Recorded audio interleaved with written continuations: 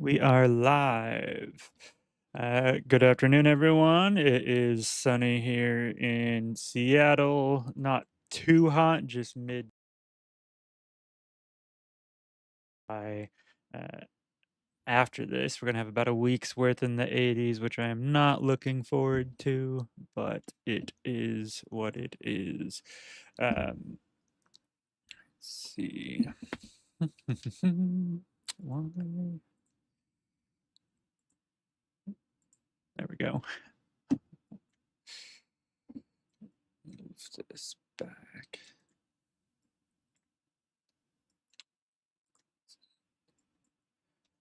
Okay.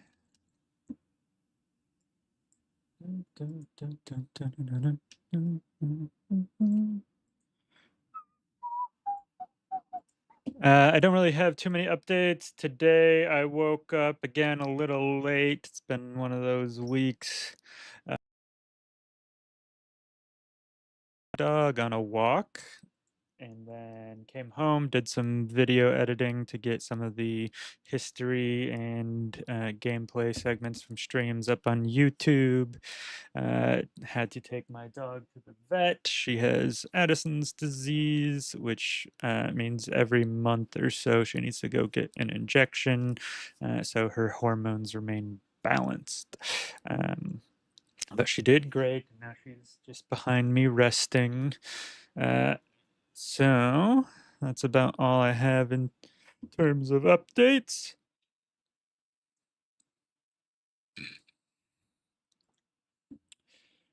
which will be bringing us to our history segment, which today is on ancient. Lots going on in China. Let me bring over just a map so you have some sense. Alrighty. China was also one of the major river valleys in the world. This is a Chinese settlements began more than 5,000 years ago, and it was primarily done in the valley of Huanghe, the Yellow River, which is up here, usually lets out into this bay here, kind of going like that. The land was incredibly fertile, although they do experience monsoons, which are similar to hurricanes, which can cause heavy rain and floods. Additionally, the flooding and shifting of the Yellow River has been known to cause catastrophes and has resulted in millions upon millions of people dying over the course of history. But still, it's a great farming location. One of the first dynasties, which began in about 1760 BCE, is the Shang dynasty. Uh, they passed power down from one generation to the next. Here's where they had their bronze working and tool making starting to flourish, as well as the first Chinese writing system. Farming was primarily run by an aristocratic level of society. This means an aristocrat is someone holding high status, usually by birthright, and they're elite. They would control the land and they would take food from the farmers in exchange for protection, much like feudalism in other parts of the world. And this, of course, made it so that power and wealth were transferred by blood. In the time of the Shang dynasties, the first Chinese writing system was created, and they would primarily etch a lot of their writings onto pieces of ox bone or turtle shells. Uh, and they would frequently ask questions uh, about, like, when is the best time to grow crops and the like, uh, and that their ancestors would be able to answer them. Following the Shang dynasty, we have the Zhou dynasty, which took control around 1050 BCE. So this is near the beginning of the Bronze Age collapse for the Middle East. Um, and the Zhou dynasty lasted for nearly 800 years. These kings built plenty of forts and walls to defend their lands, specifically against each other. Uh, and the Zhou were also divided into various territories by governing officials, much like the Shang dynasty before them. Uh, there is a period of time from about 475 to 221 BCE called the Warring States period, in which many of these provinces and lands with their various leaders were fighting amongst each other. The 250-year period of fighting ended when the Qin ruler of Shi Huangdi gained control and began construction of the Great Wall of China. This is one of their frontier defenses up in the north of China. It is incredibly long. It is longer than the distance from New York to Milan, Italy. Uh, it was built by hundreds of thousands of soldiers and peasants, but the forced labor on this would be um, one of the causes of uprisings by both the army and peasants after Shi Huangdi's death. Um, this rebellion continued for several years before the first of the Han Dynasty emperors, Liu Bang, started out. Liu Bang started out, who started out as a minor official with peasants for parents, ended up taking uh, control, and then under his great grandson Wu Di's rule, the Great Wall and army were again strengthened. During the Han Dynasty as well is when China began trading along with the Western world. So this is India, the Middle East, and all the way over to Rome along the Silk Road.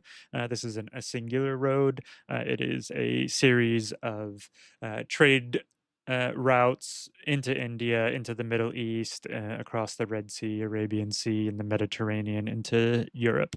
That all constitutes the Silk Road. Um, the Great Wall of China, I'll bring up a quick picture on that. There were several different periods in which walls were built along the northern frontier of Chinese territories. Not all of them are actually fully contiguous, as you can see here. And I believe most of the walls that are still fully standing today are these Ming Dynasty Great Walls, which come later than the period we're talking about. Which is between like 1368 to 1644. And here's a quick image of the Silk Road maps. You can see them going down into India along the west coast of India and then into the Middle East. These Silk Roads were commonly pretty dangerous as bandits and other undesirable people would raid them. However, the desire for silk, especially that the Chinese made with the silkworms that produced it in China and sent along the roads, were incredibly valuable. Whereas China received in return stuff like gold and silver, glass, precious stones, ivory, as well as horses and elephants or wool. Uh, Also, during the Han Dynasty, China saw some great inventions, including the sailboat rudder. They began to manufacture steel and create paper from wooden pulp or wood pulp. Um, they made a lot of medical advances, including acupuncture, which is when they place needles at certain points on your body that don't cause harm and supposedly help treat ailments.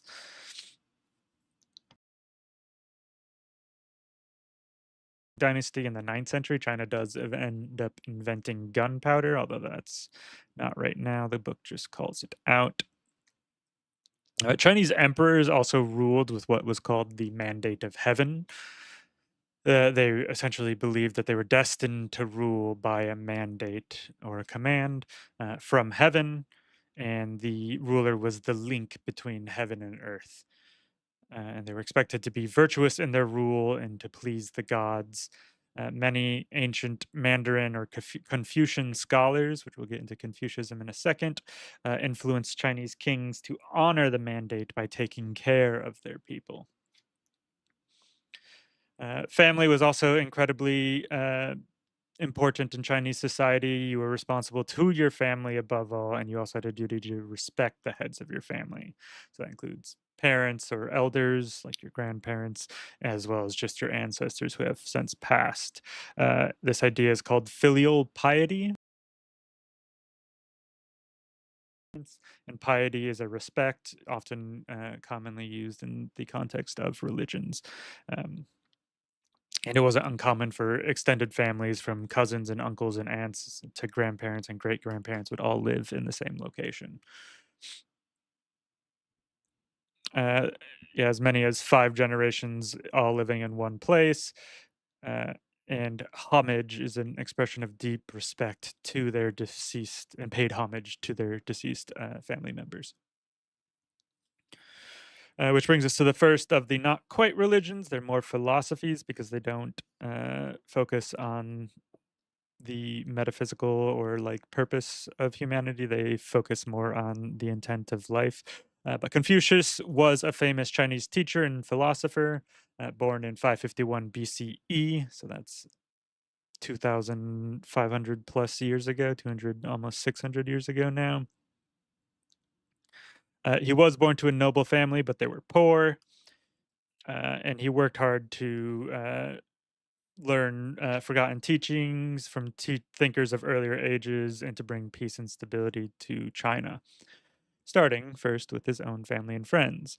He held that there were only five human relationships between ruler and ruled, between two friends, between a husband and wife, an older sibling and a younger sibling, and then relationships like mother and son or father and daughter. Who knows why? We can't ask him now. But he taught that we should treat each other justly in these relationships and that it is our duty to be compassionate. They are responsible for his teachings are responsible for a lot of changes within the government of China. Positions before him were commonly passed from the sons of powerful men, or from powerful men to their sons, and were often male only. However, Confucius pushed the administration to a more merit-based system, or a meritocracy, which means those with the best qualities or best skills were appointed. Exams essentially they would take for administrative positions, which brings us to the end of Confucianism. Around the same time in the 500s BCE, which is Taoism. Uh, it is based on the writings of Lao Ji. However, followers believe that happiness comes from leading a simple, selfless, balanced life in harmony. Oh, yeah, we talked about this. They're both considered philosophies over religions because they examine human behavior and not for divine, and they don't search for divine meaning. Um, Taoism has grown into an organized religion. It has added some additional gods in schools. Um, and these are both two of the most popular religions in China, although I believe they are an atheist state today. The yin and yang is the most well known Taoist symbol. The dark side represents shade, water, the west, light, fire, the east, and the dragon. Separately, they're opposing ideas, but together they bring balance and harmony, and that there's always existence of light. And coming towards the end of what is considered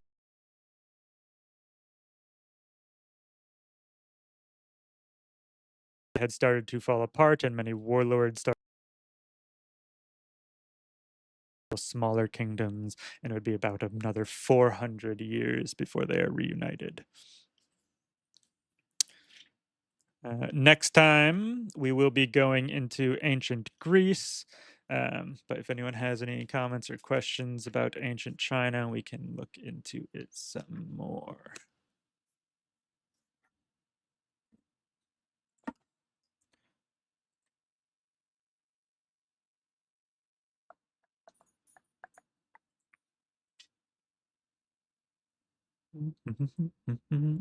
Alrighty. Let us then go and hop into the news. Just make a note of the time real quick. So for news to oops, I forgot to change the title. Maybe that's why.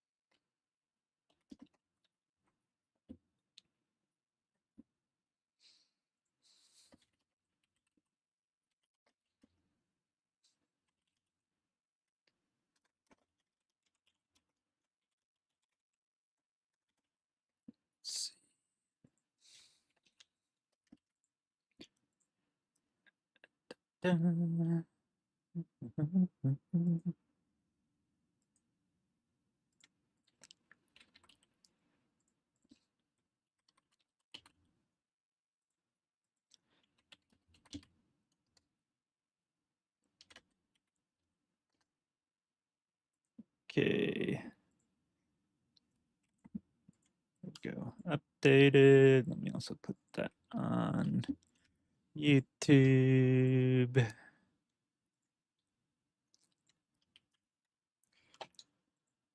Go.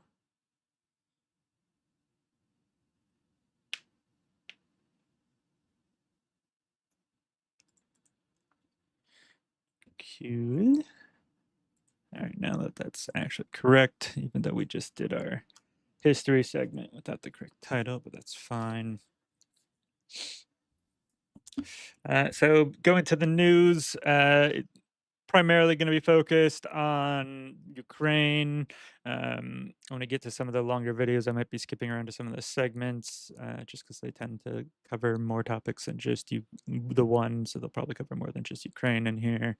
But let's get going with the majority report with Sam Cedar. Donald Trump, we talked a little bit about the meeting that's ostensibly happening, I think probably now at the White House between Trump and Zelensky and about a half a dozen of the leaders of Europe. But a lot of people are saying that Trump got nothing out of his meeting with Putin. A lot of people are saying that Putin just basically bent him to his will, that he tacoed and came out of there instead of saying ceasefire, which he went in saying, came out and said peace accord, which is really just another way of saying like, well, I don't think Putin's ready to stop killing Ukrainians, but maybe we can come to some type of deal. But the other thing that Trump found out, something very interesting, because Putin, famous for caring about democracy, and I mean, he should be. He's been elected how many times? 10 times? 10, 12. And by like almost like huge margins. He's very popular. So popular. And he apparently gave some insight to Trump that Trump seems surprised to hear this. Oh, Vladimir Putin said something, one of the most interesting things. He said your election was rigged because you have mail-in voting. He said mail-in voting, every election. He said no country has mail-in voting. It's impossible to have mail-in voting and have honest elections. And he said that Also to me. It was very wrong. interesting because we talked about 2020. He said, you won that election by so much. And that's how he got it. He said, Pause "And it if for you a second. won, Pause it for 1 second. I just stop for a moment. Let's wait. In this face-to-face meeting that he has with Putin, how long was it? An hour? They cut it short. They didn't even get to like. Apparently, the plan was to have lunch. We know what the plans were because somebody there left them on a printer. a at couple dozen hotel. other countries that allow mail voting. The halibut. Not to mention we do So, have I don't ballot know, tracking. Maybe they're talking for an hour. As well as, it's associated with your identity. Why are they talking about 2020? Like, how does that come up? I know why Putin's And its talking about it, existence 'cause since the Civil exactly. War. Trump's desperate to hear. Exactly. You know what, But Sam? like, what? Like, we got nothing else to talk about. You're involved in a massive war. Supposedly, we have nukes pointed at each other. We got this situation in Gaza. We have this massive trade war going on. Before we get to that, can we just go back over 2020 one more time? You know, the election I lost before the one I won. Like, do you have any insights about that? It's like someone coming into a negotiation with Sam and being like, you know what, Sam? I think you're really onto something about red delicious apples being like totally disgusting. Just win you over. Or someone being like, Great joinery. Odell Beckham Jr. might be underrated in NFL history. Like, oh, that's it would be such obvious flattery, but I don't care. You would be coming to go like, before we start, Sam, Inflation Gate. Yeah. That ball, here's a it map. was cold. And everyone Dark- knows when Dark blue is countries that allow mail-in voting for everybody. The slightly lighter blue, they should have really picked better colors for this. The slightly lighter blue is they allow it for some voters, probably stuff like military, people who are currently out of country, whether for like studying or elsewise, and then the rest are countries that do not allow it. You have a football, and it's like, Totally why are we Deflategate. talking about something from that long ago? Deflategate. Deflategate, yeah, Deflategate. Well, some people say Deflategate. Some people I'd say say Inflationgate. Inflategate, I mean, that's the yes. thing. That's the whole point. That was the thing I found the most interesting to talk about. So interesting. I mean, are you kidding me? Just never mind the fact that, of course, Putin is playing, but it doesn't occur to Trump, like, why is he bringing this up? This is weird. No, he's. The world's Go greatest back. businessman doesn't Yeah. see a Exactly. butter. Oh, I had Oh him my God. wrapped around my fingers talking about all the greatest hits. Part of the deal. Also, what I thought was interesting is I said, good people on both sides. I said, good people on both sides. That came up too. Trump was giggling and putting his hair behind his ear. Putin was saying this. Yeah, I was just saying my hotels were the best. He said mail-in voting, every election. He said no country has mail-in voting. It's impossible to have mail-in voting and have honest elections. And he said that to me. It was very interesting because we talked about 2020. He said, you won that election by so much. And that's how he got it. He said, and if you would have won, we wouldn't have had a war. You'd have all these millions of people alive now instead of dead. And he said, and you lost it because of mail-in voting. It was a Pause it rigged for one more election. second. Don't take it down. There are dozens of countries that use mail-in voting. Canada, UK, Australia, Switzerland. I think Germany might too. Germany there are does. dozens of countries that use it. Go ahead. Mail-in voting, Sean. Oh, was that it? He's so dumb. I know. I mean, just think about like how much to change the outcome of an election by using mail-in voting. You would have to find out who is not voting in person. Brian would have to send in, let's say Brian was the mastermind behind this, which not Seems pretty easy to me. Rough Picture start that. already. I always picture I'm the Brian mastermind. has a list. Sam's gonna vote, or Sam's not gonna vote, so I'm going to send in a mail-in ballot for him. Like you go around. That's why you ask people, "Are you voting? Are you voting?" Yes. And when they say no, then you raid their mailbox, grab the ballot that they requested, even though they were planning not to vote, or the people they request for a ballot, it never shows up, so they just bag it. They don't vote, and you end up voting. Like there's no way to do this on any type of like mass level. I guess the argument would be, It was Antifa. I don't know what the argument, like nobody's walked through like how it is How it with would mail-in work. voting, except for like you've got kids intercepting their parents' ballot and they fill it out, and the parents, because they're old, they forget that they didn't vote, and that's how that's swayed the election. It's the Soros hypnosis, or it's Brian going chimney to chimney and taking out mail-in ballots. It's just a bunch of like it's just a bunch of random scenarios that people make up for how it possibly could happen without actually, showing an instance of it happening or anything like that.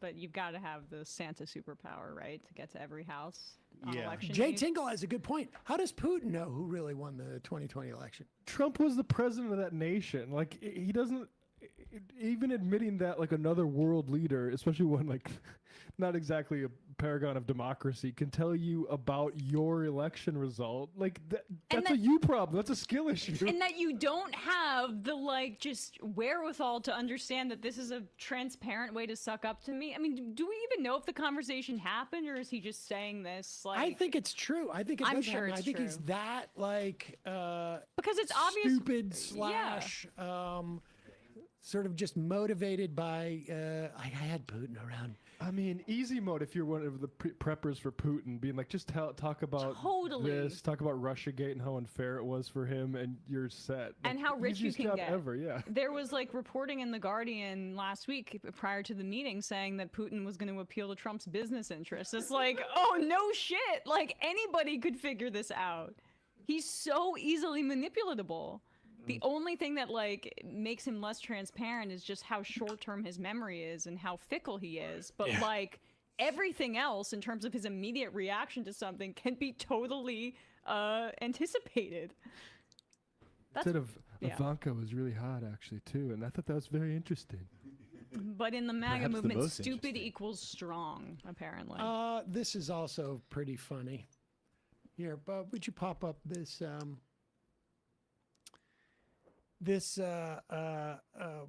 tear page? Oh wow. Play the Curb Your Wild. Enthusiasm music. There it is.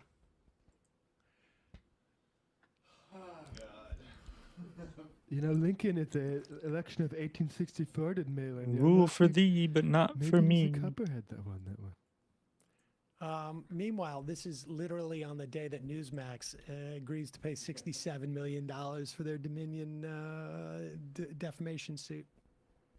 Is Dominion just gonna be able to survive for like I was 100 thinking years that. off of all these lawsuits? I mean, I'm sure it's just gonna go back to shareholders, but like, Yeah. holy moly. They have no staff. They have only attorneys now. We should try to get into this business. No Yeah. kidding. No kidding. This we're going to we're not even going to have cameras in here anymore. We're just going to have one lawyer and give them Ethan Klein's Instagram. Sheesh. Multi-millionaire. Harvard endowment levels of money. Exactly. Yeah, the internet, easy access to the internet has made it way too easy for folks to make claims that are easily false, easily verifiably false. All right, let's go to number 11. This is pretty funny. Oh, wait, this is Trump. Oh yeah, on Truth Social. I'm going to lead a movement to get rid of mail-in ballots. This is 2 days after the meeting. Also, he What does won. what does a movement mean? He won in 2024 with a lot of mail-in ballots, by the Yeah. way. The one election he lost is because there were more mail-ins because we had a once-in-a-lifetime pandemic. Yeah. But that was also the election he presided over. Yeah, he only was raging about the mail-in ballots in 2020 because he lost the election, but he won the election in 2024 with the same like mail-in system. It's just less people used it because we were no longer in the middle of a pandemic. To Matt's Seriously controversial in caps. He's capitalizing seriously and controversial. I'm not sure why. Voting machines, which cost 10 times more than accurate and sophisticated watermark paper, which is faster and leaves no doubt at the end of the evening Watch Harry Emden. as to who won. And It's not going to leave no doubt at the end of the evening if people are going to count all these paper ballots instead and verify them. It's going to take longer just because it's not digitized. who lost the election. We are now the only country in the world that uses mail-in. Oh my Oh my God. gosh. Source is Putin. Yeah. He told me. That's just amazing. All others gave it up because of the massive voter fraud encountered. We will begin this effort, which will be So strongly many- opposed by the where's- Democrats because they cheat at levels never seen before by signing an executive order to help bring honesty to the midterm elections. You recall in the run up to the 2025 election, they were terrified. The 2024 election, they were terrified because nobody was going in early voting. Yeah. And because the Republicans were told that it's fraudulent. He's doing it again, folks. They must do what the federal government, as represented by the president, tells them for the good of our country. States are merely an agent for the federal government in counting and tabulating the votes. That is actually Again, so much of what this administration is trying to do is quite literally make the federal government all powerful. I don't understand how any like small government or states' rights person on the conservative side of American politics could actually be behind any of this. not true. The states Because I mean, there's supposed to be a balance between the states' rights and stuff and the federal, and that the states aren't completely beholden to the federal government at all times. are responsible for their own elections, I think, according to the Constitution. Now, I would love to see, I would love to see federal law that takes over all of this stuff. Yep. There was a gentleman on Harry Emden yesterday on and then it just CNN. goes into There was transgender. I mean, who? Yeah. Rantings of Grandpa. an old man. He's gonna be so nuts in the next couple of years. Like this is a bad trajectory for his mental health. Yeah. I mean, he's And deteriorating. all the people are saying like, oh, the Democrats hid Biden's decline. They are going to hide Trump's. I mean, They're already hiding did Trump's. you see the video of him walking doesn't out As of much the as they plane to can. that meeting with Putin, and he couldn't walk in a straight line? I mean, I'm not somebody that's all video evidence proves something, but I've also seen those photos of his swollen feet and that condition that he had. Yeah. I don't know. I don't know how long a guy can survive. I mean, off he's McDonald's just and way eat that too old weight and very much does hey, folks, not don't take care forget of to hit the himself. subscribe button. All right, moving on to the next part. President Trump making major progress toward peace and high-stakes talks with Ukrainian President this is Zelensky Fox and take on the European leaders in the situation. Oval Office yesterday. Look at that picture. President Trump also confirming a meeting between Russian President Putin and Zelensky is in the works before he hopefully meets them together. And joining us now on the phone with more details, the President of the United States, the 45th and 47th President Donald J. Trump. Mr. President, thanks so much for joining Fox and Friends this morning. I don't get the glaze about like, oh, look at that. It's so official, or this picture is so great and wonderful and historic. It's very much style over substance for this whole administration. Good morning. That's quite a crew. That's quite a crew. Well, Mr. President, the whole world was watching yesterday as you got leaders from the European Union, NATO, as well, from all over the world. How did you get them to Washington, to the Oval Office? What do you... Okay, this guy is just bullshitting. They're all from Europe. Not all over the world, just Europe. And many of them are both part of the EU and NATO. If not so all of them, fast? I could do that. Well, I think really they have respect for our country again. A year ago, they wouldn't have come. They wouldn't have even thought about it. Now, we've become the hottest country anywhere in the world. Everybody wants to be here. When I made the call, they came. And they said there's really never been anything like it. You know, you'd have one president or one prime minister, but there's never been, such a group. And these really represent the European nations, these people. And they're very good people, and they want to end the war, that horrible war with Ukraine and Russia. It's a horrible war. It was such a sense of unity, and we all enjoyed watching it because America is on top, and it was on your turf, on your terms. I know yesterday you talked about arranging a meeting to take place in 2 weeks between Putin and Zelensky. Is there an update there, and do you plan to attend? No, I thought I'd do first let them meet. You know, they haven't been exactly best friends. They haven't gotten along very well. And I called President Putin yesterday, and I do have a good relationship, but it only matters if we get things done. Otherwise, I don't care about the relationship. I do have a good relationship with him, but... Yeah, so people that Trump met with are Ursula von der Leyen, who is the head of the European Commission, or the EU Commission. She is also from Germany, which is a part of EU and NATO. British Prime Minister Keir Starmer, also from in the EU, or no longer in the EU technically, because Britain left. But they are part of NATO. Italy, part of the both NATO and EU. Then we got the Finnish president, also part of NATO and the EU. And then we have the German chancellor. We already went over Germany, part of the NATO and the EU. France, also part of NATO and the EU. Just to make sure we all are aware that the Fox News hosts are just talking out of their ass. I want to get things done. You know, I've solved 7 wars. We ended 7 wars. I thought this would be one of the easier ones, and this has turned out to be the toughest one. India, Pakistan, I mean, I swear every time he claims, oh, I've solved X number of wars, it goes all up. big ones, and some going for 31, 32 years, one for 35 years. The Congo, think of that, the Congo and Rwanda for 35 years. I got that one done. I got them all done, but this one is the one that is the most difficult, and I thought it would be an easy one. So I hope President Putin is going to be good. And if he's not, it's going to be a rough situation. And Girl. I hope that President Zelensky, will do what he has to do. He has to show some flexibility also. The thing is a mess. This was started by Joe Biden. This was a war that should have never happened. Millions of people are dead. The country's blown to pieces, Ukraine, and it's a shame. You know, my wife Melania wrote that beautiful note to President Putin about children. The children are devastated. They're taken away from their homes. The whole thing.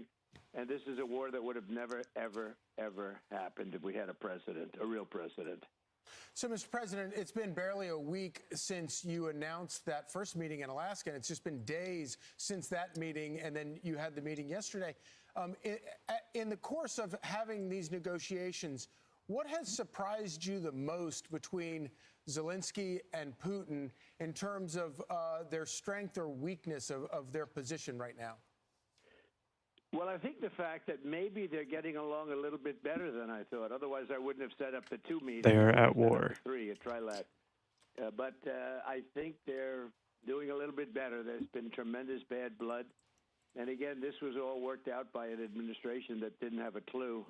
And if you remember, they said, well, if you made a minor incursion, that would be okay. That was the end. The whole thing when Biden made that statement. But minor incursion, what does that mean? So I think they're doing okay. I wouldn't say they are ever going to be best friends, but they're doing okay. And we're just going to see. So we're setting up a meeting. I sort of set it up with Putin and Zelensky. And, you know, they're the ones that have to call the shots. We're 7,000 miles away, in all fairness. You know, we've spent through the previous administration $350 billion.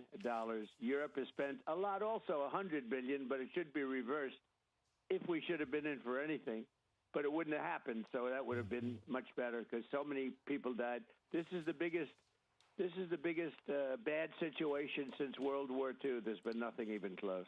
So, Mr. President, I know you've been doing deals your entire life when it comes to real estate deals, but this was something a little different. The thing that is surprising a lot of people is when it comes to the security guarantees. I know President Putin said no NATO, and you said, you know what, we're just going to take that off the table. But you did get President Putin to agree to NATO-like protections. So tell us about that. What does that entail? Well, the war really started over NATO and Crimea.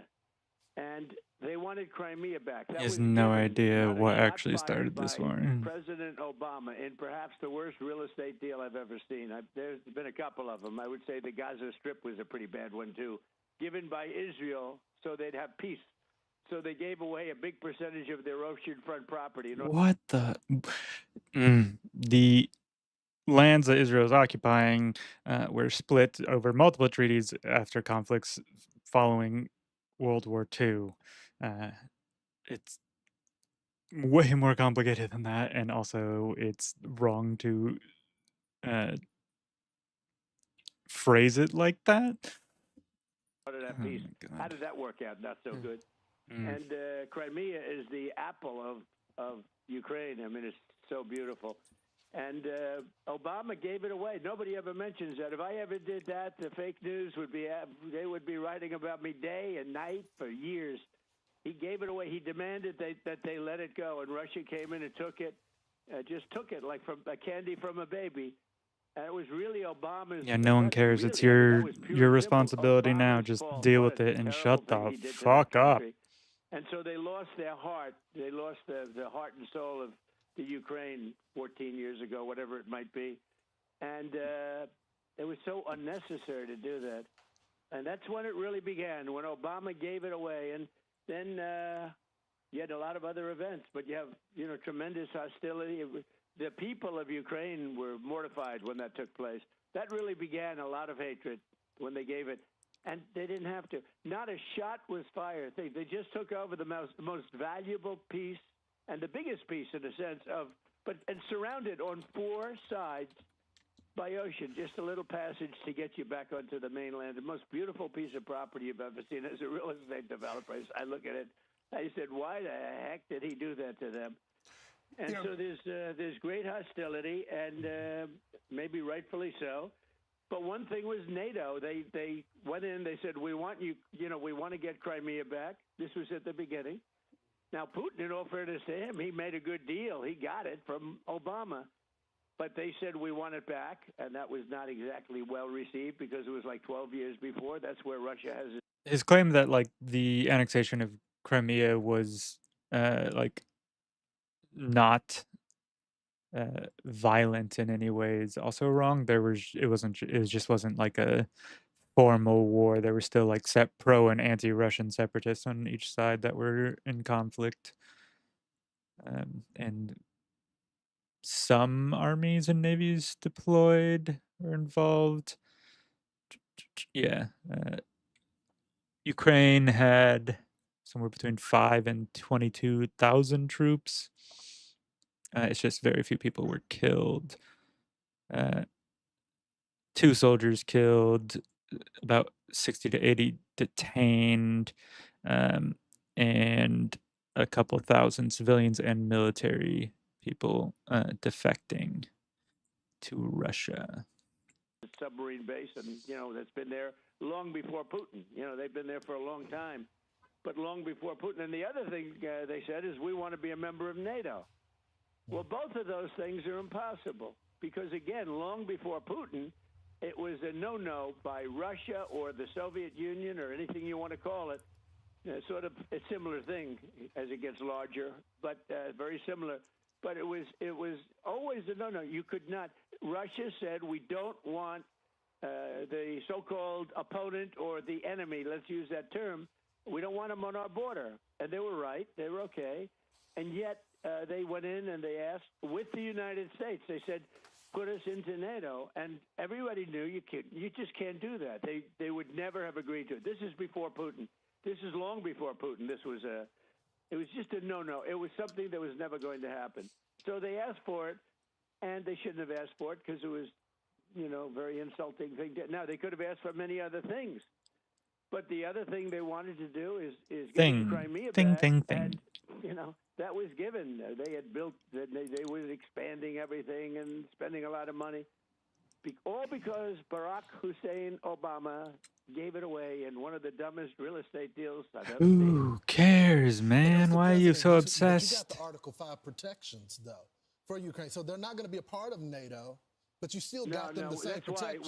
So they're not going to be a part of NATO, but we've got the European nations, and they'll front-load it, and they'll have some of them, France and Germany, a couple of them, UK. They want to have boots on the ground. Not in. I don't think it's going to be a problem, to be honest with you. I think Putin is tired of it. I think they're all tired of it. But you never know. More countries putting soldiers in Ukraine? That doesn't sound like the start of a peace deal or ceasefire. Where it all goes. It's possible that he doesn't want to make a deal. I always said, you interviewed me, Lawrence, and I think Charlie also. Lawrence, I hate to tell you, Charlie was about the first person in the world to endorse me. He endorsed me about a year before I ran. And that's why he called me this morning, "Sir, would you do an interview?" And unlike Biden, I don't need permission from my staff, okay? And then only to be told that I'm not doing it. But Charlie endorsed me about a year before, I think, and he puts it up on his site. It's still not checked. It's still on his site. I endorsed President Trump before he even ran. So I always like a guy like that, I must tell you, Now, Lawrence is going to be a superstar, but he was a little later to the game, in all fairness. Lawrence. Well, it's a lot more crowded these days than it was back then. It's pretty but, Mr. crowded. President, what kind of assurances do you feel like you have that going forward and, past this Trump administration, it won't be American boots on the ground defending that border?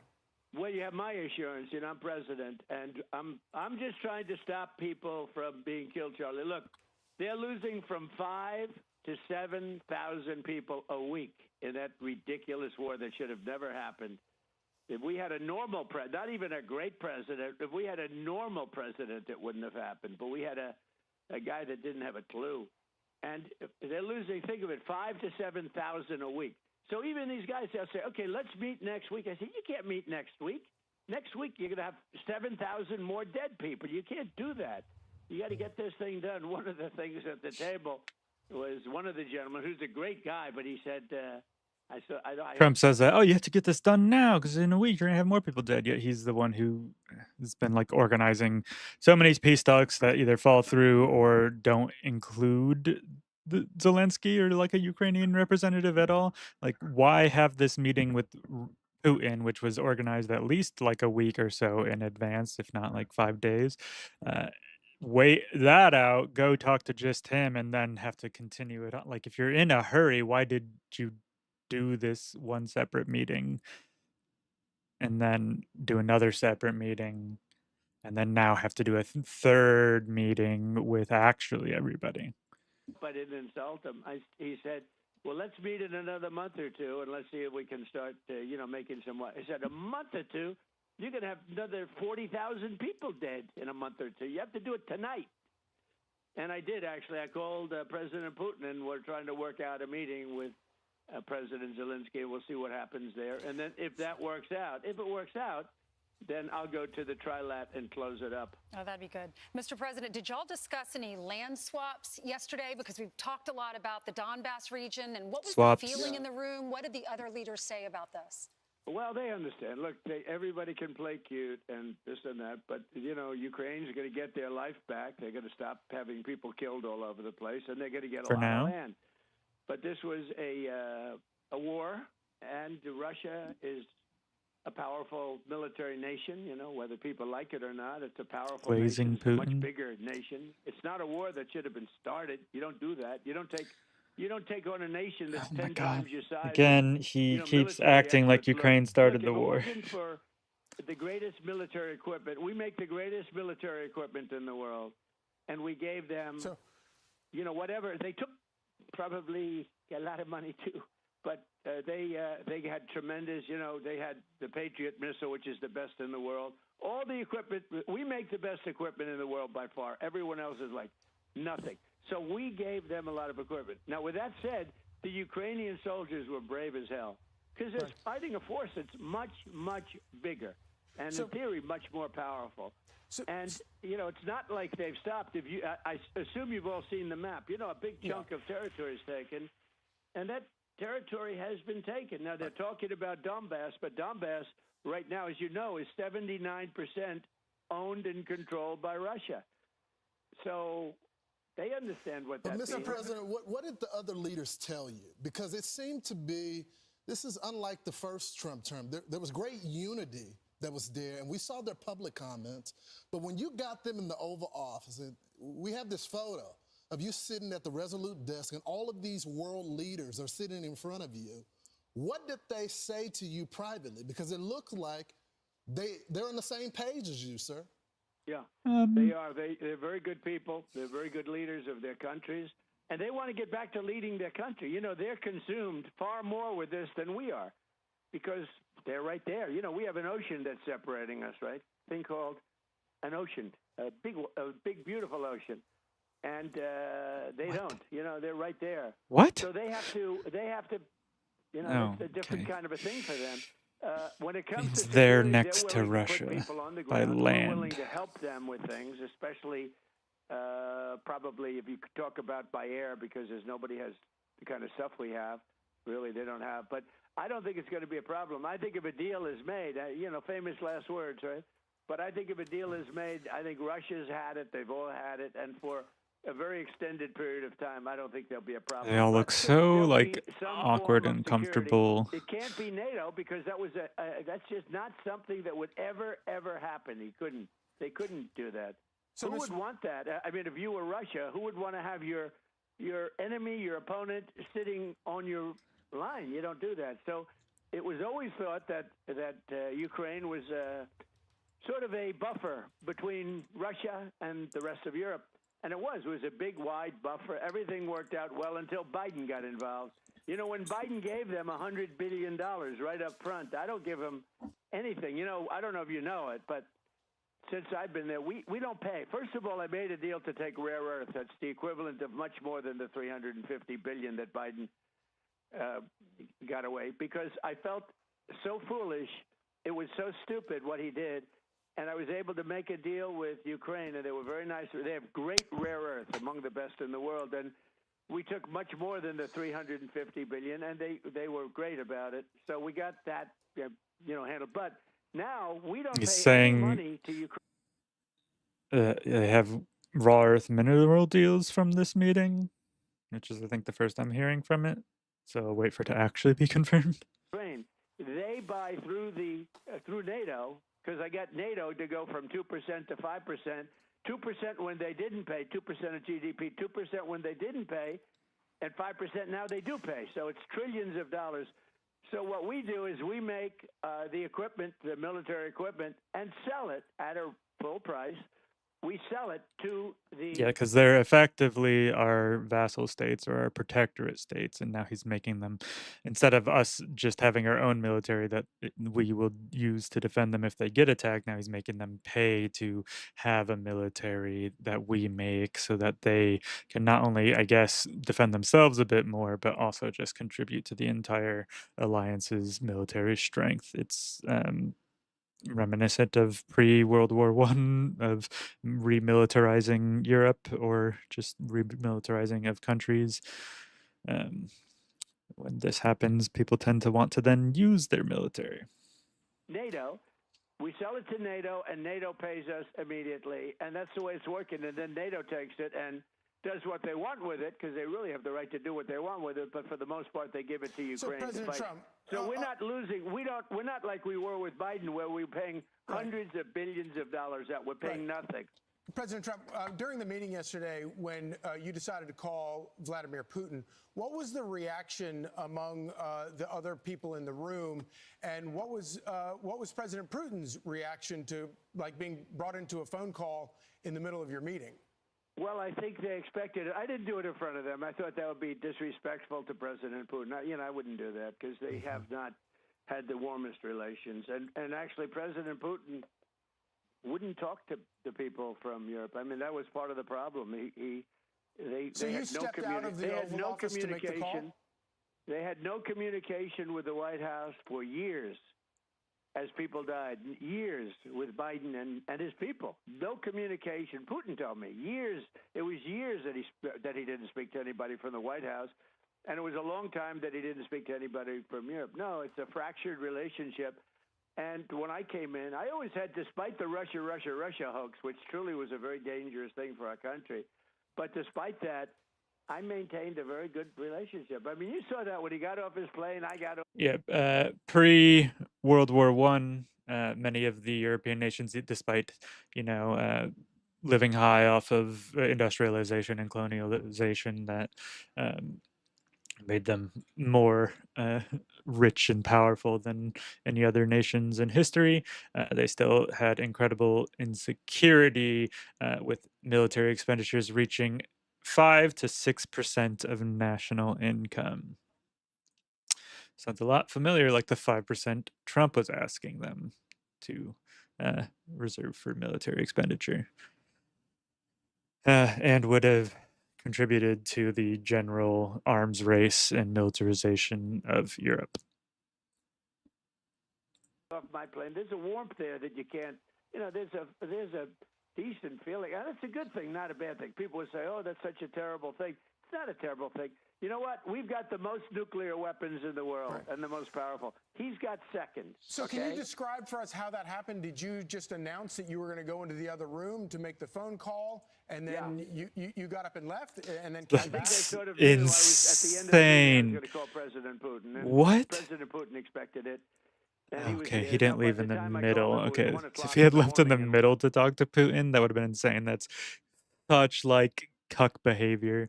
Oh, 1 second. We can't keep talking. I have to go check in with my daddy about what I'm supposed to say from here. I mean, still him going immediately afterwards isn't a much better look. I believe 9 or 11, but I think it's 11. But Think Mr. of it, President, 11 time zones. That's a lot of time zones. So it was late. It was like 1 o'clock in the morning, but he picked it up very happily.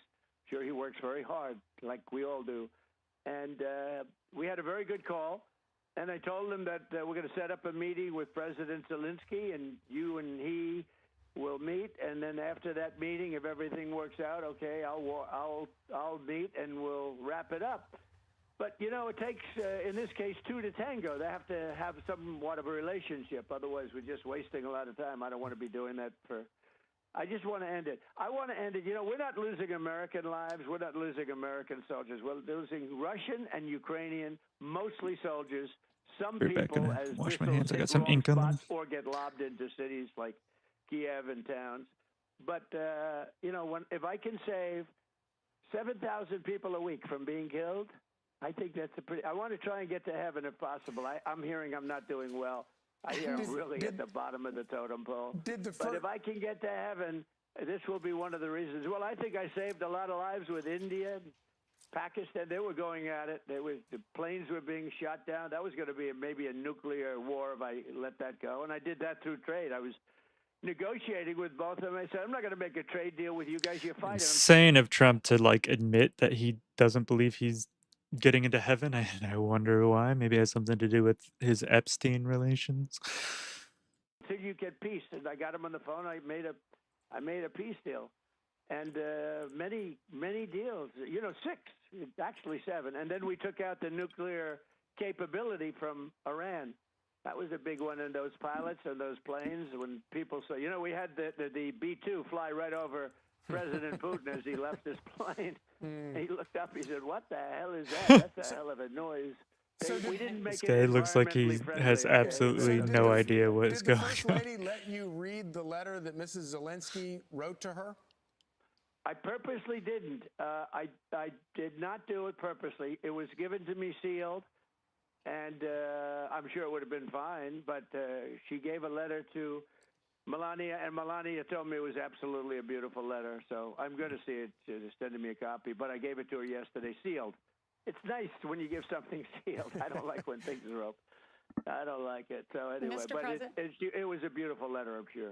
Mr. President, there was a lot of talk yesterday when we were watching this about what happens after your presidency. How can we ensure that this conflict, that Putin doesn't inch in closer or more into the Ukraine territory?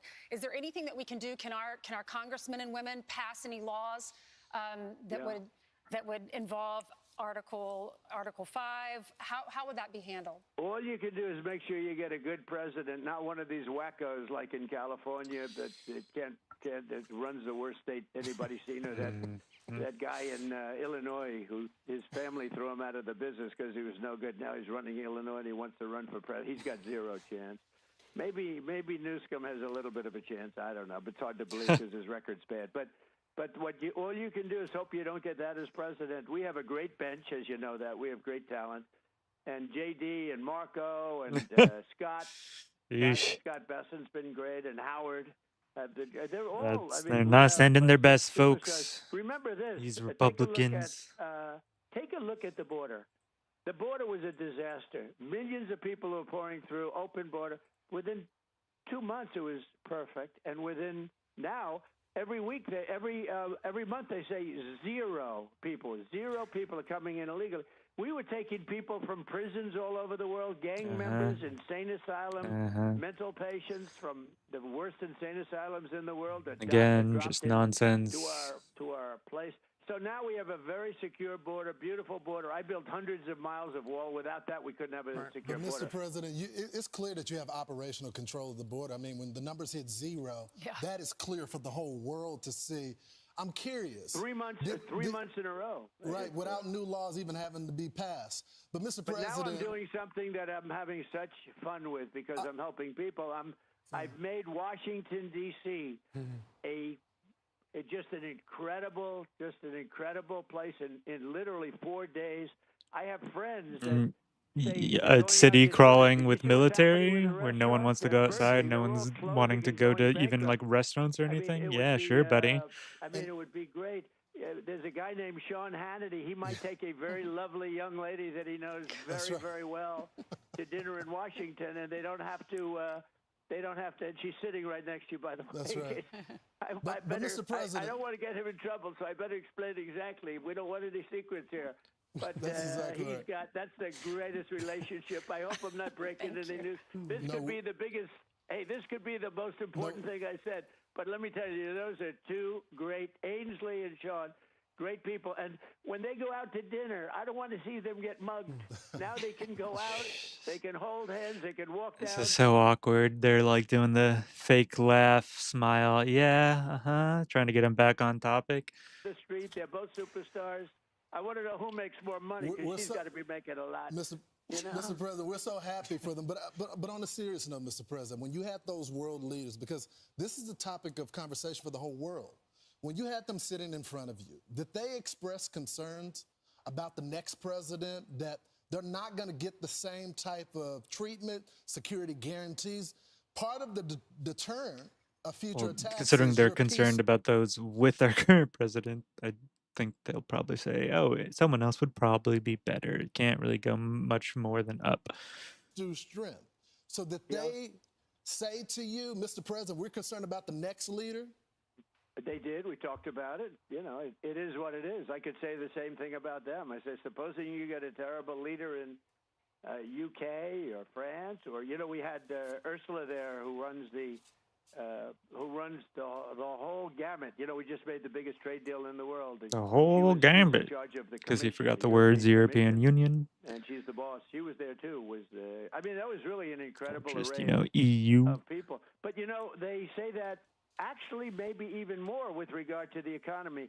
We have $17 trillion being invested in the United States and committed, and numbers that nobody's ever seen for AI plants and for this and for that. And we're taking in trillions and trillions of dollars. That's why we're doing so well. Plants are being built all over the country. Our country has gone from a dead country 1 year ago. We're the hottest country in the world. And every one of those people said it yesterday. Not, though. They said it's We have like no tourism. All the prices are rising. All our allies hate us and have been looking for trade deals elsewhere in the world. 6 months, you made this the hottest country in the world that we are. We have $17 trillion coming in, and they said, well, what happens if you're no longer president and somebody comes in and cancels the tariffs? And we've invested hundreds of billions of dollars on building these plants, and now you have some anti-business person come in. I said, well, Anti-business. I mean, tariffs are trade protectionism. If these companies actually do end up building U.S. manufacturing again, and then we actually have resources we're producing to protect trade-wise, then yeah, sure, we could keep some of the tariffs maybe, but I doubt that's going to happen, at least not in the next barely over 3 years. Nasty little surprises, but I don't think it's going to happen. We have a great bench, and the bench is really talented. You see a lot of the people, and I think you're going to get great people in government. Well, President Trump, we want to thank you so much for joining us this morning. We know that you have lots of other wars around the world that you need to end, and that's more important than anything. So we appreciate you joining us this morning. No, thank you very much, Mr. Charlie. President. Thank you so much. Thank you. And Ainsley, thank you. I hope I didn't get you in trouble with Sean.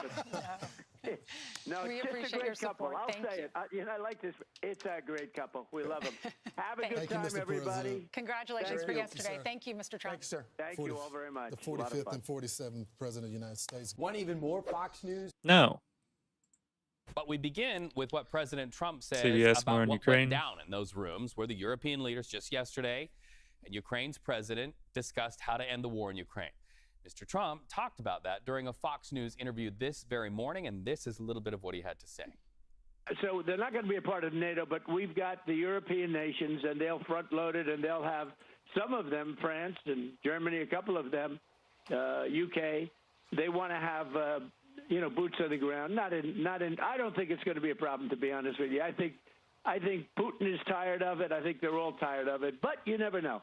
We're going to find out about President Putin in the next couple of weeks. That I can tell you, and we're going to see where it all goes. It's possible that he doesn't want to make a deal. What kind of assurances do you feel like you have that going forward and past this Trump administration, it won't be American boots on the ground defending that border? Well, you have my assurance, and I'm president. Okay, so let's go live to White House and CBS News reporter Torian Small. Torian, how significant would these security guarantees be for Ukraine? Well, the NATO Secretary General Mark Rutte was here yesterday talking to Fox News, but also gaggled with the press, and he said that this would be in lieu of NATO membership. He made it clear that the President of the United States, Donald Trump, did not want Ukraine to be entered into NATO, even though there were quite a few European allies pushing for that. So their idea is to create this concept of Article 5 security guarantees. What that basically specifies is that any member attacked a part of NATO essentially would mean every membership involved in NATO is under attack, so they would all come in to help their ally. This concept of that Article 5 would involve, according to the Secretary General, about 30 countries coming together to ensure the security and safety of Ukraine moving forward.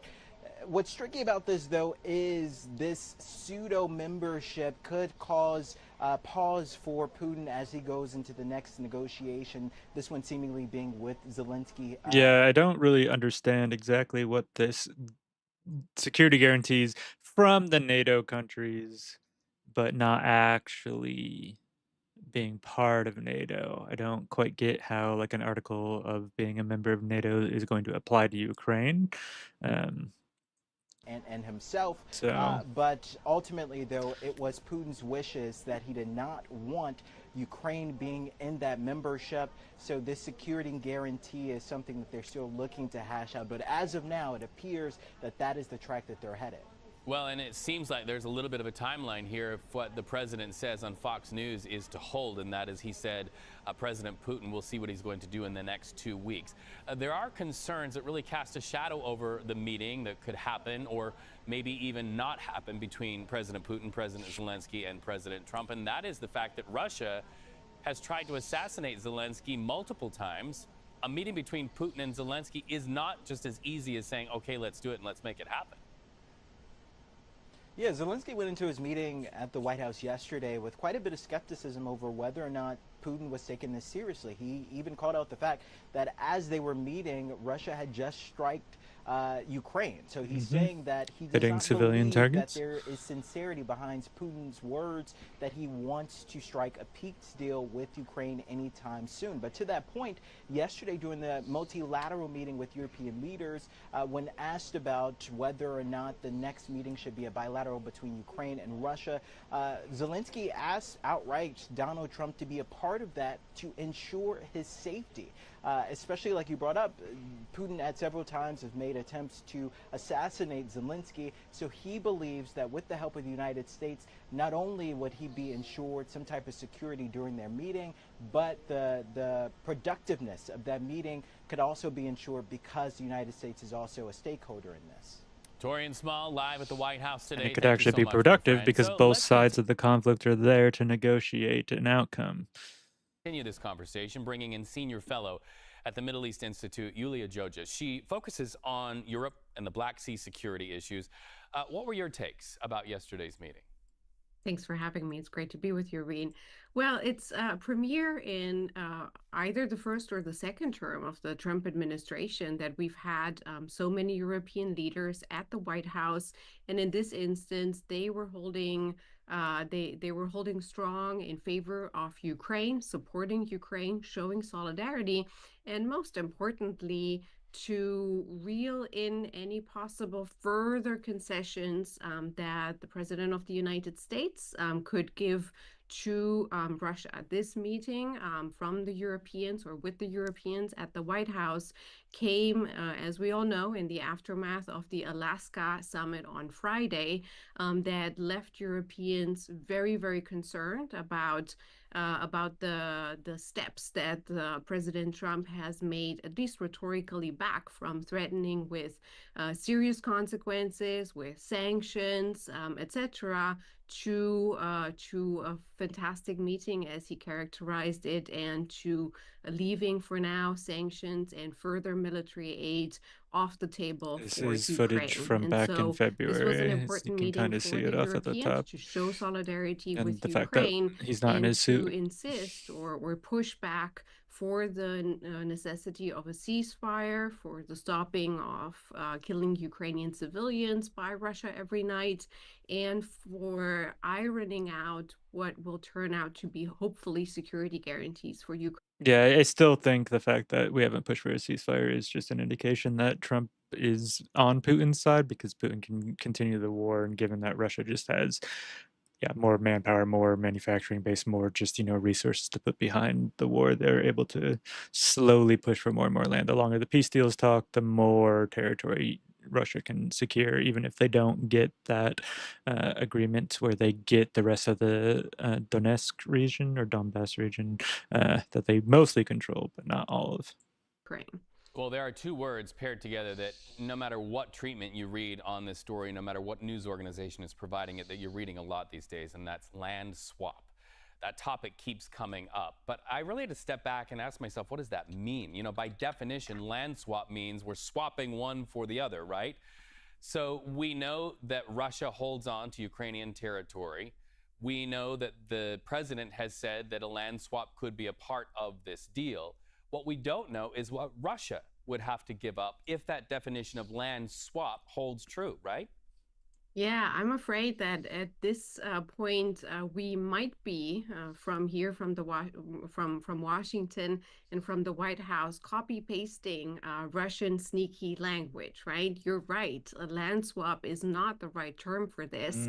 It is concessions, and it would be land for peace, which is a formula that we've had ample experiences with here in the United States when it comes to Europe, and of course Europeans primarily, and it's never a good formula. Peace or land for peace will not work in this instance neither, because anybody who thinks that if we just give Russia Crimea, if we just give them the Donbass, they will stop. But the last 10, 12 years have showed that that's not the case. And the Kremlin is telling us almost every day that their aims are not a small piece of land of Ukraine, but their aims are revisionist, they're imperial. They consider that the end of the Cold War was the biggest tragedy of the 20th century. And so it's extremely dangerous to go into this equation, and it would undermine international law, territorial integrity, and you could have cases in Europe and elsewhere around the world where countries suddenly claim that because they're stronger, they want this territory or that territory back, which at some Yeah, this is setting a precedent where we live in even the modern world with nukes and etc., where people can try and forcibly lay claim to land of their neighbors or whoever else, which will only lead to more conflict, which could potentially lead to nuclear conflict, as eventually there's going to be countries involved that do have nukes. point was under their command, but is not anymore. So it's important to stay away from so-called land swaps. Yulia Joja, thank you so much for bringing your expertise to CBS News 24/7. We hope to have you back very soon. The US President Donald Trump says that he has spoken with Vladimir Putin about the next steps in his efforts to end the war in Ukraine, and he's hoping to arrange a meeting between the Russian and Ukrainian presidents. Well, the Kremlin has now confirmed a 40-minute phone call between Trump and Putin, during which both leaders discussed the possibility of continuing direct talks between Russia and Ukraine. So far, no date or location has been set for a potential meeting between Presidents Putin and Zelensky, but French President Emmanuel Macron has suggested the talks take place in Switzerland with the involvement of European leaders. Well, all this follows talks at the White House on Monday between President Trump, President Zelensky and key European leaders. Those talks included discussions on future security guarantees for Ukraine, with possible US involvement if a peace deal is reached. President Zelensky said that he's ready to meet President Putin, but stressed that Ukraine must have protections in place once the war ends. While posting on social media, here's what President Trump said about security guarantees for Ukraine. Guarantees would be provided by the various European countries with a coordination from the USA. At the conclusion of the meetings, President Trump said that he called President Putin and began the arrangements for a meeting at a location to be determined between President Putin and President Zelensky. After that meeting takes place, we'll have a trilat, which would be the two presidents plus myself.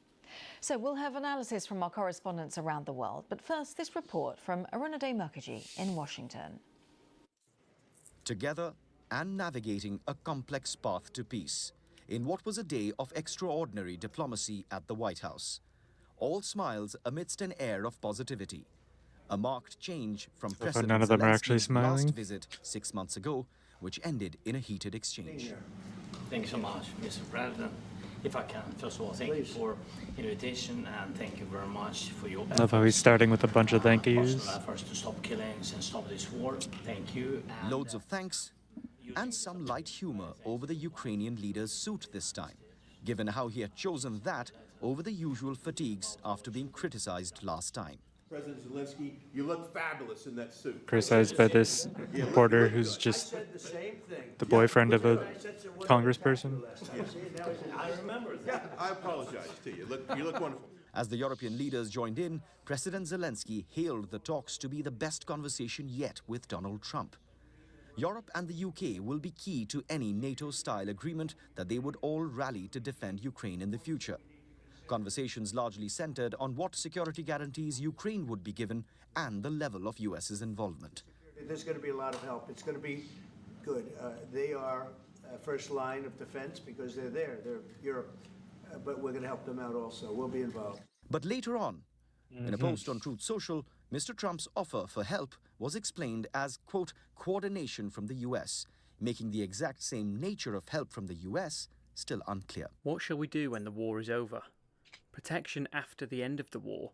It is very important that the United States of America sending the signal that they will be among those countries who will help and who will coordinate, and that they'll be participating in the security guarantees for Ukraine, which is a huge step forward. President Trump says he is now working to arrange a bilateral meeting between the two countries at war and then a possible trilateral meeting, after that with him present. Speaking to the BBC after the talks, UK Prime Minister Sir Keir Starmer said he was pleased with the outcomes of yesterday's meetings. So a real breakthrough on security guarantees. This is something that's been needed for a long time, very important for security back What's in up the with this United lid? Kingdom, as well as across wider Europe. And then secondly, moving on with the bilateral meeting and then trilateral meeting between the presidents and the second one including President Trump. That is in order to try to get to an outcome, a peace that is lasting and that is just. As President Trump tries to project himself as the leader who is trying to get peace deals done around the world, that remained the crux of the conversations all through yesterday, with European leaders complimenting his efforts in trying to resolve the conflict. In the absence of a ceasefire, leaders know they are racing against the clock to get a peace deal done. Until that happens, the military onslaught on the ground is expected to continue. Arunade Mukherjee, Which is why you want a ceasefire. Washington. Well, just hours after those peace talks wrapped up in Washington, Russia launched a series of overnight attacks on cities across Ukraine. Over 270 drones and 10 missiles. That's according to Ukraine's air forces. It's a reminder of the reality for millions of people there living through an active war. Well, Ukraine's foreign minister says that the overnight attacks show it's critical to end the killing and ensure security guarantees. Our correspondent Katie Watson has more from Kyiv. 270 drones launched into Ukraine overnight, as well as missiles. Now, most of those were intercepted, but still, we're talking 16 different locations that were hit. In Donetsk, there were several strikes that killed at least 5 people over the last 24 hours. There have been strikes in other parts of the country that have taken out power supplies, and that's what President Zelensky has said all along, that there is a war raging here. Russia needs to stop the killing. There needs to be this ceasefire before there can be negotiations about a future peace deal. And people here in Ukraine, I mean, that's absolutely what people here feel. People who are watching, waking up every single day to learn of new strikes, and of course they can hear the sirens as well across the country, warning them about that. So they're very much living every single day an active war, and they want to see a stop to that before negotiating further.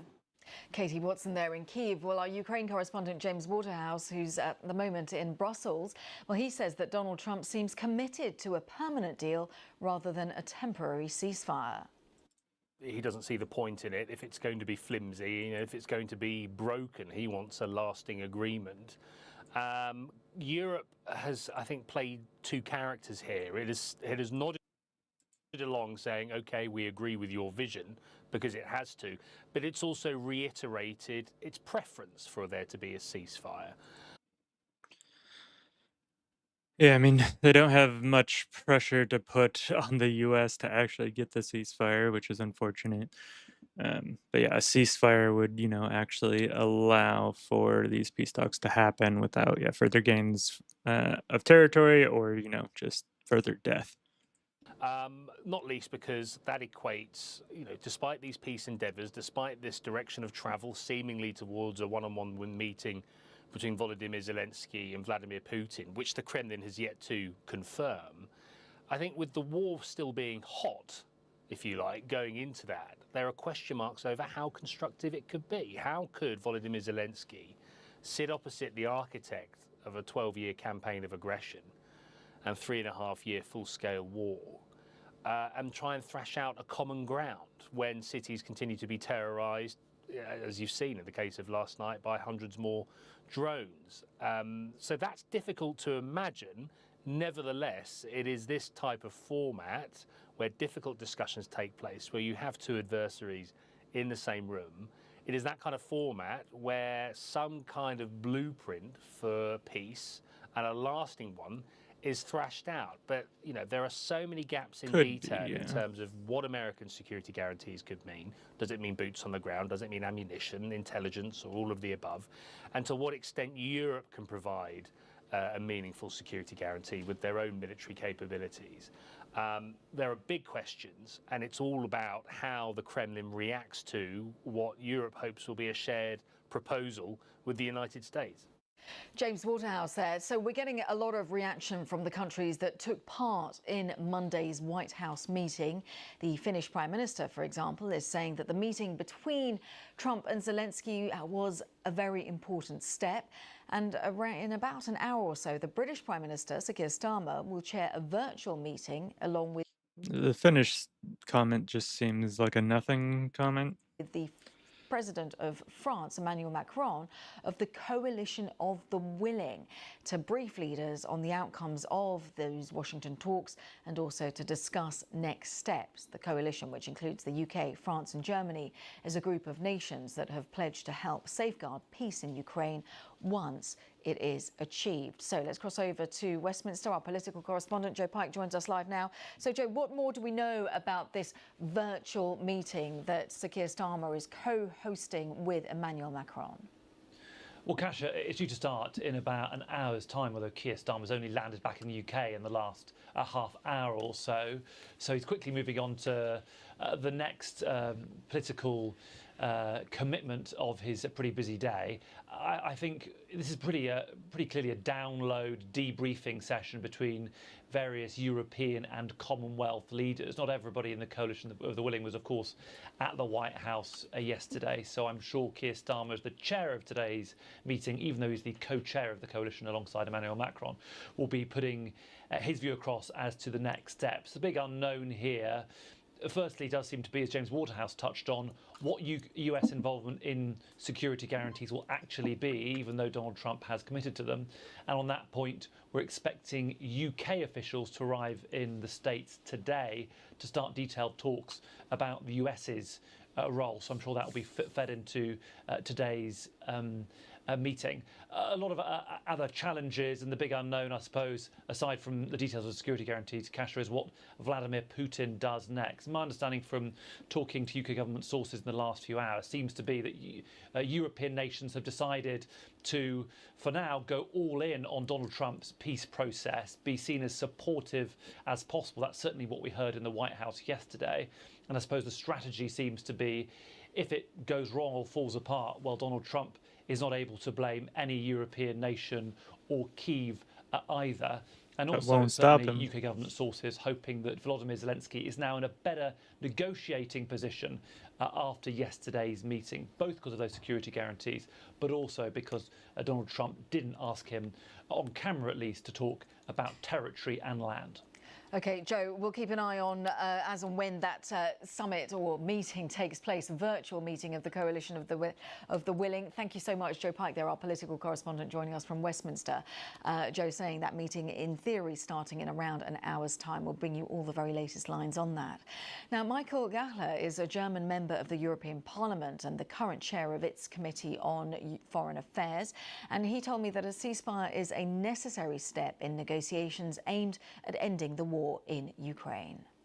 I think that is one of these problems that remain after this meeting, which of course avoided an escalation like we saw before, and Trump saw that Zelensky is not alone. But the point is the consistency of American positioning. We all recall that he was saying some time ago, well, in 50 days there must be a ceasefire, otherwise we have sanctions, and he shortened this whole period. And then after meeting in Alaska, all of a sudden, apparently Putin convinced him not to have a ceasefire. I think a ceasefire is necessary because it proves whether or not Russia is at all willing to embark on a process of negotiations towards ending the war. And I think there is no clarity whatsoever to the contrary. As we spoke yesterday when we saw the leaders arriving, the air raid started in Kiev and other cities. So that remains to be seen whether there is willingness on the Russian side. So that was Michael Gahler, a German member of the European Parliament. Just a line coming in from Volodymyr Zelensky himself. He's been posting on social media on the X platform saying that yesterday important talks took place in Washington with the president and with European leaders. He says that this was a truly significant step towards ending the war, ensuring the security of Ukraine and our people.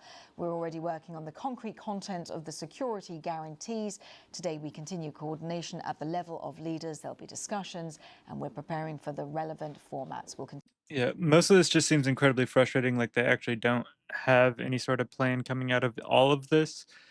But we will see. It does seem like Europe is at least trying to plan for the future while letting Trump go on about his peace deal. But I have no faith in the peace deal. Continue working tomorrow. National security advisors are also in constant contact now. There will be security guarantees. And just adding that he thanks all the partners for their determination and support. Ukraine feels this strength. We will do everything to make the path to peace a reality through partnership, through security guarantees, and through the courage of the Ukrainian people. Those security guarantees are a little bit vague at the moment, but we know Finland is calling for the US to back up those security guarantees. And when Zelensky talks about the courage of the Ukrainian people, 270 drones fell overnight from Russia into Ukraine, 10 missiles as well. So the reality on the ground very far from those diplomatic talks. We're going to by frustration over India. Start at the beginning. Joining me now is Secretary of State and National Security Advisor Marco Rubio. Mr. Secretary, let's look at the state of the war. It's really captured in this chart. I want to put it up on the screen for our viewers. It shows that Russian attacks on Ukraine have nearly doubled since President Trump came into office. And in fact, in July, Russia launched more than 6,000 missiles and drones. That's the highest amount of attacks since the war began. What do you say to Ukrainians who worry that without a ceasefire in place, you are giving Putin more leverage at the negotiating table and a green light to drop more bombs?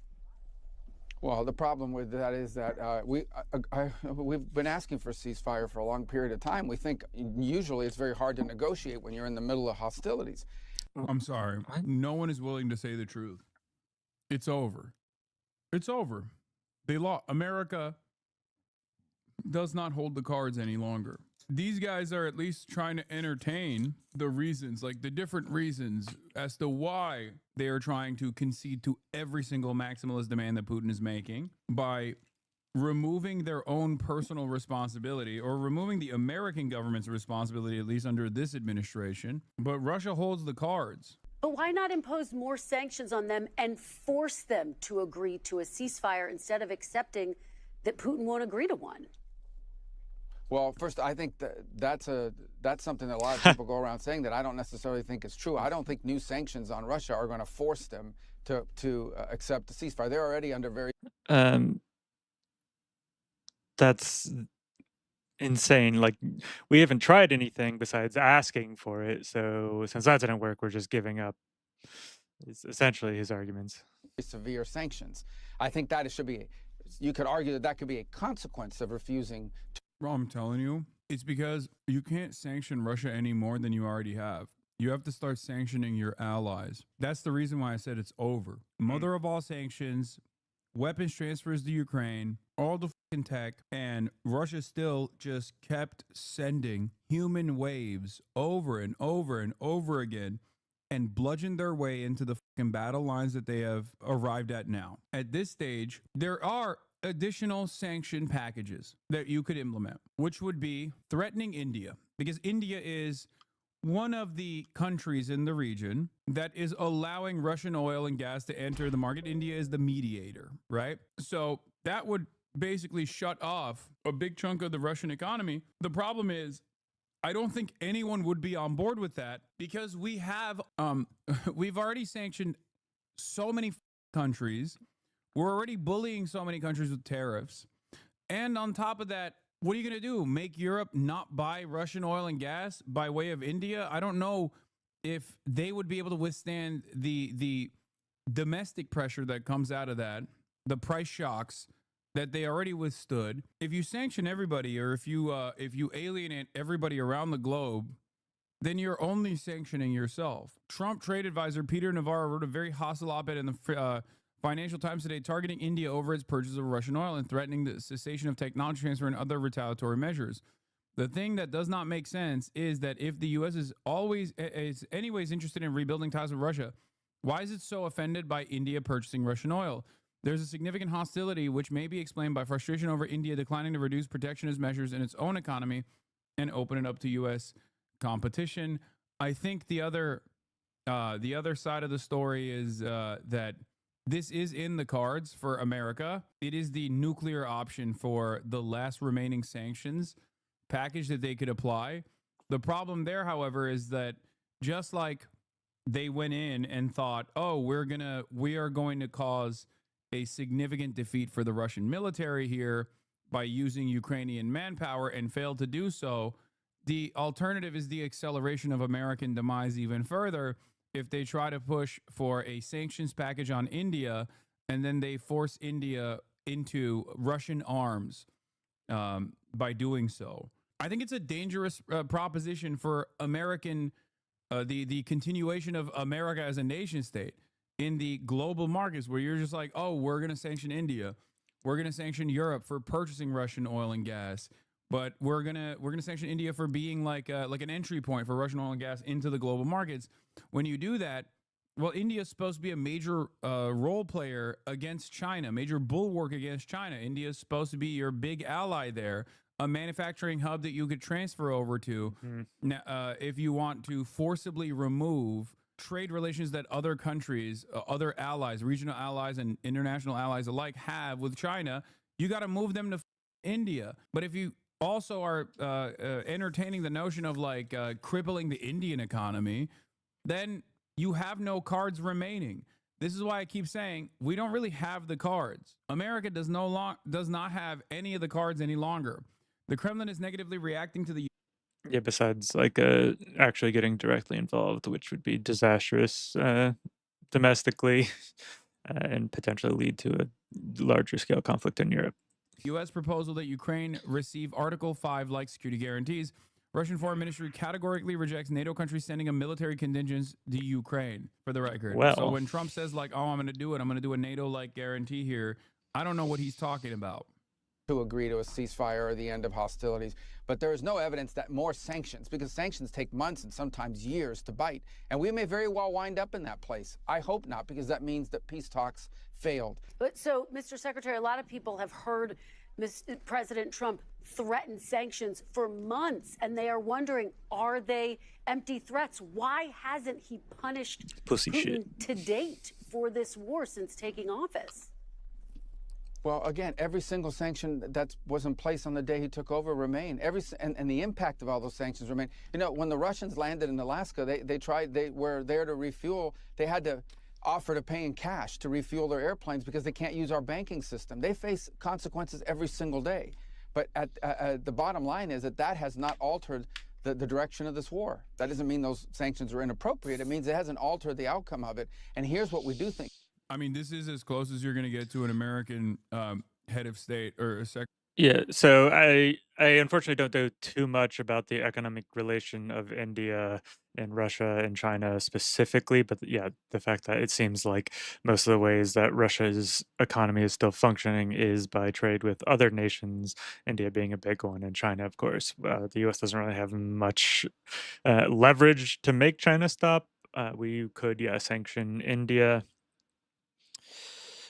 My thoughts are more so that if Russia has more or less stabilized with the current set of sanctions and restrictions on them, then it would be prudent to look at ways to either change it up or change things up or make things tougher in other ways so that they at least have to keep reconfiguring their economy or their manufacturing in order to maintain their war, as well as whatever level of quality of life in the country that they have.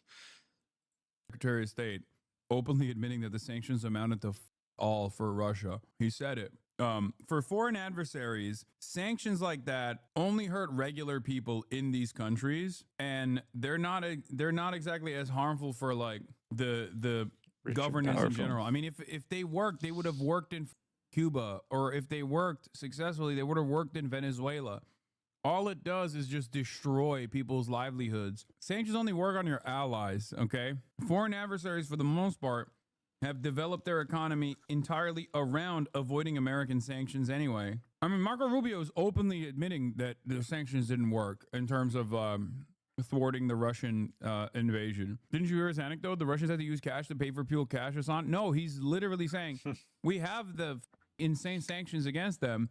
It's not working. They have to do this embarrassing thing where they have to pay for cash for the fuel, but even then it doesn't matter. It literally hasn't worked. He just admitted that. Is important, and that is that we end this war. To end this war, you have to be able to engage with the Russians. As much as people may not like it, as distasteful as people may find it, the only way to end this war is to get the Russians to agree, as well as the Ukrainians, but the Russians to agree to a peace deal. And the minute you issue new sanctions, your ability to get them to the table, our ability to get them to the table, will be severely diminished. That moment may arrive. But when it comes, what you're basically signaling is there is no opportunity for peace at this point. So just let's put on more sanctions and allow more people to get bombed and more people to be killed. And that's what we're trying to stop. So, Mr. Secretary, what will Russia have to give up? What concessions will Russia, the aggressor, have to make as a part of this peace agreement? Well, that's what these negotiations are about. And as you can imagine, They have no everybody idea. goes into a negotiation wanting 100% of what they want. That includes Ukraine, but obviously the Russians. And the only way to reach a deal on anything, whether it's in business or in politics or in geopolitics, the only way to reach a deal is for each side to get something and each side to give something. And that's been very difficult. If it was easy, this wouldn't have been going on for 3.5 years. Understand, the longer these wars go on, the harder they are to end, unfortunately, because one side... What's Russia giving up? This is what I mean when I say they're just like not being honest. And I almost understand why they can't be honest. You can't have the Secretary of State of the United States of America just be like, we lost, we're losing. There's nothing we can do. What do you want us to do? Sanction the entire planet for continuing to get oil and gas from Russia, an OPEC Plus partner, draw further enmity towards the United States of America? We lost. We thought we could have pushed Russia. We thought we could have collapsed their economy. We thought we could have purged their forces from Ukrainian borders without expending a single American active duty combat service member, was simply weapons transfers to Ukraine. Understand, but you're talking about, to be clear, a supplemental bigger than $24 billion for Ukraine, and that's going to pass bigger. in 45 days. Oh, absolutely. You know why? Because we need it. We haven't lost one soldier in the Ukraine. We spent less than 5% of our military budget. 50% of the Russian army has been destroyed by the Ukrainians. They would be at Crimea already if the administration hadn't been so slow in giving weapons. And it was an abject failure. And now here we are. In a weird way, I feel like this is like their attitude here is basically, if we don't do it now, we're going to have to do it 3 months from now, 4 months from now, 5 months from now, a year from now. And the battle lines will look even worse. It's basically a way, it's in a way not without dissimilar to direct the immediate involvement from the off-ramp EU or that US. Ukraine had in the beginning when they were able to successfully push back the Russian forces from Kyiv. There was a point in time where Ukraine had more leverage than it does currently. If they had taken that deal back then, Ukraine would be in a much better predicament. They didn't. They pushed. They said, we can continue supporting Ukraine militarily. We can see it out all the way to the end. And in that time frame, Ukraine lost more civilians, Ukraine lost more soldiers, and Ukraine lost more territory. So now what remains for the Trump administration to do here is to come to a settlement with Russia that doesn't actually embarrass America too much. You see what I mean? Even down to the mineral deals that Trump is putting together for American extraction. How much minerals exist in Ukraine? It's not a whole lot. I think that's just Trump trying to present it as like, no, we get something good out of this deal too. We get the over Ukraine as well, because it's not our war. It's Ukraine's war. They just want to pick apart the remaining, the remainder of the country for scraps, and to make it seem like they didn't take a fat L. America, I mean, they didn't take a fat L in this because they tried it and they lost. So now they're like, no, we're getting something out of this. That's what it feels like.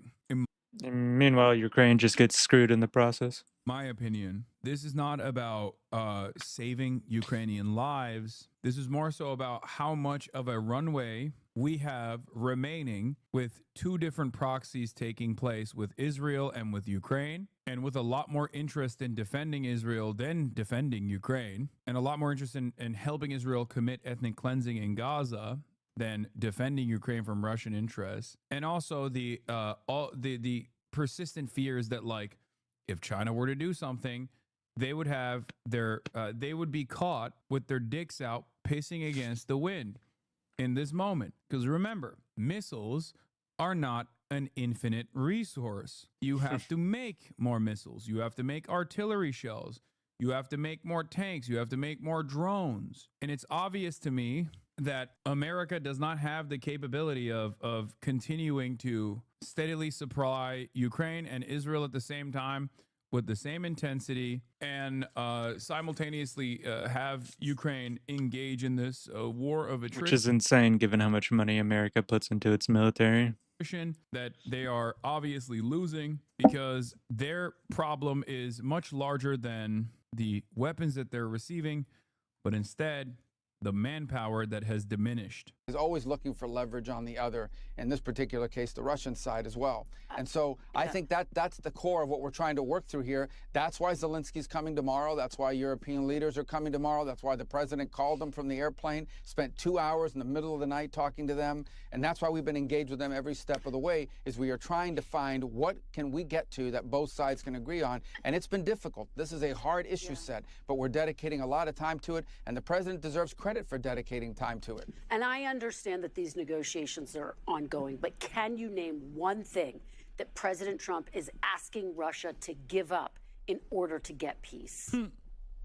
Well, I'm not going to disclose those things because because they don't exist. Yeah. There's literally nothing, because you can't.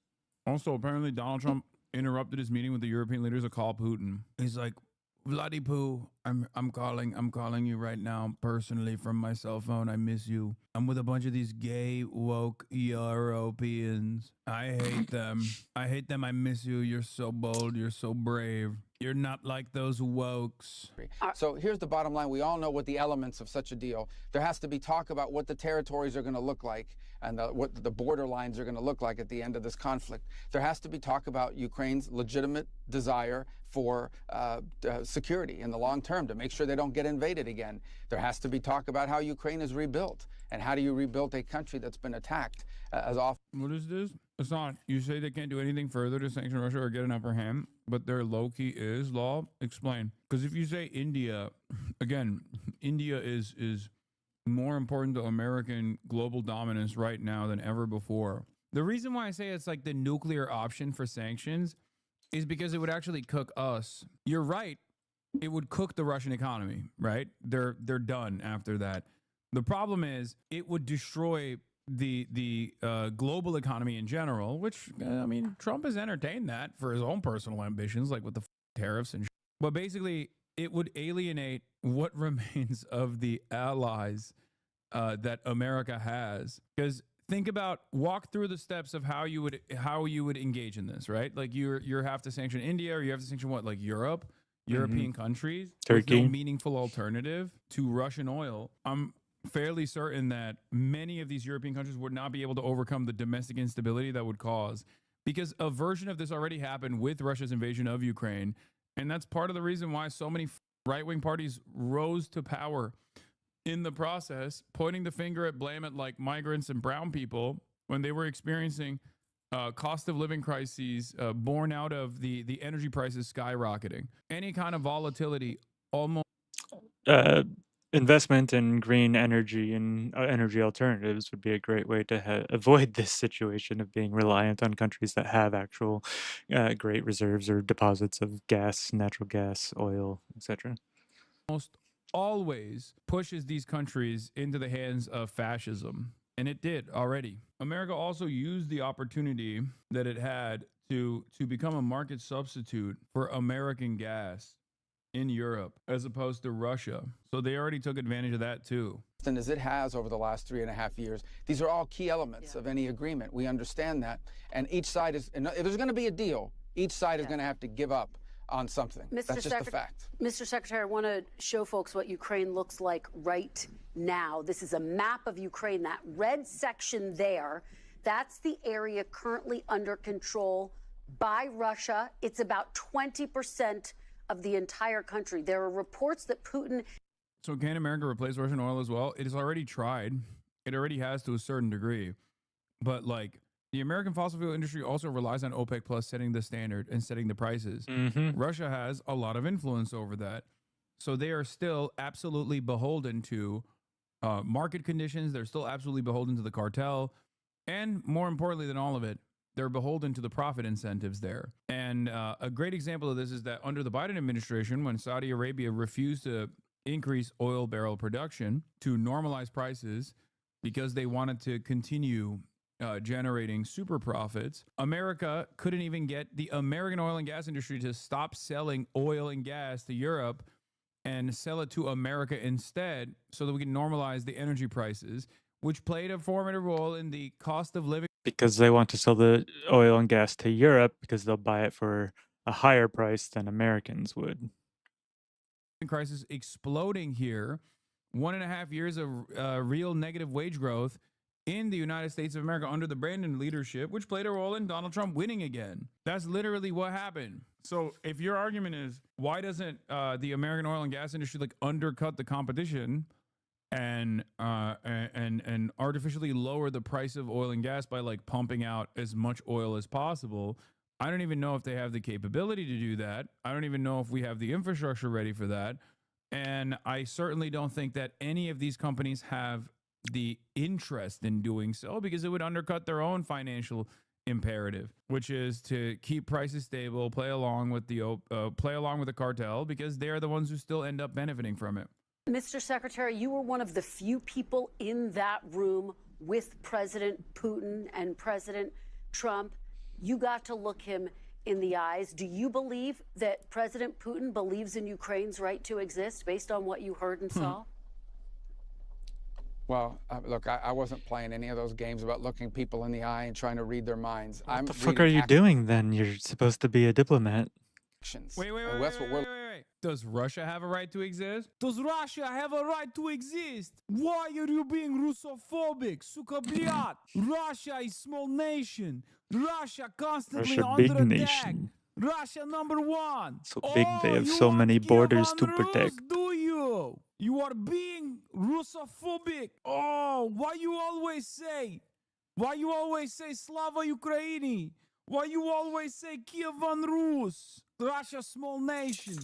Russia used to be much larger nation. This is 3,000 years ago. This was all Russia. Do you condemn Ukraine? Do you condemn Ukraine? That's what it would be like if the media treated Russia like they treat Israel. Looking at is actions. What will you agree to? What will you commit to? And what will you follow up on? And in order for this war to end, Russia will have to take actions. Ukraine will have to take actions. Ukraine's partners and allies will have to take actions as well to enforce that peace in the long term. That's what we're interested in. Not all, I get all the drama around this stuff, but at the end of the day, we are talking about a war in which people are being killed and maimed every single day. Yeah. Do you condemn Nord Stream 2 explosion? Do you condemn Nord Stream 2 explosion? Do you condemn Ukraine drone attacks in Moscow? Do you condemn? Also the line of them being like, "Oh, people are dying every day. We have to stop it." It's a little ridiculous. It's a bit, like, okay, well, one way to stop it would be to put an end to the war by actually getting involved. Do you condemn 14,000 killed in LPR, DPR? Да, давай. Как дела, как тебя зовут?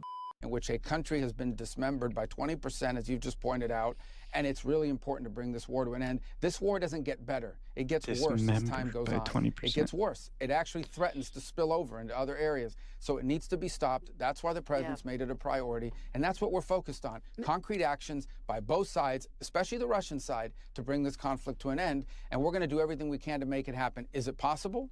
I don't know, but we're going to try. We've tried. We've spent a lot of time on this issue. We have a lot of other issues to focus on, but the president's made this a priority, and he deserves credit for that. Mr. Secretary, a couple... Yeah, it's actually Russophobic to call it Ukraine. It's Greater Russia. Yeah. Eesh. 3,000 years ago, it was promised to me. It was. I mean, Vladimir Putin does say that. Not 3,000 years ago, but he's like, look at map. Look at map. The Ukraine, it means the border. The border of what? Russia. Ukraine and Russians, they are brothers. They are brothers. Why? Why are you so, what is it? What would it be? It's, you're so Orthodox Christian phobic. I don't even know. You are being anti-Slav. More questions, and we're almost out of time. NBC News is reporting this morning. Tovarish, niet politik here. Tovarish, niet politik here. That NATO-like security guarantees for Ukraine were discussed as a part of this agreement. Can you tell us what role would the United States play in such a security agreement? Well, there'll have to be some security guarantees for Ukraine, right? I mean, it's one of their fundamental demands is that if this war were to end, they have to make sure this never happens again. They don't want to get reinvaded. They don't want to wait 3 or 4 years from now and find another, war on their hands. So there's going to have to be some security guarantees as part of it. How that's structured, how that's built, what our role will be, that'll be the kinds of things we'll have to work through. OSINT Twitter / Walter Bloomberg, everyone's most reliable news resource that actually erased $4 trillion and then replaced $4 trillion of market value with one tweet, a real mover and shaker, reports Ukraine's Air Force says Russian strategic bombers take off for a possible attack on Ukraine. This is right after the Trump phone call. Dude, I swear to God, Russia is doing Israel without being Israel. I guess everyone is Israel now. The world is Israel. Yeah, there's no respect for peace or actual diplomacy because they're just continuing the war. I don't know if it's real or not, and it probably might be fake, but they did do a version of this after the fucking Trump talks in Alaska, and that reminds me of the way Benjamin Netanyahu has treated Joe Biden and also Donald Trump. We are so fucking washed, and it's not just because Trump is a joke. We're just washed, man. We're washed. We're washed. Everything is Israel. Even our foreign adversaries are behaving like Israel. If Trump were given the choice. All right. We've covered a lot about Ukraine. What was our next topic? It's going to be Gaza and Yahoo, which I don't think they cover anything here. So we're going to skip pod save. Sorry.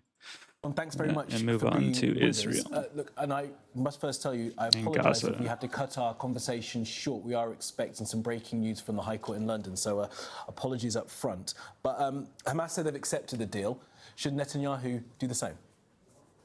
Probably yes, Kamal. If we be here with you, and if we cut it short, that's fine. Always there is a tomorrow and more interviews. But yes, I think that after a very long time, very convoluted, tough We're negotiations, back. it is about time. Although just in the past few weeks, Netanyahu talked about one package that means that no more interim agreements. It seems now with this new information, with this new acceptance of Hamas, I believe that Netanyahu will have no choice but to go and take it, since the gaps now between the two sides is within reach. A compromise is within reach. The acceptance by Hamas seemed to come in the sequencing shortly after Donald Trump had said on his social media that the only way to get all the hostages back was to essentially smash Hamas. I mean, many in Israel will say that it's the pressure telling on Hamas, but this deal, as far as I am aware, does not release all the hostages in one go, which I know. Was that not one of the main points put forward by the Israeli side? Yeah, this is a very sore point, not just for the Israeli government, for the entire Israeli people. We are our brother's keeper, and there is a big value here that we have to save any soul from misery, from captivity, from bondage.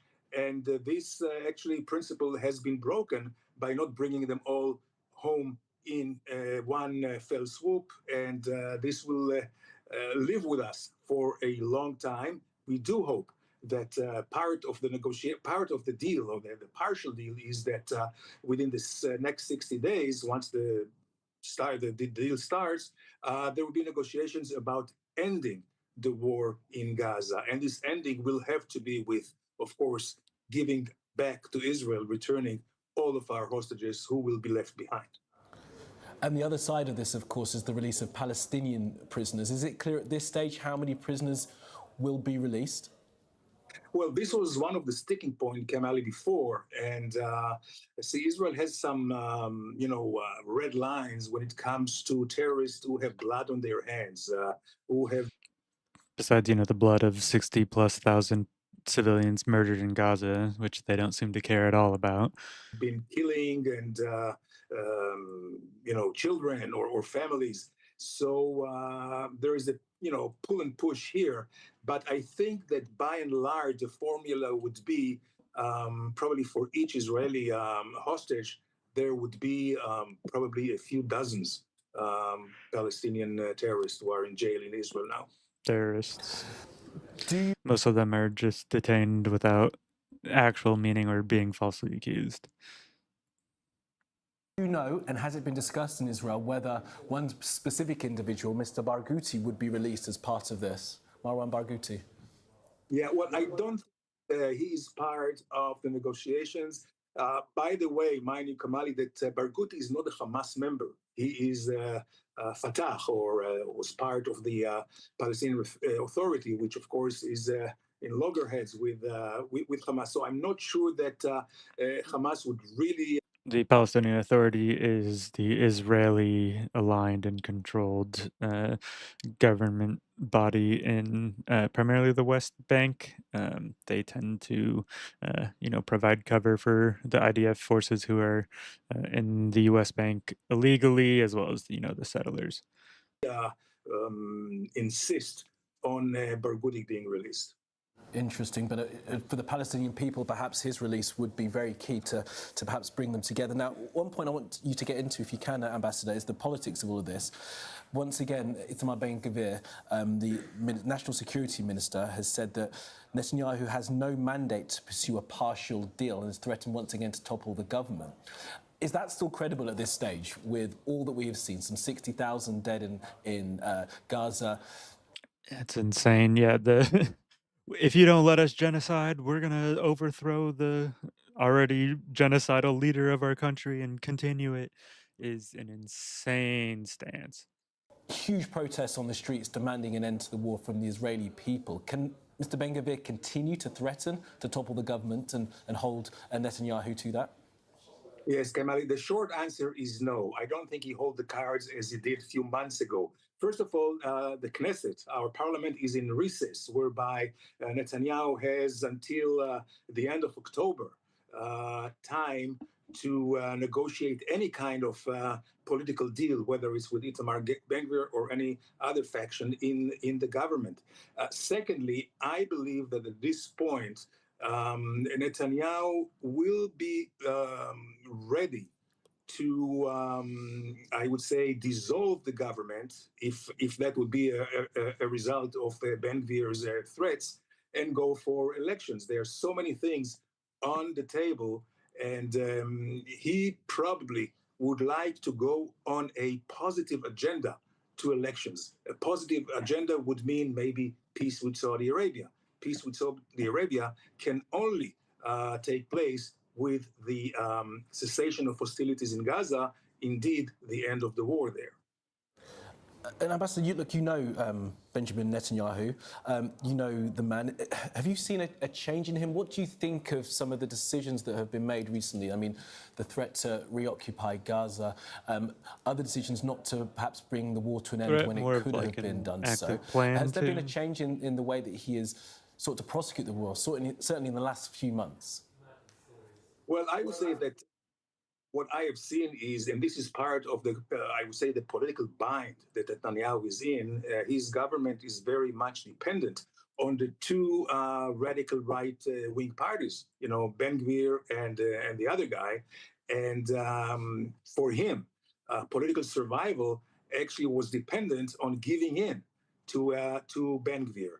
But as we near more and more towards elections, or when we see that, and this is, by the way, Cameron, not just because of Ben-Gvir, we have other internal issues like with the draft, you know, with the Orthodox going to the military or not. So right now there is a mounting pressure from all sides on Netanyahu. So I think maybe the best way for him, and as far as I can tell you, what I know about him, that he is a contrarian, that he is somebody who likes to surprise his rivals, whether it's political or otherwise. So he may just in one, one stroke, try to do away all his political plies internally and externally, meaning Gaza and Ben-Gvir. Yeah, look, well, Daniel, I'm sure many in Israel, that feels like a threat, and around the world will hope that you are right about that. Look, it's really good to talk to you, Ambassador. Thank you very much for your time. Thank you. Now to the Middle East. Mediators are waiting for Israel's response to the latest Gaza ceasefire proposal. Hamas accepted the Arab-proposed deal, which reportedly includes a 60-day truce and the partial withdrawal of Israeli forces in the enclave. It's also said to include the release of around half of the Israeli hostages being held in Gaza, while 200 Palestinian prisoners in Israel would also be released. Let's turn now to CBS News contributor Robert Berger. Robert, thank you for your time today. Negotiations have fallen apart in just previous rounds of talks. So what exactly is different this time around? Not much. I mean, ironically, this is almost the same proposal that we've had on the table for months. It's called the Witkoff proposal, proposed by U.S. Envoy Steve Witkoff, calling. This proposal was the one that I believe was initially put forward back in January, and then was denied, and then they made a different ceasefire, and then Israel broke that one. For a 60-day ceasefire and the release of about half the living and half the dead Israeli hostages. We're talking about 10 living Israeli hostages that would be released during the ceasefire, and then an effort to try to negotiate an end to the war and get back the rest of the hostages. Hamas had actually not accepted this previously, and now it is, because it's under massive military pressure from Israel. Prime Minister Netanyahu calling it atomic pressure. But then now Israel seems to be hard. The atomic pressure, just for clarification, is them starving the civilian population that Hamas is supposedly fighting for, which is a war crime on Israel's side. Its position, saying it doesn't want a partial deal that would see half of the hostages released, but rather a complete deal that would release all of the 50 hostages, dead and alive. And Netanyahu's far-right allies, they are demanding an escalation of the war, but there's also a pressure campaign from Washington for him to accept a deal. So you have to wonder which holds more weight at this time. Netanyahu's facing a lot of pressure from really all sides, but I don't think he's facing that much pressure from Washington. President Trump saying in a Truth Social message just a couple of days ago that the only way to get the release of the hostages is for Israel to destroy Hamas. So that actually aligns with Netanyahu's right-wing allies to extend the war and to take Gaza City, something that was approved by the Israeli cabinet a week or 10 days ago. But now Netanyahu is facing a lot of domestic pressure from the Israeli public. We saw hundreds of thousands of people out on the streets this weekend, or I should say last weekend, calling for an end to the war. So I think maybe we'll see something in the middle. Israel stepping up the military pressure while intensifying negotiations for a ceasefire. Okay, Robert Berger in Jerusalem, thank you as always for joining us on 24/7. Al Jazeera Podcasts. Today, the online streamer speaking out on Gaza and the alt-right pipeline. I want to make America a better place. I want America to truly achieve its potential that I know it has, that I believed it had when I first moved here when I was 18 years old. And so I just keep pushing. Who is Hassan Piker and why is he making waves? I'm Malika Bilal and this is The Take.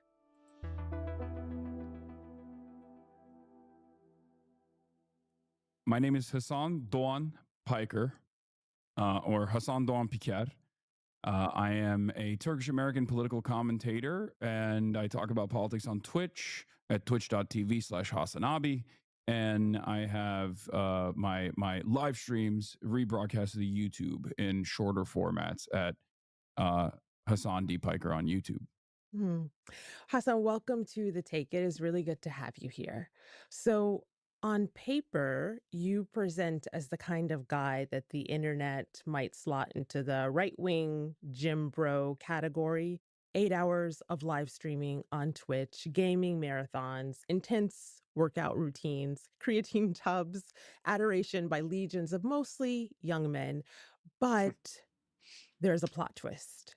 How do you describe who you are and what you do? I describe what I do as just straightforward news commentary, or walking people through the journey of understanding the world, going through the experience of consuming news media. I am very progressive. I'm not shy about calling myself a socialist. And so I guess on that front, despite the way I look, the things that I believe and the things that I'm saying, I guess, don't correspond to the stereotypical bro type person. But my goal is to hopefully change that, to show the world that, there are guys out there who like to work out, who enjoy these things, and they're still not invested in undermining marginalized groups and the like. Yeah. Okay, you mentioned how you look. For our audio-only podcast listeners, how do you look? I think I look fine, but I'm 6'4", 194 centimeters, and I'm 235 pounds. I don't know what the actual conversion to kilograms for that is. It's been a while since I've used the metric system. I grew up in Turkey, but I'm a fairly large, hairy Turkish guy. So it's not the usual stereotype that I think a lot of people are used to when thinking about like a progressive commentary person. Yeah. Well, clearly it's a look and something deeper that is appealing to people because it has been quite the spring and summer for you with lots of mainstream attention. You were just photographed in a bathtub for GQ magazine. I have it on my screen here. There might have been an article with some actual words to accompany that photo spread, but there was also a New York Times profile. You made it to Time's list of the top 100 creators of 2025. Why are you so rare in this space? I think left-wing commentary, specifically left-wing commentary that's anti-imperialist, is very rare by default, by design, because the entire media environment is against you and against your worldview. It's propped up to defend the American State Department position. The other part of the reason is because a lot of right-wing commentary, a lot of right-wing reactionary ideology. The left is also, in America at least, yeah, incredibly small just because of the lack of any sort of discussion on it or allowing of more leftist, socialist, or communist ideas. I think just simply revolves around propping up guys that look like me into positions of power and then consistently advocating for the continuation of this hierarchy. But the biggest reason, like I'm stating, is that even on the independent media sphere, even on YouTube, even on TikTok, even on all these other platforms, I think that being a leftist in general, being a socialist, or specifically being anti-imperialist, I think is a dangerous proposition. A lot of people are preconditioned into thinking that you're a bad person. You're wrong. You're advocating for evil because all of America's enemies are evil, and America is a force for good around the world. This is the idea that is presented to people in the Western world from an early age. So there's a lot of death threats. There's a lot of swatting, and so it's a dangerous environment for sure for leftists who oftentimes will even get attacked by liberals and will also directly get targeted by the right all the way to the far right. Yeah. Hassan, you're speaking as the collective, but we also made the point that there just aren't a lot of you that are popular in the space that you're in. So when you're saying there's a lot of swatting, there's a lot of death threats, you mean you get a lot of death threats. You've been swatted, right? In the past, yes, but I still get a lot of death threats, of course, and not only that, but also I get called a terrorist every day. I've been detained by Customs and Border Patrol at the point of entry back into the country. I'm an American citizen. It's not. Again, those are all biased takes at best on him. Again, for anything, whenever you're wanting to understand something more, personal first-hand experience is the way to go. And yeah, if you sit in on any of his streams, most of what people claim about him is not quite true. A secret that not only is this administration not exactly favorable to people like myself, people who go out and protest, but they want people like myself to go away. They want people like myself to not feel safe.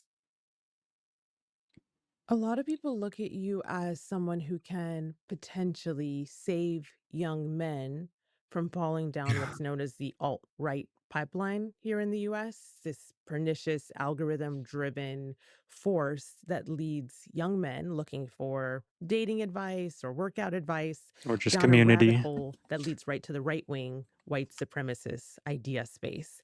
So when did you go from being a guy with a streaming channel who happened to have a lot of political opinions to a political influencer, someone that people can look to and say, there's a different way here? I think from the very beginning, I always had a political ambition, a worldview that I wanted to advocate for and convince people to get on board with.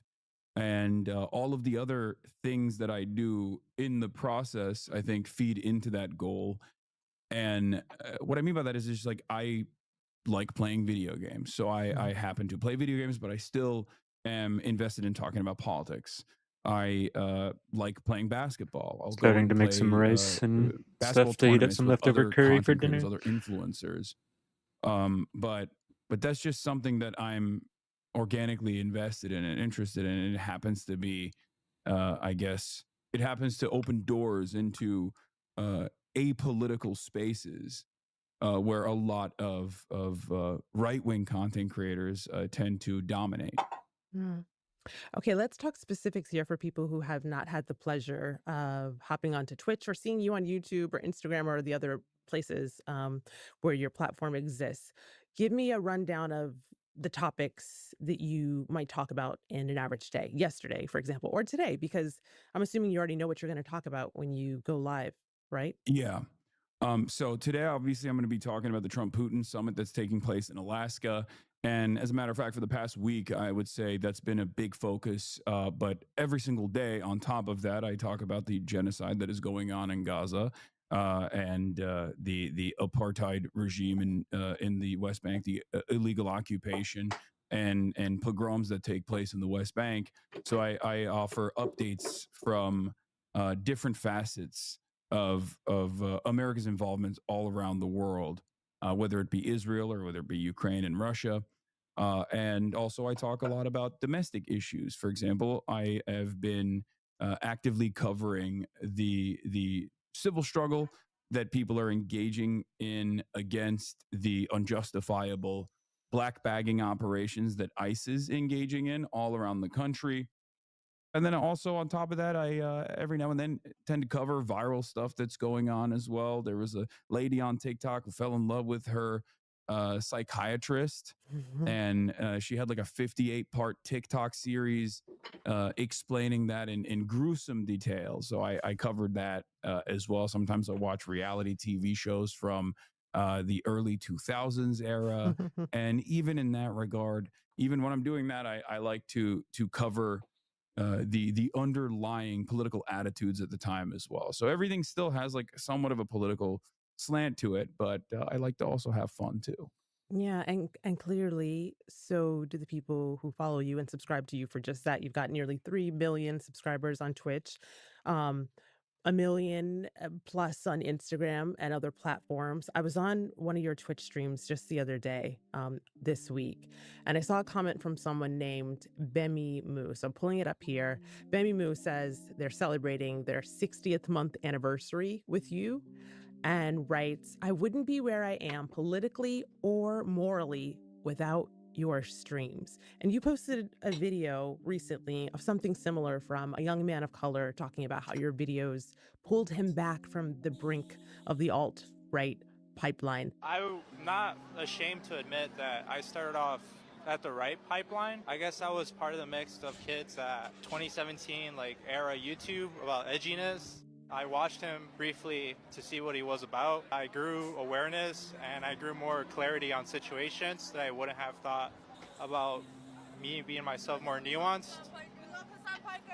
How does that feel? And is that your goal? Is that what you set out to do every morning? Absolutely. That's primarily my focus. My goal is to get people who are in the center or people who are liberals to recognize that the Democratic Party has to actually advocate for the good policies that we all want: Medicare for all, anti-war, things of that nature, free college. And my goal is to get people who are on the right all the way to the far right to pull back from that reactionary rabbit hole that they find themselves in. You were born in the US, but grew up partially in Ankara and in Istanbul, Yeah. Turkey. You've said in the past that growing up there really shaped your politics and your understanding of the American empire. How so?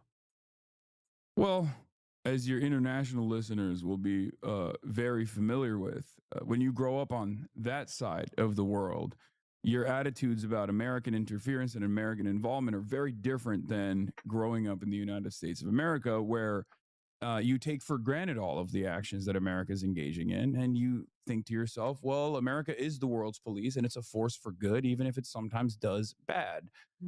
Even when it's doing bad for a greater good. And also, America's enemies are far more evil and far scarier. If they were to win, then who knows? And that is propaganda, even if some of it might be true or instances it might be believable. The overall impact the US has had on the world and most people's lives in the world is a negative one. What the world would look like. That's the attitude. That's the prevailing attitude I've seen from Westerners in general. And as far as domestic policies in Turkey, I saw a lot of social repression from the Erdogan regime coming into power. I was very young at the time, but I saw the environment around me change. Erdogan, not dissimilar to Donald Trump, actually ran on a big wave of right populist sentiment and specifically religious conservatism. Now, of course, there was, I would say, some legal forms of repression in Turkey against uh, uh, you know, Yeah, women not being able to wear hijab in government offices, universities. absolutely. Which, ironically enough, at the time, I didn't have an issue with those laws at all. But I guess that is also social conditioning. So I saw that when I was growing up. So I developed animosity towards that kind of reactionary politics in general Yeah. from the start. Reactionary politics is very much like a first solution, first feeling towards any sort of issue, and the issue with that is it means um, you're not actually fully understanding things most likely, or you're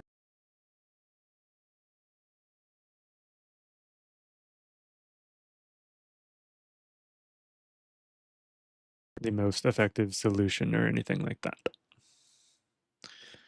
More with Hassan after the break.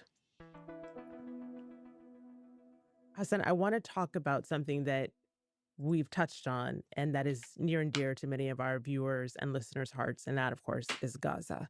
Because, as you mentioned, it's something you speak about every single day. Yeah. Have you seen a shift in how your audience interacts with you on this issue? What's your view from behind your screens? Absolutely. It's not like I ever sheltered my opinion on Israel from my audience at all. And in the past, I would bring it up with regular frequency, especially during sieges or as the Israeli occupying force calls it, mowing the lawn. Whenever things of that Such a nature were happening, I disgusting would phrase. regularly talk about it. But I guess for a lot of progressive people in my audience, that was just something that they could avoid uh, thinking about. But I would say that before October 7, this was not an issue that many American and Western progressives were super privy to. Um, so, what I personally experienced in my audience after October 7 was uh, a lot of people who fancy themselves to be progressives, I think, we're not ready for a guy whose name is Hassan to say, no, this is a direct consequence of 75 years of occupation, ethnic cleansing, and apartheid. They were not ready for that at all. And I lost a big chunk of my audience in the process. A third of my audience left, and people were just like, you're a terrorist. You had to do the whole do you condemn Hamas back and forth every single day. People set up websites to track every single thing that I was saying, just to clip it out of context, and then they could send it to like every advertiser they could, and send it to every outlet that I was speaking to tar and feather me to the best of their ability, to say this is a bad person, this is a terrorist, he hates America, which under different circumstances you would expect from the right. A guy like Steven Crowder or Ben Shapiro, I've heard that a lot. You know, you hate America. But now I was getting it from supposedly progressive people, people who consider themselves to be progressive. Having said that, slowly but surely, a lot of Americans and a lot of people in the Western world started paying attention to exactly how Israel was operating. Things that we knew, things that people were aware of for years, for decades, all of a sudden was being openly discussed in not only progressive circles, but liberal circles and even conservatives as well. There is this disconnect between the anger that so many people feel about what Israel's doing in Gaza on the left and the right, and elected officials who don't want to use the word genocide, who are reluctant to cut off funding for Israel. Even politicians that a lot of young people look up to. I'm talking Vermont Senator Bernie Sanders. Don't want to Yes. say the word genocide. Most recently, the former Transportation Secretary, Pete Buttigieg, got a lot of blowback from you included. You talked about him a lot on your stream for calling Israel. We talked about him too, or about that as well. It's incredibly sycophantic. It was so wishy-washy and pathetic to see him like squirm about not answering a question about condemning the genocide. A friend and not giving a direct answer on whether he would vote to oppose sending weapons to Israel. I think that we, as Israel's strongest ally and friend, you put your arm around your friend when there's something like this going on and talk about what we're prepared to do together. Could Israel become the new litmus test for potential Democratic presidential candidates It in should. 2028? I think it already has. Because the very fact that Pete Buttigieg, who's supposed to be the North Star for establishment Democrats, who's supposed to be the best communicator for the establishment Democrats, had to go back to Politico and basically engage in some kind of ass covering. I can say that, right? That's not a curse. Yeah, you could say that. And for context here, it's because he went on the podcast, Pod Save America. Yeah. Got a lot of blowback. Yeah. And then did an article with Politico in which he slightly walked it back.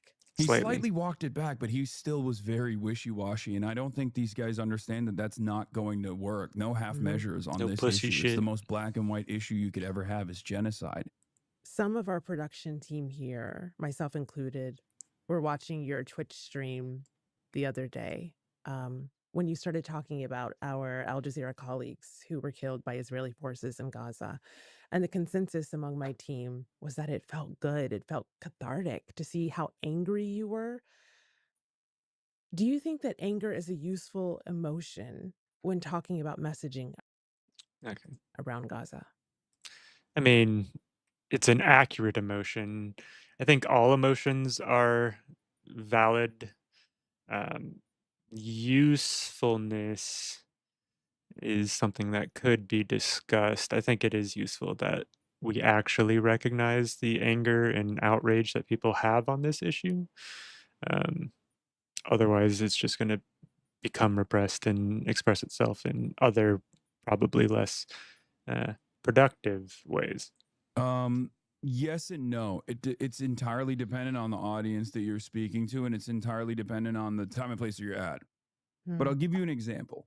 I used to go on Piers Morgan's shows. I stopped doing it because I just can't deal with people who are going to sit there and talk about how Israel is the most moral nation on the planet without absolutely losing my mind. And the first couple of times I did it, I would yell at Piers Morgan and it was fine. But I think the last time I did it, there was this guy who was trying to talk about both sides and how Hamas was also responsible for these atrocities that Israel was engaging in and how they had, egged Israel on to do a genocide. Yeah, I am being patronizing. I don't know who the you are, and you're over here chirping all the way from London about Palestine and doing a both sides are fucking fine type bullshit. Or you're talking about how you want to fucking free Palestine, but also simultaneously, both sides got a lot going on. Shut the fuck up. You don't know anything. And he was shocked. He was like, he couldn't comprehend that he was being yelled at for this issue. And at first I thought, oh no, I messed up. But the catharsis that you're describing was reflected by the audience because people loved it. It just entirely depends on who the audience is and what the broader audience's perspective is. Because I feel like at this point, at every point, anger was justified. But even if someone like myself, who has to actively successfully communicate this reality, this truth that many Americans have never seen and refuse to entertain or are outright terrified by, right? Because of all of the Islamophobic stereotyping that worked in favor of justifying America's war on terror post 9/11. So I think nowadays it's not as hard. Yeah. It's not as difficult. I think many people who originally were naysayers have kept quiet. And the reason for that is because the environment has changed and swung dramatically in the opposite direction. and that is entirely because of Israel's barbarity. That's also entirely because of the courage and the bravery of every single Palestinian person who has experienced this, both in diaspora, but also Palestinians that are living in Gaza, Palestinians that are living in the West Bank, who have bravely put their lives on the line to show exactly what's going on. Down to your colleagues at Al Jazeera, and have been able to finally break through decades of Islamophobic, anti-Arab propaganda that Just a reminder, the U.S. has been involved in the Middle East and thus had a reason to propagandize against Arab and Muslim peoples in order to get public support for their wars in the region to secure resources or just make all the countries in the region more subservient to us. normalize this kind of hateful attitude towards people living in the Middle East. Hassan, thank you so much for this conversation. You speak off the cuff, really, for 8 hours every single day. And so I appreciate you giving us about 30 more minutes of extra talking time today before you head into your stream. Really, really enjoyed this conversation. Thank you. Thank you for having me. And that's The Take. We hope you enjoyed today's interview. And now we want to hear from you. All right. Moving into more domestic issues of the U.S., just a series of various topics that we'll cover and move on. And then after these, game time. I sent out 32 letters to mayors around the country, and I believe to 7 governors, telling them you better comply or you're next. We're going to work with our other agencies to cut off their federal funding. We are going to send in law enforcement just like we did during the LA riots, just like we're doing here in Washington, D.C. And if they're not going to keep their citizens safe, Donald Trump will keep them safe. That is Attorney General Pam Bondi. She is doubling down on her warning to sanctuary cities and states. They face a deadline of today to reply to her letter, either confirm that they will cooperate with federal immigration enforcement or they must face consequences. And some are still resisting. Boston is one of them. Just today, this morning, the mayor there holding a news conference to say this. The U.S. Attorney General asked for a response by today. So here it is. Stop attacking our cities to hide your administration's failures.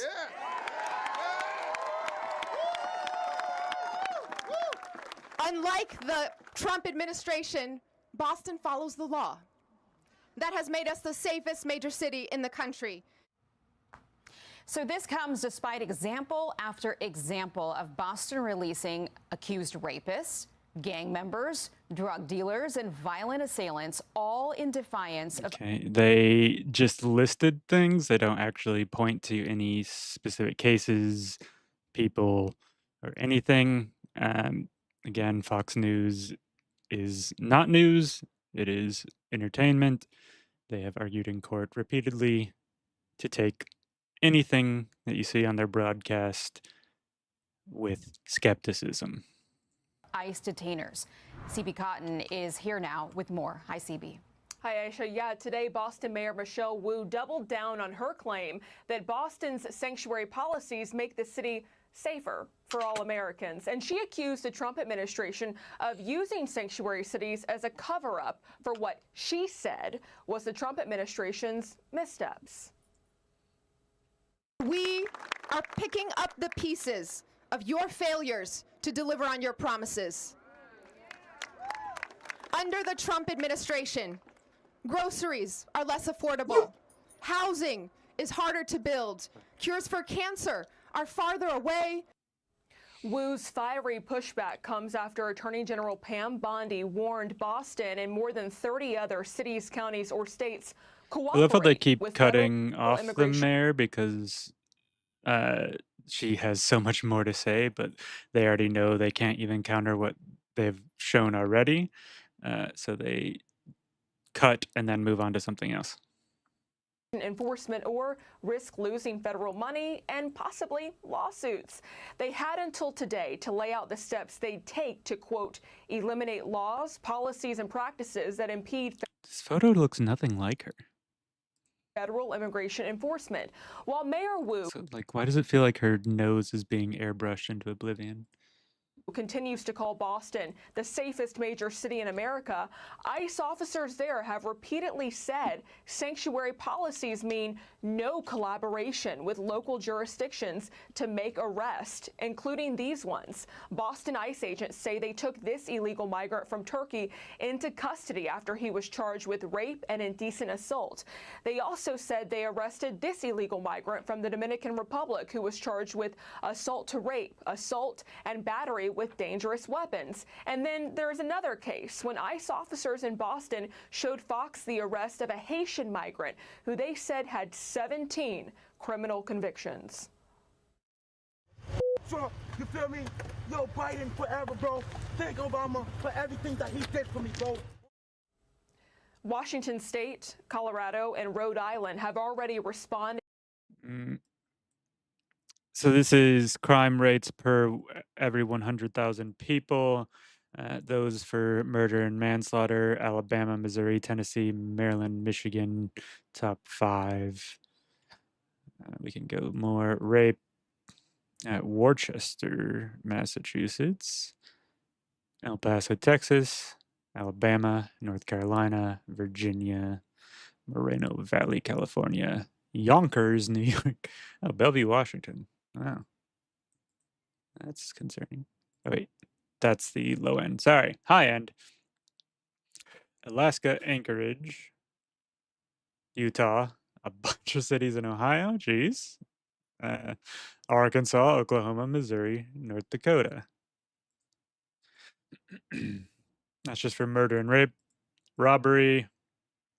Okay, Oakland, Maryland, the District of Columbia. Cleveland, Ohio, Minneapolis, Minnesota. Aggravated assault, Tennessee, Michigan, Arkansas, Missouri, California. So just going over some of these, it's clear that Republican-led states or more rural locations do actually have a higher rate per the population than many of the cities mentioned. I mean, so like DC was on here and Detroit was on here, and then Oakland, which is technically like a suburb or part of the metro area around San Francisco Bay, were up here. But the rest are all in the South mostly, or like Midwest. To the DOJ's demand. Washington's governor saying he has no intention of changing the state's sanctuary policy, and Colorado's governor flat out rejecting the label of sanctuary state when asked about Bondi's letter by a local station, I should point out. Aisha, back to you. Okay, CB Cotton live for us. CB, thank you.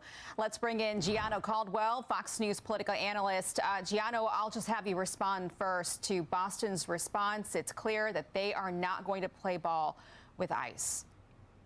Because they shouldn't, because not. ICE is acting illegally.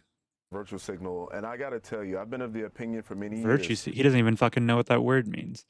The sanctuary city policies are racist. Why? Because a person being in this country illegally or committing additional crime Is a civil offense, and then or creating or committing additional crimes. They're speculating. They're just making shit up. if they can avoid prosecution or removal based on their race or their national origin. I don't think that's anything that's. They're not avoiding prosecution. If they commit a crime, they can still be prosecuted. If they get found not guilty, they could be released, sure. But again, illegal immigration, quote unquote, entering a country without legal paperwork is a civil violation. That, in my opinion, is racist. We have a country that has been in shambles in many cities, places like Chicago, places like Los Angeles, New York City over this migrant issue. And I'm glad to see that we have an shambles. They're being harassed and people are being kidnapped in all these cities, but that's ICE doing it. It's not anything to do with anything else. Administration, President Trump and Pam Bondi, who have guts to take on this major issue. The question is, when it comes to the cutting of funding that the DOJ is talking about, are they referring to DOJ grants, which has often been the conversation, or are they talking about overall federal funding? As we know, almost half of U.S. states receive 40% or more of their overall revenue from the federal government. As an example, Illinois received almost $43 billion. So that's an open question I think needs to be answered. Well, it's always interesting, too, because He claims a percentage but provides a flat number. they're always proven wrong, right? There's always, it's not a problem. It's not a big deal. Nothing to see here. And this is the case that happened in Colorado. We just found out today that there were almost 30 people charged with being leaders of Tren de Aragua, that Venezuelan gang. This is all after Colorado officials were saying nothing to see here, nothing was going on with these apartment complexes when we had video. We had evidence to Again, this is all overblown and misleading. prove that there was a problem. I mean, this is no, small thing. These charges include firearms trafficking, using guns in drug crimes, illegal possession of firearms. 5 of these defendants also face conspiracy to commit murder for hire. Gianno.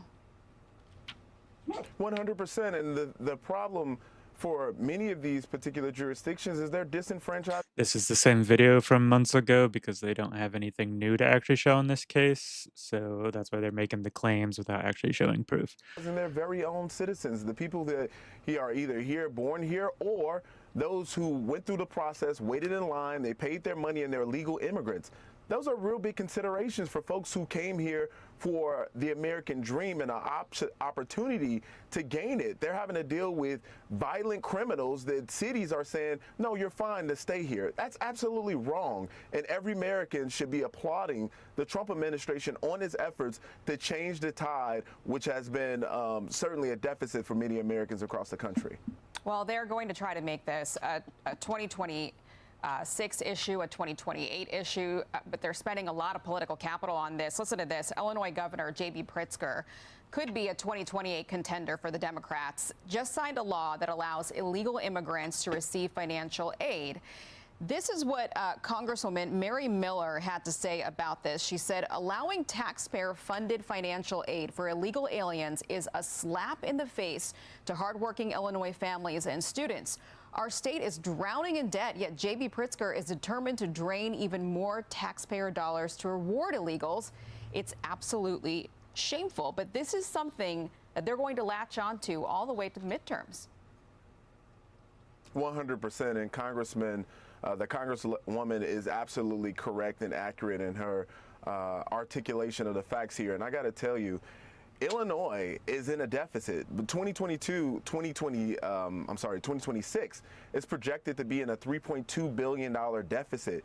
By the end of 2025, they would have spent $2.5 million on migrants. So where is the money coming from? In the city of Chicago, they're talking about they need to raise $1 billion to fill the hole. So where does this money come from? And as I mentioned, in 2022, Illinois received billions of dollars, I should say, almost $43 billion from the federal government. So there is a right for the administration to be concerned about these particular policies and Americans across the country, because these are our tax dollars going to fund these things, and it just isn't right. Yeah, it's interesting to see what will happen, because the administration keeps saying that they will block federal funding, but the courts always get involved and hit back. So we'll be watching what happens. Yeah, because it's illegal what they're doing.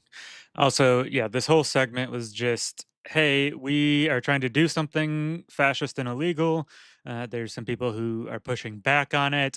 Let us distract you with a bunch of other stories that sound bad. Next with these sanctuary states and cities. Gianno, thanks for joining us. Always good to see you.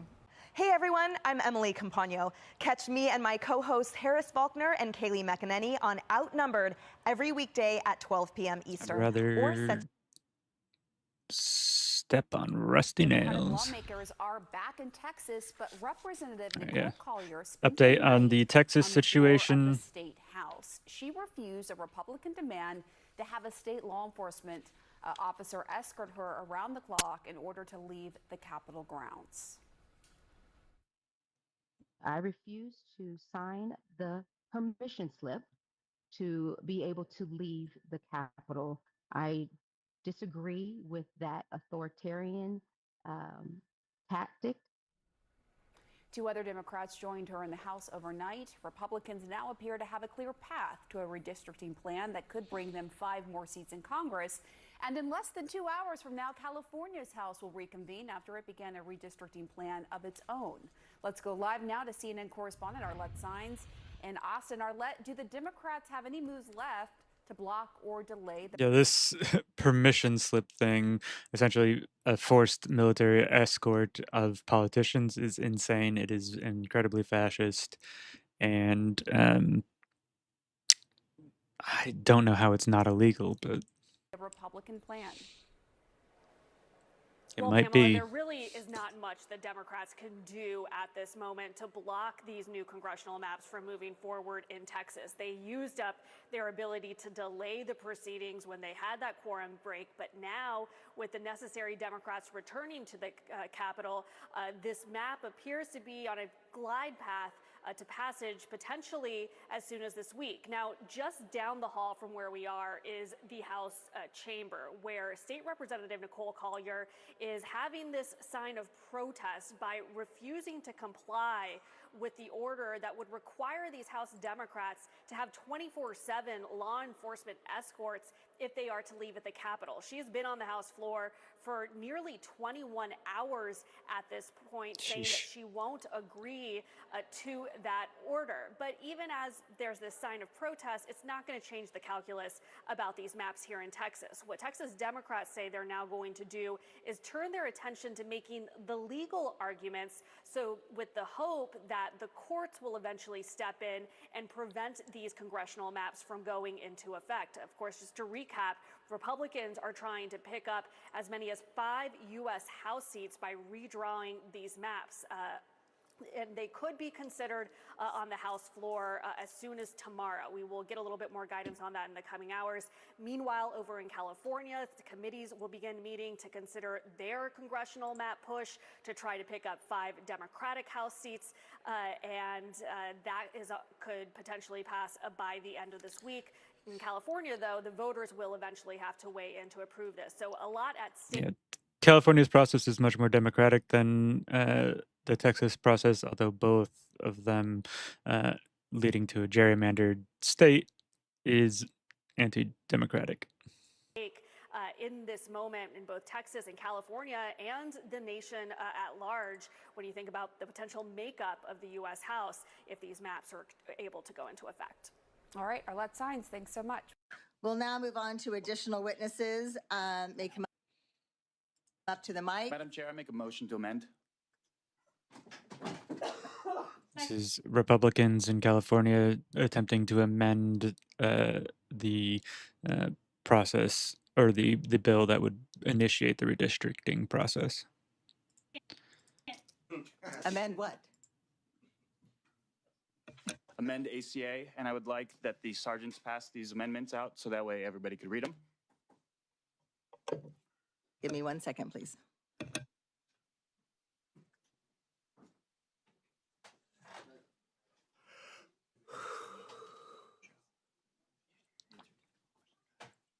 Who is yawning in the mic? And we're gonna speed this up because Forbes does like live feeds.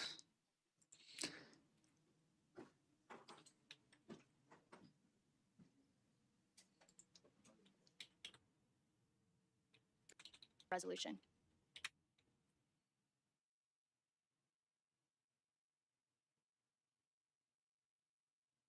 Staff to reanalyze the bill, constitutional amendment, or resolution. Just give me a second so we can answer your question here.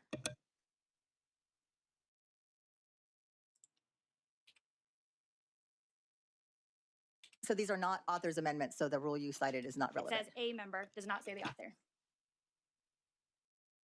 Rules lawyering. But they are not author's amendments. Once again, it's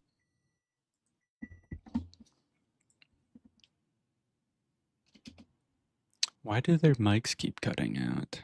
I can answer your question here. Is it because I sped it up? Slow it down while I go grab my food.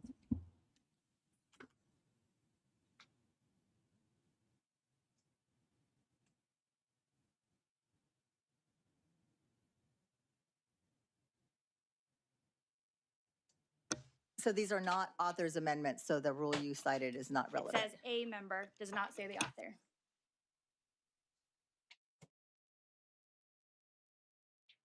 But they are not author's amendments. Once again, it's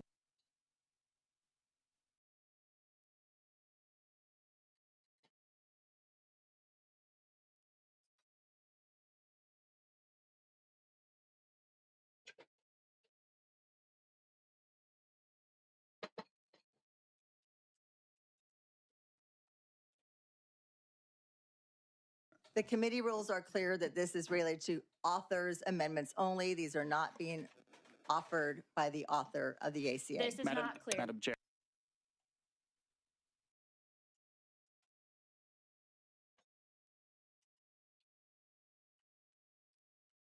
The author is Rivas and McGuire. In section 2, it's that we authored this, We actually. prepared this prepared this. ACA. Okay, give me one moment to thoroughly answer your question.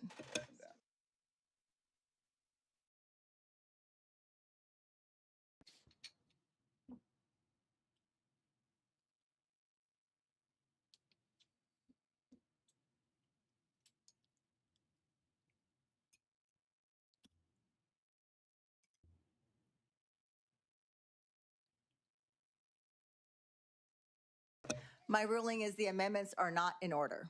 There is a motion on the table.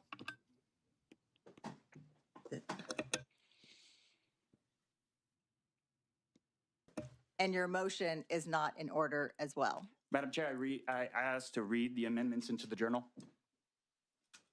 Second.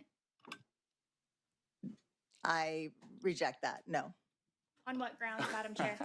my decision. So there's transparency and bipartisanship.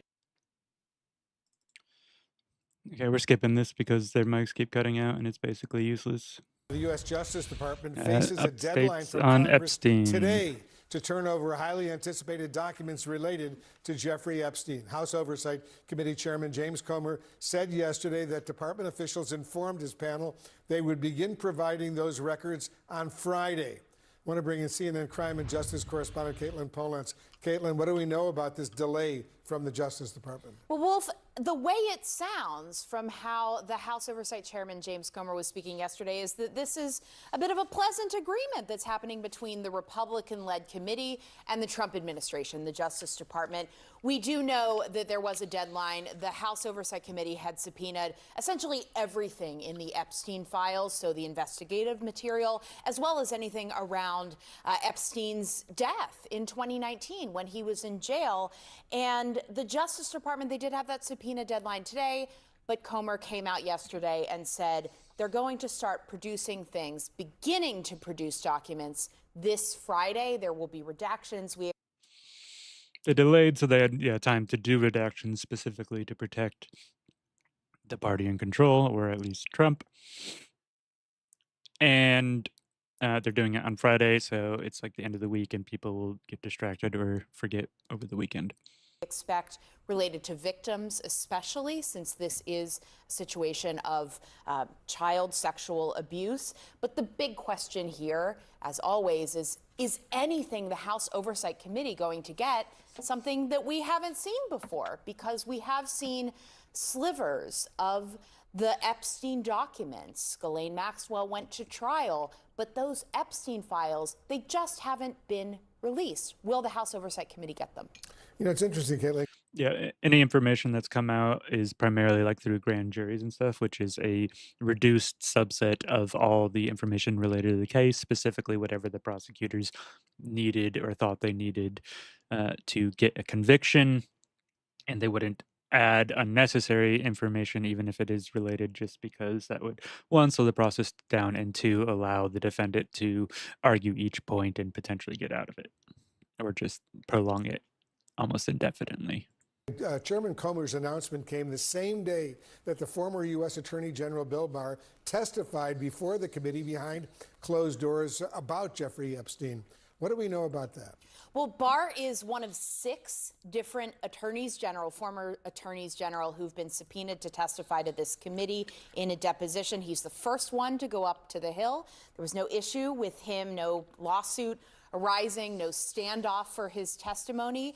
But he went, and what Comer said in the middle of that deposition is publicly he said that Barr testified Epstein died by suicide. That did happen whenever Barr was the Attorney General in 2019. There was no foul play During around the it. Trump presidency. And that Barr also said that he didn't have any conversations with Donald Trump about a client list that Epstein may have had, and there was nothing incriminating, Barr said, about Donald Trump, specifically someone we know who knew Epstein.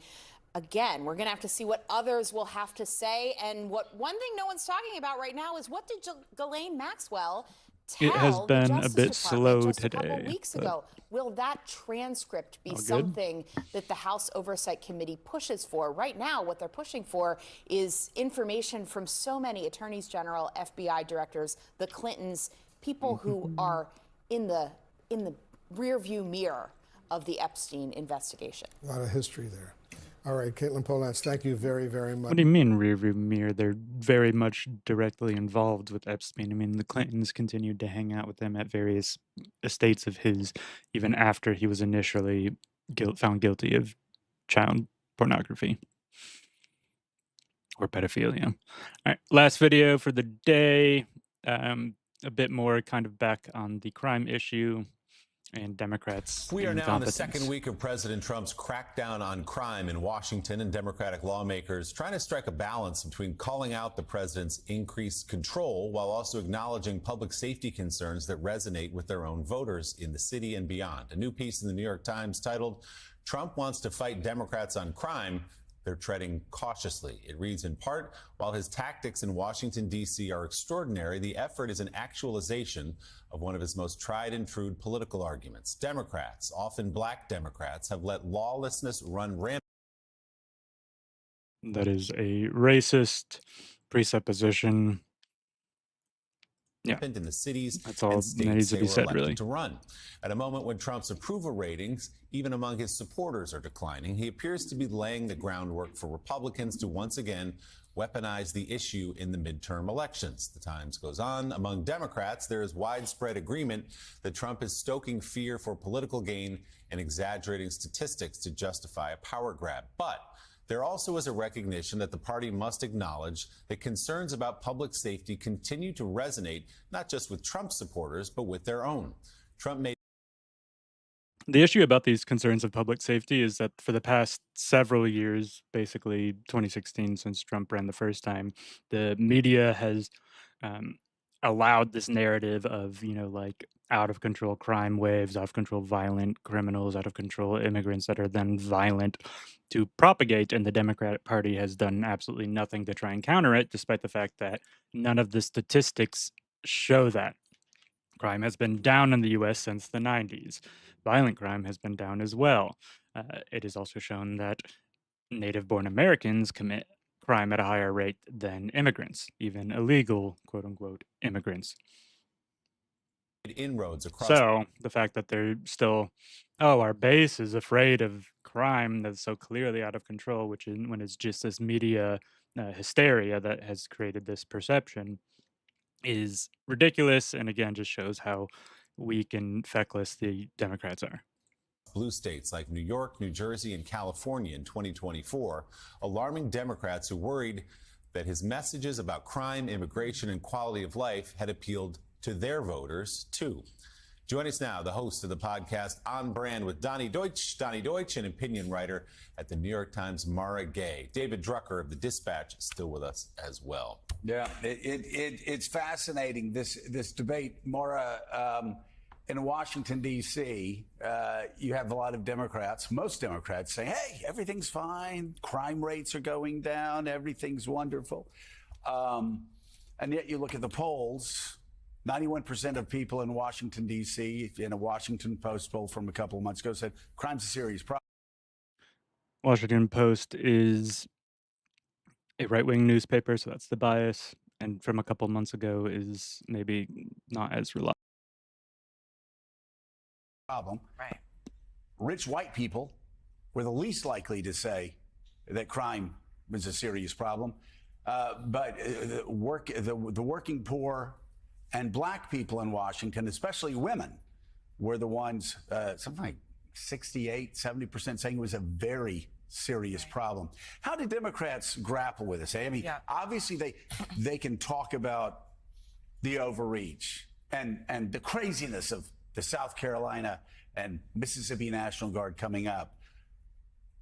But what do they say on the positive side to let those voters in Washington know and across the country know, hey, we're with you on crime. We know you're uncomfortable walking down your street. I don't think we should be surprised that Donald Trump, who has I think, again, it needs to be stated that there's a difference between feeling unsafe, which can just be from paranoia or feeling of general um, unsafe society, which comes from the media, which, as we have already mentioned, has been pushing this narrative that is objectively false. And, actually being witness or the victim of crime or potential victim of crime. Whatever else we may say about him, incredible political instincts, has seized on an issue that has really flummoxed cities across the country. It's not just Washington, D.C. This, of course, crime did spike during the pandemic in cities across the country. And even though it's come down significantly, including in Washington, D.C., And again, it's proven over and over again that the ways to reduce crime are stuff like housing support, healthcare support, so people aren't in terrible straits that they need to resort to crime to live. there is just an overall sentiment that Democrats need to do a better job of proving that they can govern in cities and states across the country. And a lot of the concerns about public safety, some of them are about crime, but actually when you dig into that data, and certainly that's been the case here in New York, a lot of it is also about quality of life. It's about street homelessness. It's about the idea that sometimes it's harder to get places, or the trash isn't getting picked up in the right way. And so it's kind of an atmosphere of disorder, which isn't necessarily indicative of crime. And so Trump is seizing on that, and that sentiment is real, but that doesn't mean that his response is what those voters want. I mean, that is such a great insight, and it's something Democratic politicians need to understand. I remember a couple years after COVID, crime stats going down in New York City. Somebody who worked for me said, I feel uncomfortable walking to 30 Rock because of the crime. And I'm thinking, what? And I said, tell me, what specifically do you see? And then, she would talk about people coming up to her, screaming, yelling, whatever. Basically, she was talking about homeless people, obviously suffering from mental illness. And as Maura said, not necessarily crime, but just the feeling that things are out of control. Yeah. Trump's clever. He takes an issue like this one, crime, because who doesn't want to be more safe? And he kind of owns it. Now, what do the Democrats do in this instance? They can sit there and they can whine and they can say, well, it's an overreach. Oh, he's going to come to every city. Or they can have their own solution. And an interesting solution would be, okay, well, Trump's solution is he's going to send in the National Guard. Our solution is we're going to beef up the police forces in each of these cities. That would be a very refreshing thing for the Democrats. What did Bill Clinton do? 100,000 cops on the street. How hard is it to say the opposite of defund the police? 5,000 cops in D.C. Let's pass the bill right now. Get 5,000 more cops on the streets in D.C. and Because it's never proven that more cops actually helps any of these situations, especially since they just go into a broken prison system, which doesn't help them not become needing to resort to crime once they are actually released. put them where they're needed, where the crime is the highest, where people in Washington, D.C. are scared to send their kids to school. The answer is you need answers. You can't just point to Trump and say, oh, this is an overreach, because people do feel safer. I've talked to people in Washington. Anecdotal. Again, stupid fucking morons. And they're very happy to see guys with boots on the ground there. They're not unhappy about it. They don't feel safe. And what? Everybody wants to feel safe. Again, this is MSNBC, which is supposed to be the liberal outlet, which is insane because these guys are supporting the conservative, fascist, authoritarian administration, essentially, with this defense. The answer is have an answer. More cops. This reminds me, Willie, of during the campaign. It's an answer, sure, but is it a good one? No. And I did it too. It's talking about how great America's economy was, and you just stat after stat after stat after stat about how much more economically powerful we were than the rest of the world. The zenith of power, really, by comparison, for over the last 30, 40 years. And yet, after the election, you look, people are like, we're falling further behind. So that's why when Democrats and leaders in Washington are saying Washington's safer now than it was 3 years ago. Read Maureen Dowd's column this past week. Her sister's car is stolen. She calls the cops. Yeah, we can't do anything about it. Her sister's car is found. Cops say, we can't do anything about it. Like, people don't feel safe and secure. Well, yeah, that's the thing. Also, the cops just aren't doing their goddamn jobs. I don't see how having more of them sitting around being lazy pieces of shit was going to help anything. And as Maureen said, Just in costs Washington, more money. D.C., the murder rate in Washington's gone down, but it's still about the same level that it was in New York City in the 90s. It's different cities. Who gives a shit? People don't live statistics. Like, Right. all that data is good and it's true and it's real, but they feel something. Most recently in New York City, when there were all those. Who the fuck cares about people's feelings? Let's deal with fucking reality, not the general fucking feelings of any goddamn white person who happens to walk the streets of DC. Incidents more on the subway, and they were isolated incidents, but one was too many if somebody's getting pushed in front of a train or mugged or screamed at. And so when Governor Hochul sent members of the National Guard, she did this too, by the way, into the subway stations, I can tell you, moms on the Upper West Side with their strollers liked seeing the guy in camouflage on the platform. It's a little different, though, when New York City taxpayers who are being policed by those individuals got a chance to vote Here for to whatever governor. gets Yeah. fucking drunk And so, wine moms off this is when they're very home alone with their different, kids all and day. I don't believe, and we've seen mass protests live out from their Washington, D.C. for military a variety fetish of reasons, and one of those as they reasons take the because subway. they don't want shock troops by Donald Trump sent into Do their they? city. Is that us? That's Tired That's of the these big fucking question. perverts running our Is that country. us talking, or do they want that? I mean, I think if it'd be interesting to go on the subway in Washington and stop somebody and say, "Are you okay with this?" So one of the Democrats' problem is we sit in our ivory tower and we have these intellectual arguments where, in the most simplistic way, do people want more law enforcement people, no matter what they look like? And that's exactly what they're doing here, and he's defending it on the idea that he might know someone who says they're safer with military occupying our capital. It's disgusting. I wonder who is the Democrat that can step forward and say, we want more of a police It presence. is The incredibly National Guard hypocritical. Sorry, in the my mic cut out.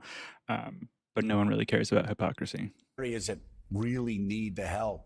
Maybe something that's possible. Let's forge a partnership between the federal government and leaders of Washington, D.C. Who is the Democrat that can step forward and do that? You know, I'm not sure that any Democrat who is elected to serve its constituents is going to feel comfortable with a state or federal takeover of its own police force unless there's an extraordinary Any Democrat who does support this is a traitor.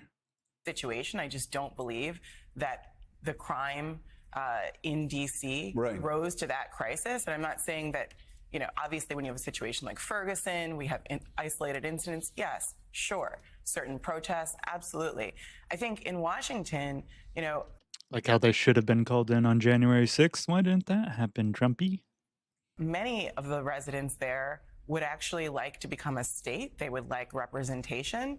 And separate from that, Yeah, you know, actually make our democracy be a representative democracy for everyone, not just people who live in official states, but, you know, our territories or the district. it's perfectly acceptable, as you said a moment ago, to say, let's hire more police officers and let's train them better and let's put them where they are needed most. But that is not the support that Donald Trump is offering, and I don't believe it comes in good faith.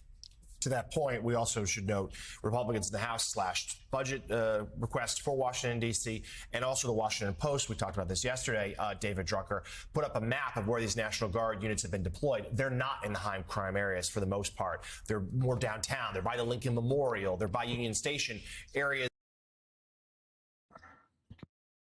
They are protecting the White House, because Trump is afraid he's pissed off too much of his base and he knows that they will do an insurrection. Is that where they're going to be part of photo ops, but less in terms of impacting people's lives. That said, I've talked to some in the White House who are very pleased with how this has gone so far. So Republicans that you talk to, those in the administration, those on Capitol Hill, do they think that this is something, as President Trump has suggested, would be something they could replicate in other big cities across the country? Well, look, their ability to replicate this outside of Washington is constitutionally questionable. But that aside, I think this is a debate they're happy to have. Not questionable, it's just not allowed. This is barely allowed.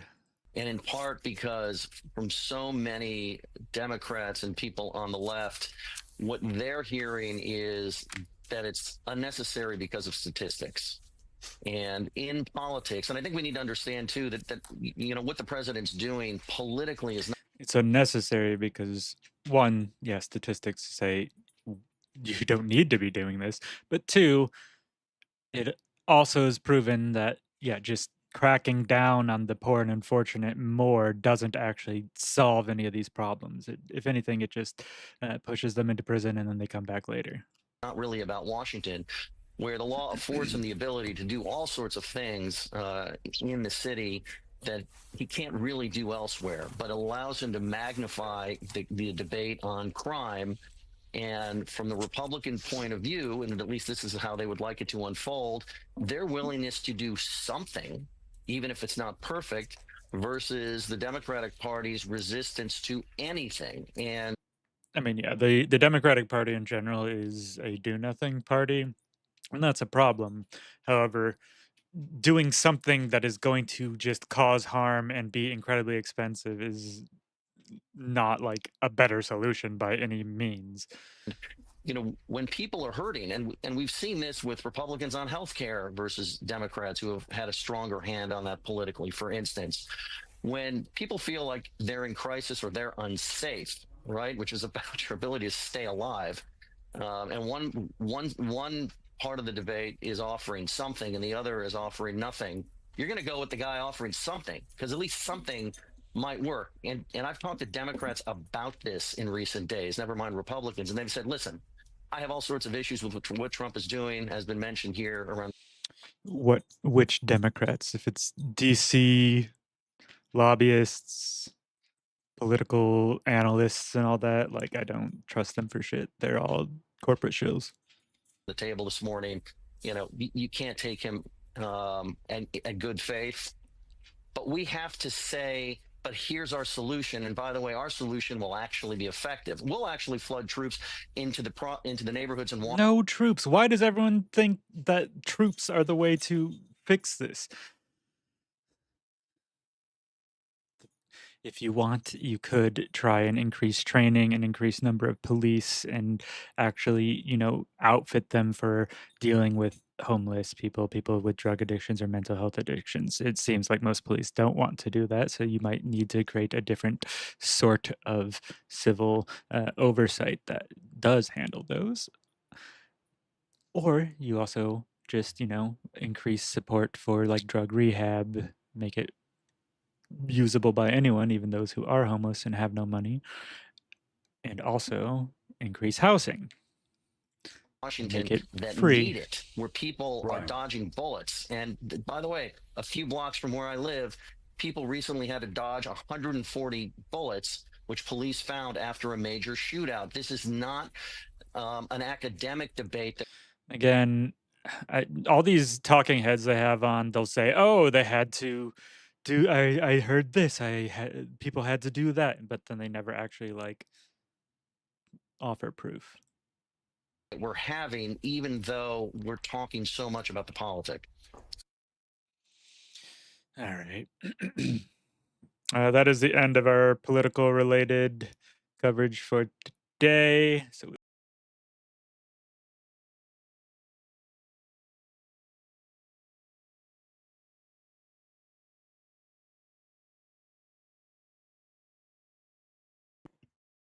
hello. Okay, yeah. So we are going to be moving to games. probably going to be playing more Crusader Kings unless there is a request for something else. These are other games that would probably be good for stream, but I do have others. I guess we could throw like Battlefront.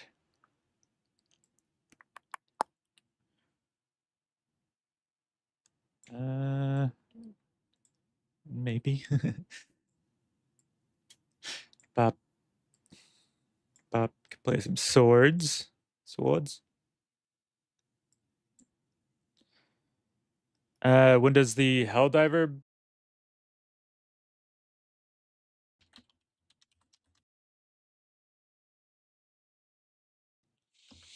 That is when it comes out. Oh, there was also the newest DLC for Age of Wonders 4 came out. Where is my icon for it? Oh, I already.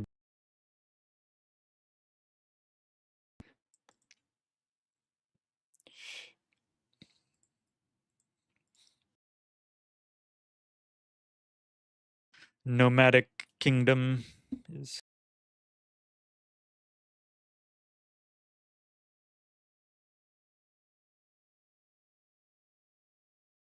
Hello. Okay. All right. Yeah, we'll do Crusader Kings. Wah. Wah. Change the stream title.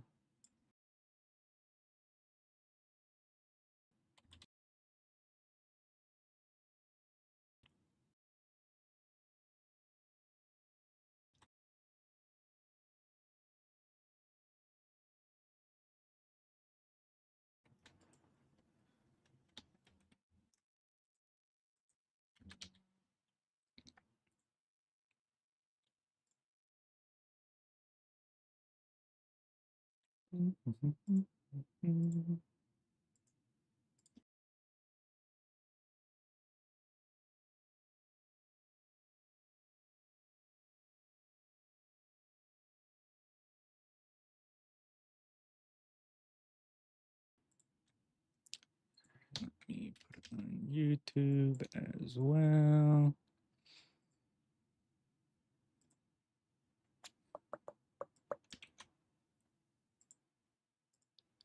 Okay.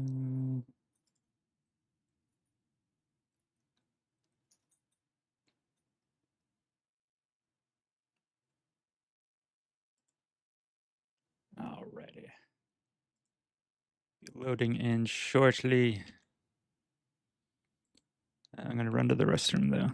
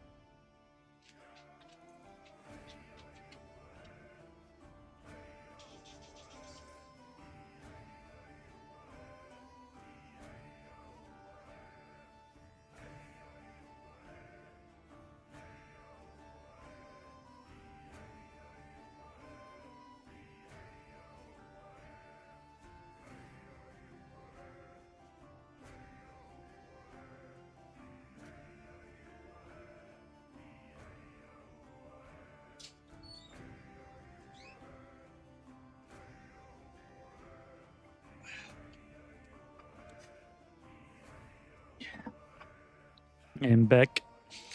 Gotta hit resumes.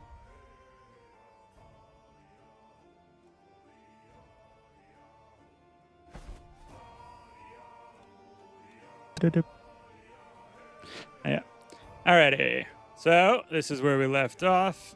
We had just finished bringing a lot of this land in the mountains over here under our sway.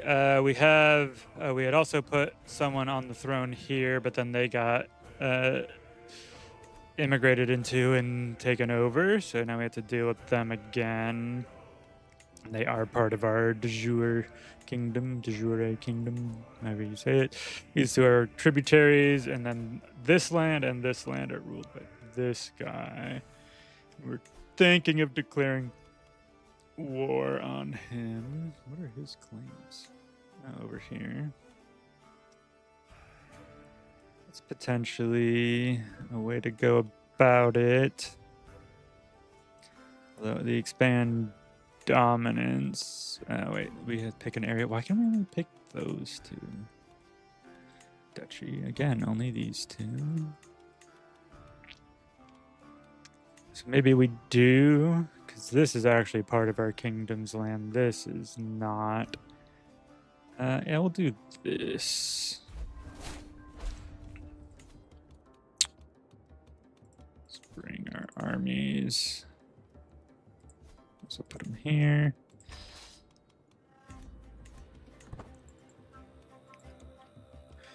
Hopefully they don't summon over here and then start raiding. I think they'll stay by their capital, but who knows? Yeah, we were converting people. Should maybe actually have some. They're pretty good as well, though. I want them for their fertility. Sorry, gang.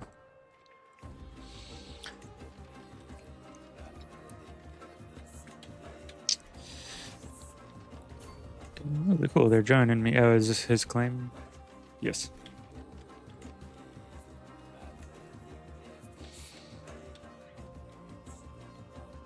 Okay, they did spawn over here, so let's call our ally just so they can maybe distract them over there a bit.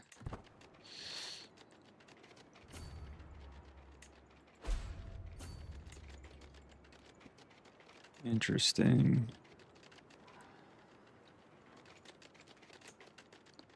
Are they just gonna sit in the mountains there? No, they're moving. See if we can catch them here, because this would be in the mountains where we would have a massive disadvantage. Yeah, we should be able to grab them here. Wipe up this army, and then yeah, this is nothing. Yeah, looking real good for us. Don't even need these. Probably don't need to call my ally in, actually. Oh well. Just like everyone to have a role, be able to contribute.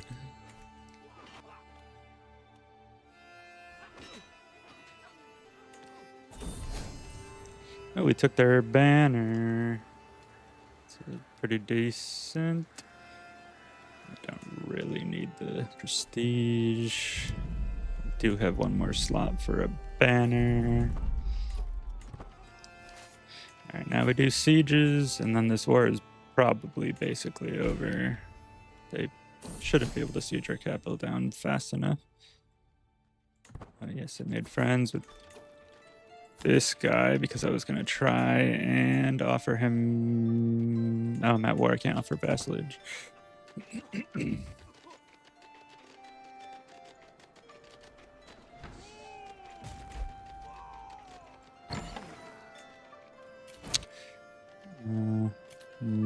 I'm not looking to inspire or sponsor stuff. I don't get that much money. No, my bird died! Wait, or it could die?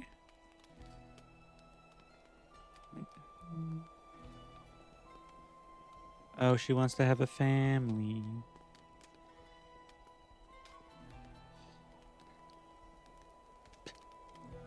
Okay.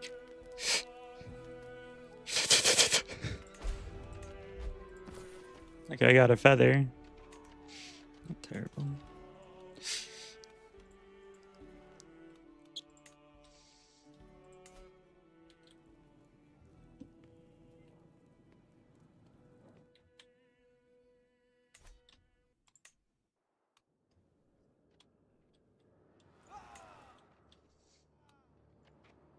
Oh, there, maybe on a regroup. I think this is like my 4th son.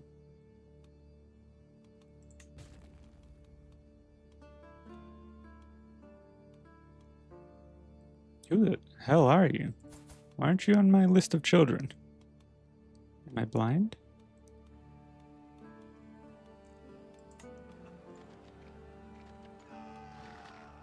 I mean, he kind of sucks. So that's fine. Ideally, he needs a martially trained.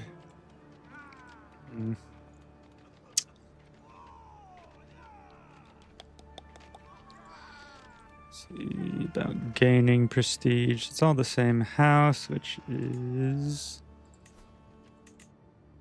up here. I mean, potentially getting some alliances up on the other side of Quocho is a good idea. None of them are very well educated or anything yet. I'm gonna take my bets on this one. I'll do that after this war. I'll at least even have more power, and then it should make it easier to get tributaries.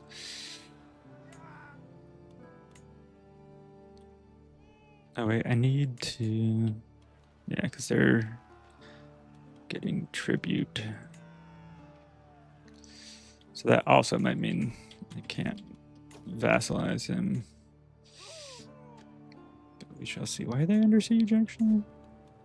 Defending, I guess. Oh.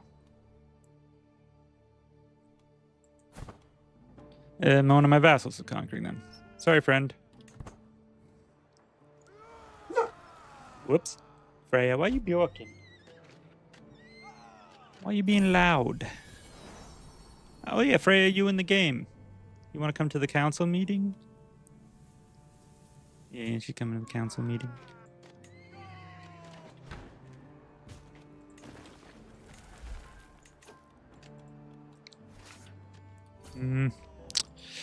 Probably prudent to go stop this siege. Especially with our allies sitting around doing nothing at the moment. Yeah.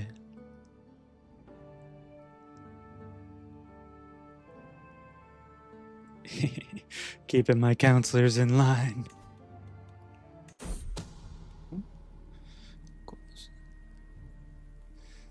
Stop trying to murder my... Put him in jail. And just get a weak hook. What are these sorted by have to do? I have a better one for general now anyway.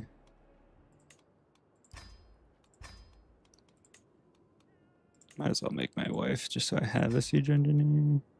Fortify lands. Sure. And we had someone with the organizer trait that will make us move faster. How stressed am I? Not stressed at all.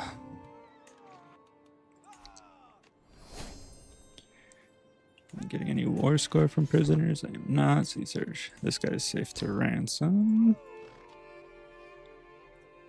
Do I have another? Oh, this is the ally I just made. Yeah, okay. No, you don't need to come help. Yeah.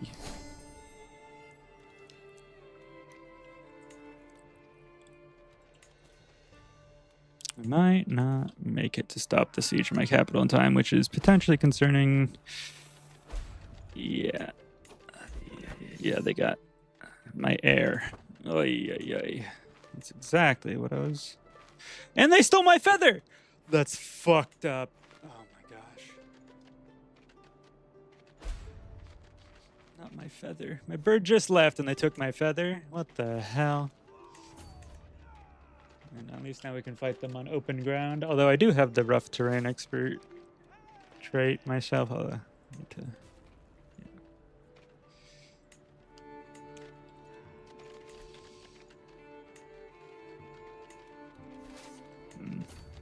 As long as we can catch them, which I think we'll be able to catch this last group. Yeah. We can de-siege the capital. See where they actually come back into the conflict again.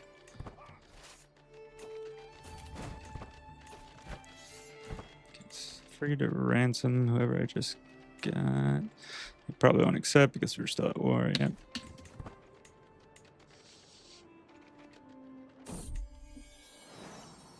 Actually, do I not? I don't think I like my heir that much. Yeah, he's just an adequate bargainer.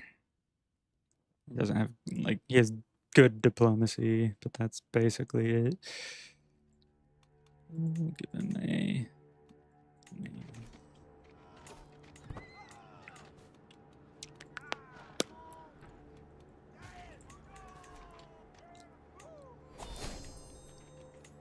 Let's see. Yeah, we were on this tree. Let's keep this up. Did I make all the accolades I could? Yeah, I did.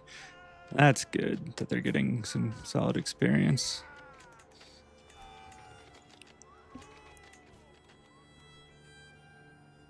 I hate doing hostages. I mean, I'll demand them from people, but I never want to give away someone in my family as a hostage or anything. Maybe I should actually do that more. Well, maybe not with, like, sons, maybe daughters. Jeez, yeah, they captured 3 of my kids. That's insane.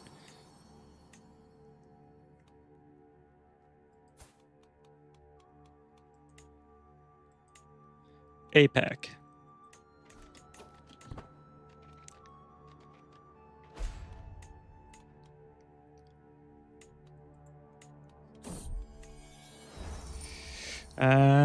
My daughter. Oh, I also have to make sure I'm actually trying to educate my wards and stuff. Yeah, okay. Yeah, you can ride this horse, kid. Hey, she did it. Yeah, because you are Marshall. This is the son I probably want to become my heir. So this one kind of sucks. This one is the one that got oh, no, this one. Wait. This is the one that got captured. He's my... I thought he was my second in line. Oh, he lost a leg. Kid, what are you doing? Yeah, it would be him or Saru. So, yeah. Good stuff. That would allow me to do hostile faith attacks on pretty much everyone up here. Which would be real nice. I guess eventually, yeah, we might want to go into the Mesopotamian area.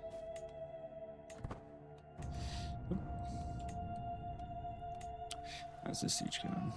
We'll speed it up. Hey, now he's wrathful. Now we slow it down, actually.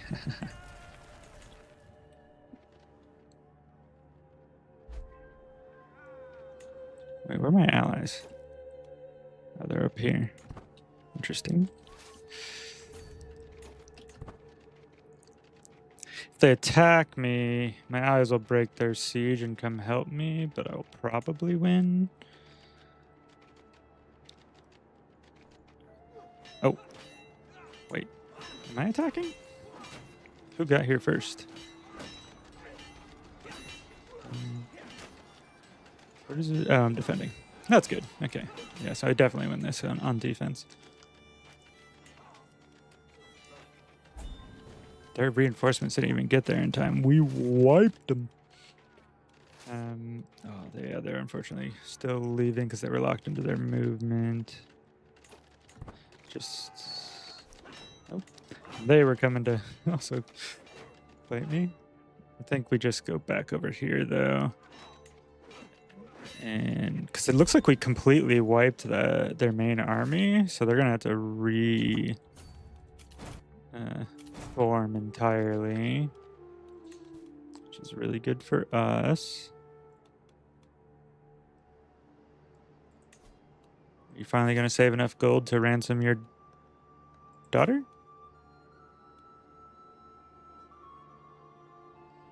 Son? Craven, content, and vengeful. If I release him, he's gonna be angry. We'll see if I can get a little bit more gold out of him. But the last time he got close to 100 for the full ransom, he spent it on something. My daughter wrote a poem about mourning. Probably because her siblings got captured. Oh, they are forming over here. What is my expected court grandeur? Oh yeah, it's pretty low actually, so we're real good.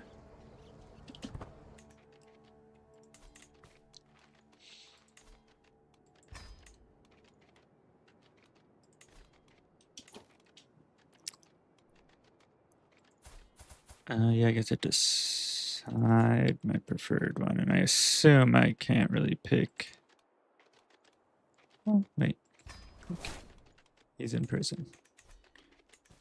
I can pick him. That's good to know. Oh yeah, we're gonna hit them right as they're just starting to finish mustering. Ooh, brutal. Ooh, a plague is nearby. Show me plagues. Ooh. Chemic spoils. Okay, let's... There's my physician. Make sure you're on control. Plagues. And pray.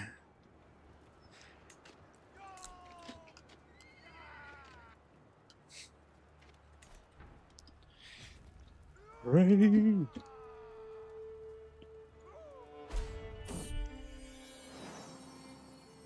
Child of my dynasty. Who's this? My son's wife. Okay. Oh, good trait. I assume. Oh, hell yeah, he got the money. Here, you get your kid back. Congrats.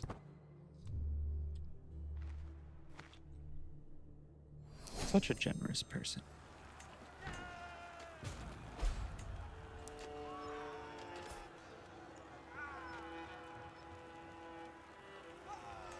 Oh, I might also have positive piety. Piety? Piety.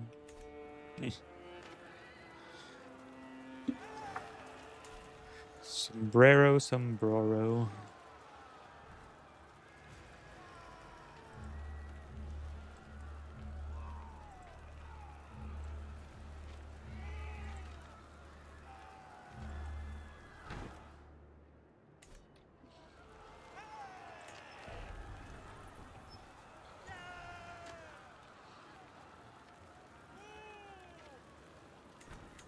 I'll assault it soon.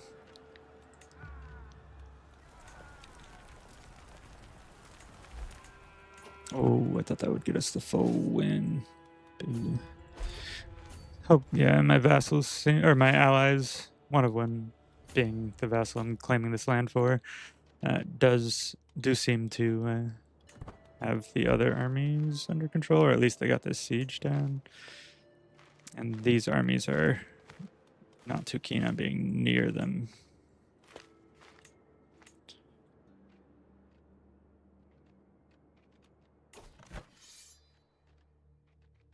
This every month from now on.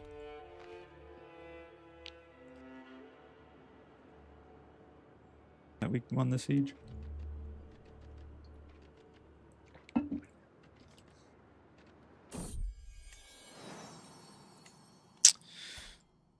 My grandson, who's just normal. Gergen.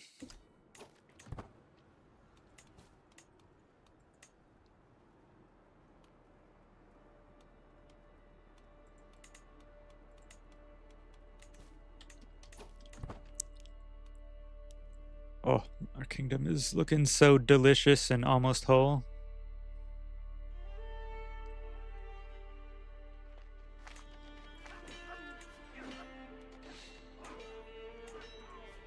should be a nothing battle. Do we just have to siege down the rest of their holdings? Maybe. Oh, they have allies and stuff out here too. I guess that is where those armies came from. Ooh. Amazonian daughter or granddaughter.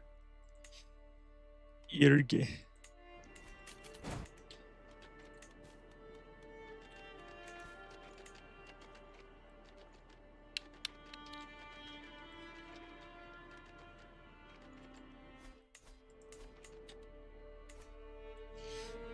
Quick check. Oh, whoa, okay. The Khazars made the Byzantine Empire their tributary, which is wild.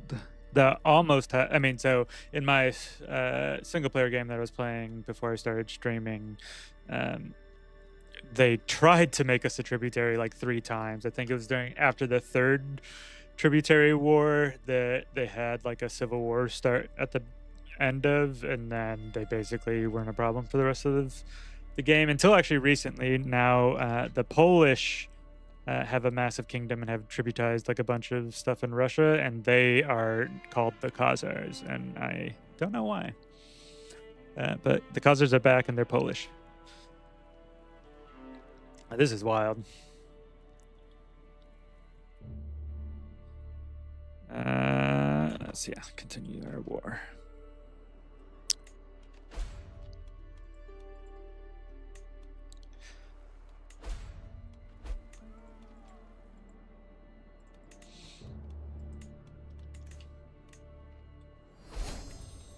Pangs of sadness. Damn, my daughter is like hella depressed. Girl, you okay? Wanna be friends?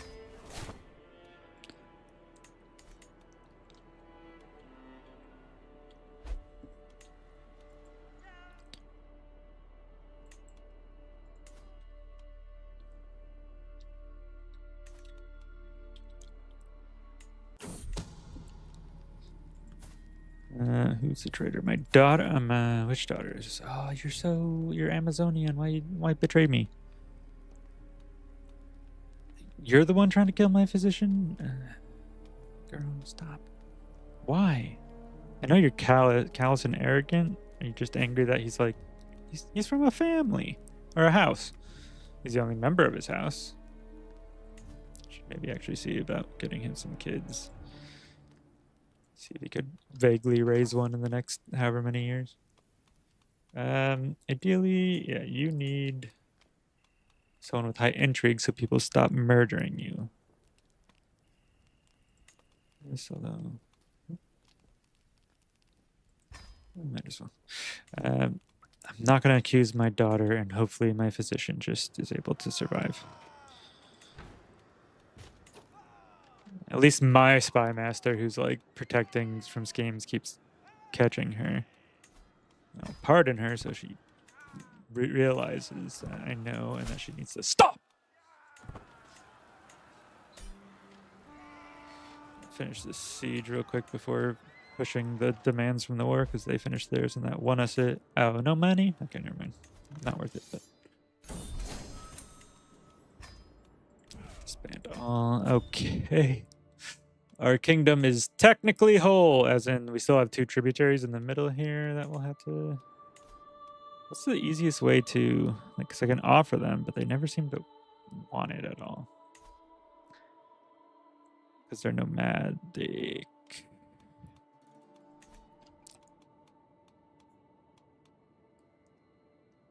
What is it making them obedient? One opinion...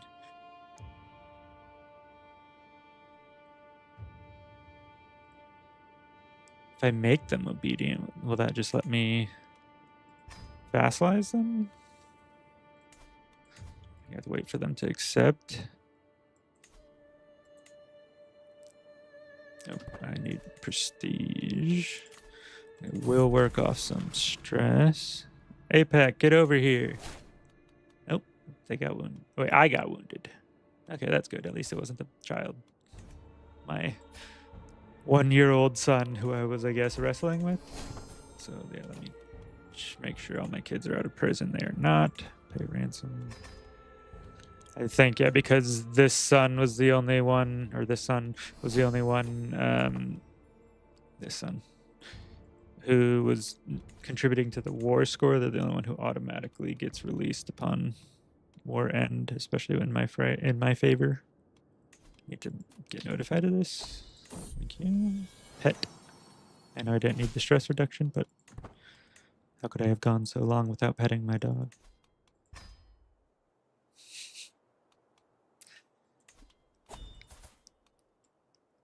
Okay, yeah, he will accept vassalage now that he's obedient. So we just need some prestige, and we can get this as well. Maybe we do a quick hunt before. Also, again, I want to go on Hajj.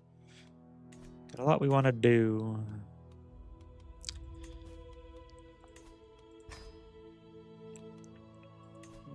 I'll take the one less gold. I don't like hostages, especially not for exchange. Troll. Where's my seneschal, essentially? Manage. That's good. How's that plague? Oof. Not great. Let's see. They full extent. Okay. I mean, that's not actually terrible. It seems like it just kind of like spread as a clump. It didn't expand and go crazy. Wait, why is this so chaotic still? Oh, because 3 of my members oppose. How do I mean, it's probably these 3. You're easiest to sway.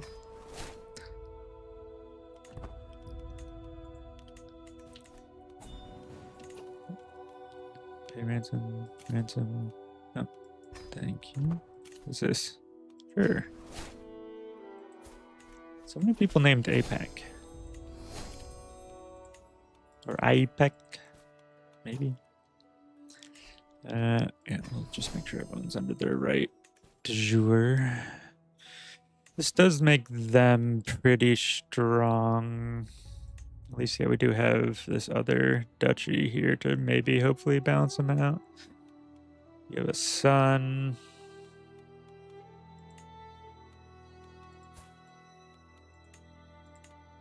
Oh, he's already betrothed.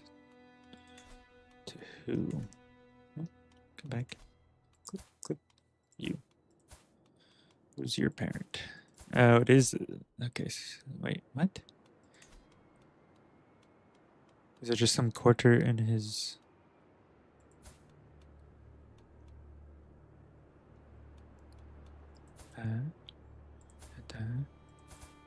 Okay, yeah. But the cruelty.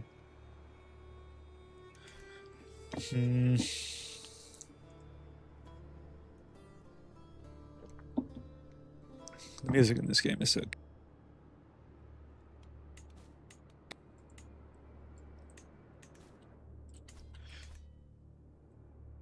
We'll figure it out. I mean, so let's go on pilgrimage first, actually, and see if we just get enough prestige to vassalize this last guy while we're out going to Mecca. Let's customize the route and see what all site here, specifically to our faith, so that's good to also hit. Bow. Okay, that one was already locked in. Like hitting Baghdad and stuff before we get there is probably a great idea.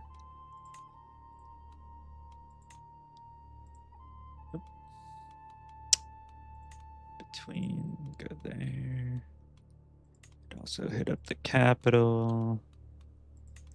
And yeah, make sure that you hit that temple. Medina should be hit.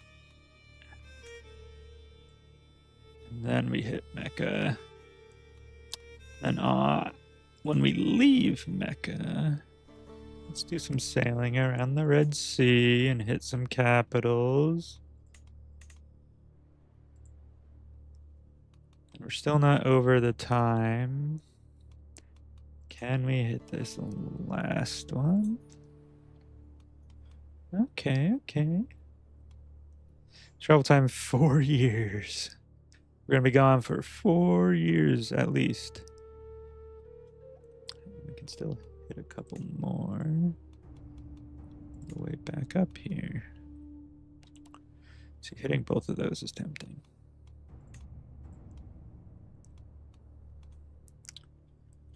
Okay. Yeah, that seems solid. Ba-ba-ba-ba. Da-da-da-da, down through the Middle East to Mecca, and then up through the oceans. We're definitely going to want experienced captains. And then looks like hills and desert danger. Surprisingly, not much here. We might just need, yeah, more guards. Yeah, that seems to deal with it. I can't up fidelity yet. That's just a little too much money. Yeah, it's fine. I can pilgrimage again. The Hajj.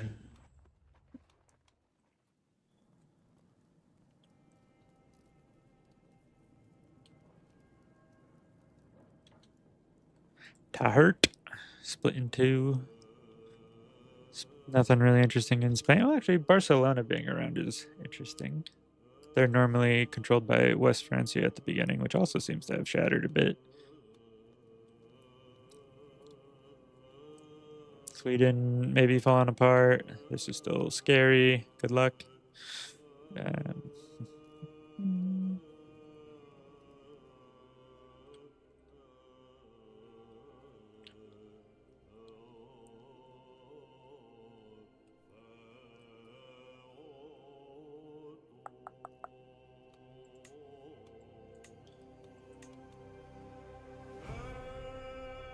Yeah, I think we try and at least take the whole kingdom of Quotro. They can keep these lands down here for the time being, because yeah, they're not part of Tartaria. And then we focus on Kipchak next, so keeping either our allies, which used to be this clan, they're at least still kind of friendly, and keeping them from uniting. Cool. All right, let's speed up our pilgrimage.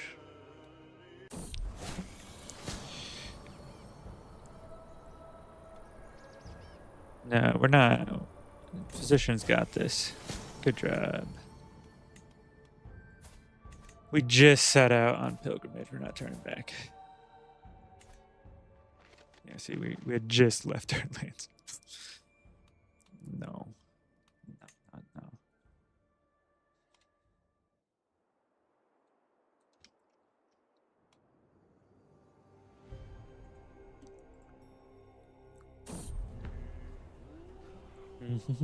Muslim architecture.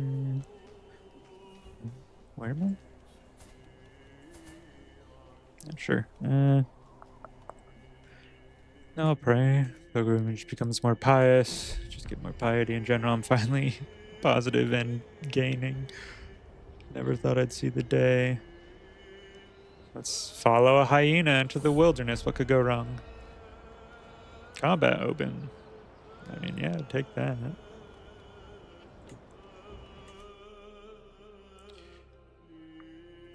We do have wars planned.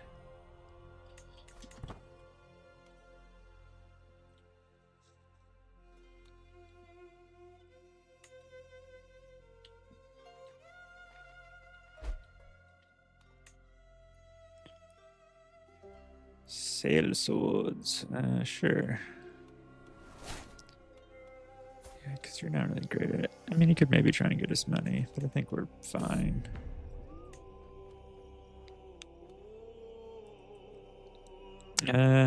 Dedicated pilgrim will probably allow me to, yeah, pretty easily secure my faith for the foreseeable future, at least. I'm not like going super hard on it, but What is this?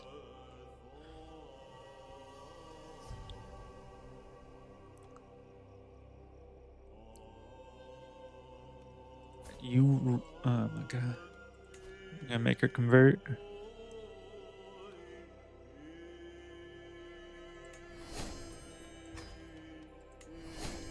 Yeah, look at that. Now what?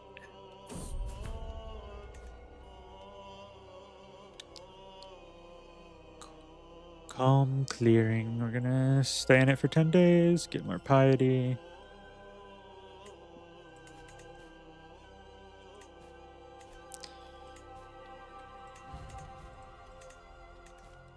I should make sure. Yeah, because you were my military guy. Why doesn't it show me the control?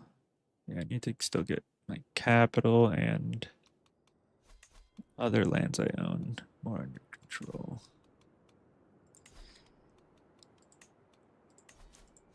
That's what my courtiers and stuff will be working on while I go to Mecca.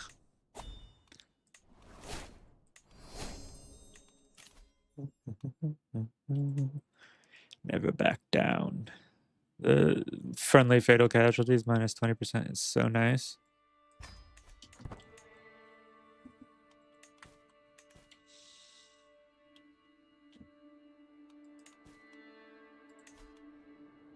I still don't have someone's or 3 people's approval.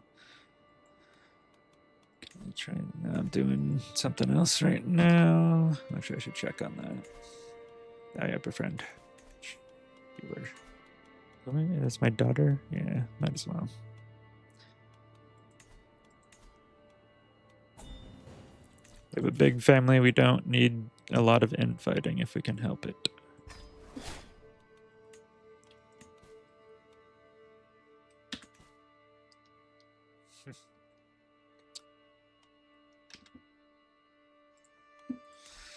Let's see.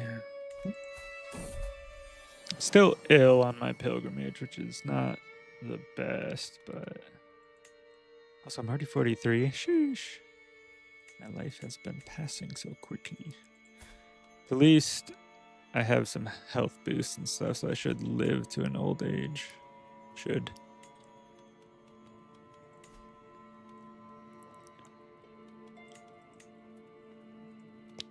Gurutai.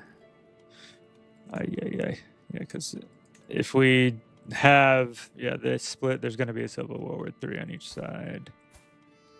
I mean, I definitely have the most troops, so whoever I pick as my heir, I believe, will have control of those after I die, but I haven't played no bets yet, so who knows? Yeah, he needs to like me more. Yeah. Oh, yeah, convert. Do that. You'll like me more. What about you?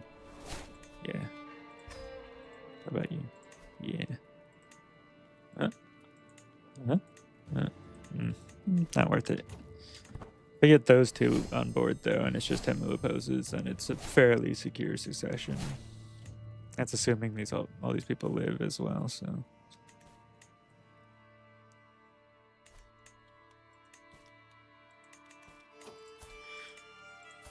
Forgot to check this. Ooh, yeah, a lot of people need words. Oh, wait, you're frail. You're not going to be... I guess you're going to be intrigue. Yeah, you. Although you need to convert. Oops. There you go. Ismail. Ismail is frail. That's how I was going to remember that.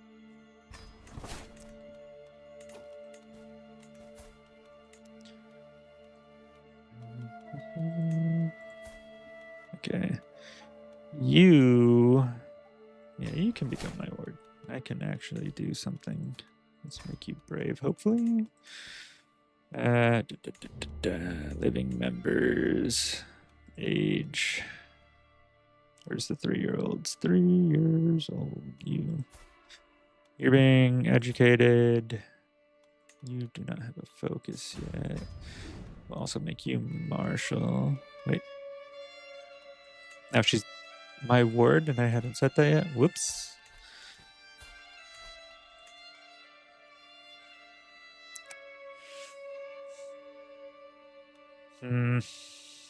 Okay, I think everyone who's of age is education.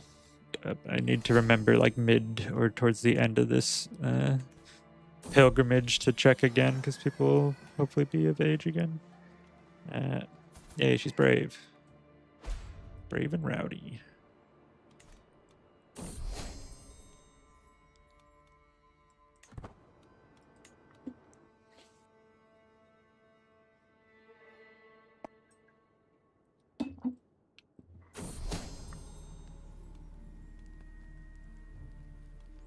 My vassal is trying to kill my physician. I'll expose them. Because one, I want to protect my physician, and two, this gives me leverage over them. Because less people like them.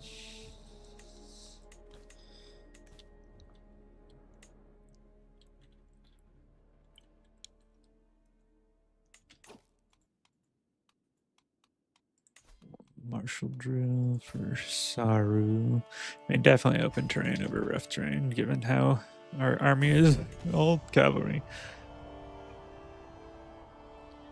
Good stuff.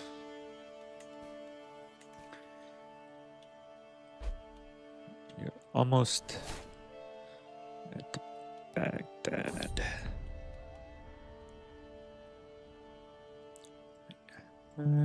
Crossing the drylands. Vagabonds. Oh, they're charging me because we're of different faith and we're hostile.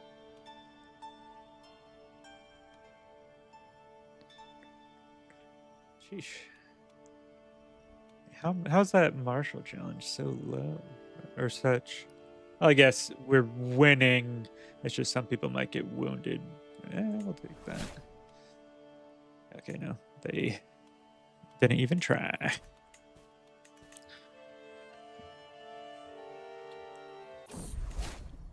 Hey, I'm no longer sick.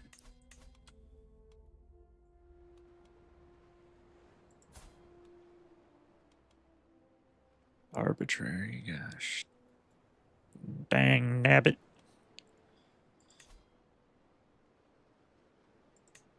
What?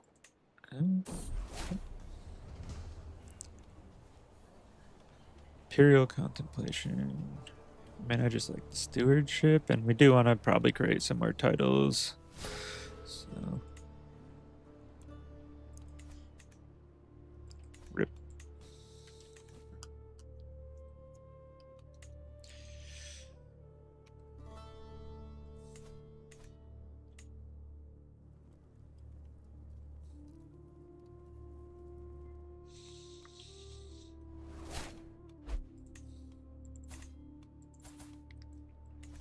So to the battle site. Hey, you get the traveler trait. This one's nice because it eventually gives you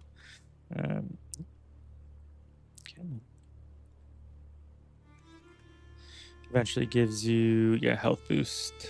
So just a tiny one on that one, and yeah, still nice.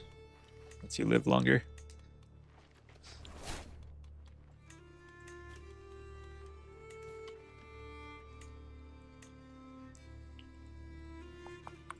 Yeah, Bossed's strong, which is good because Khazars are scary.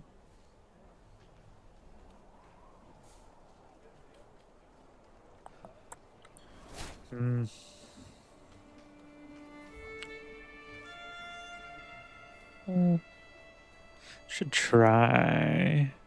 Introduce my caravan master. Delayed. Contemplation or existential dread. Existential dread will probably suck, but I think it's worth it. Whoops. Now I got that dread. And I made a friend.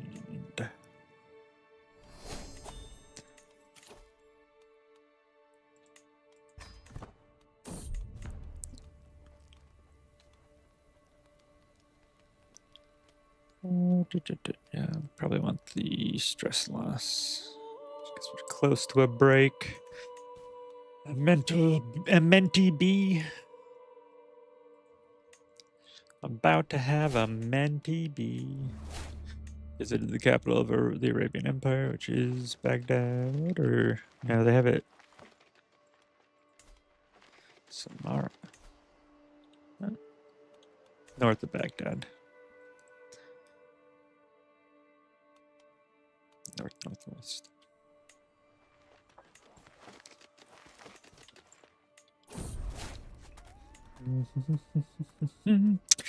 Philosopher culture maybe help when we actually want to maybe increase the development of our land.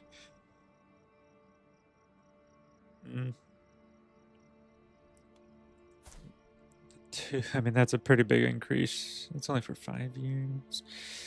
We'll do the long game. Maybe we'll become philosophers. Up in our mountain. I do really like where this kingdom starts off as. We got the mountain range here, which is a nice border for us. And then we got some rough terrain and stuff here, which is also a nice border for us. And as we extend out, we can still keep this southern mountain range. I do not have enough stewardship to try and bring this back home. I'll just take the stress loss. I'm not going to benefit these people. This isn't my land, and it's probably not going to be for a long, long time, if ever.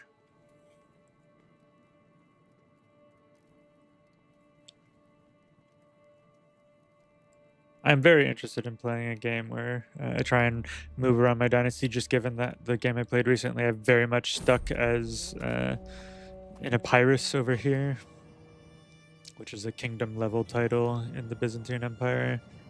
I've extended it so it still includes part of Italy, some land, like half of Bulgaria, some land up here, the island of Crete. I used to have Cyprus as well, although I lost that recently, I believe.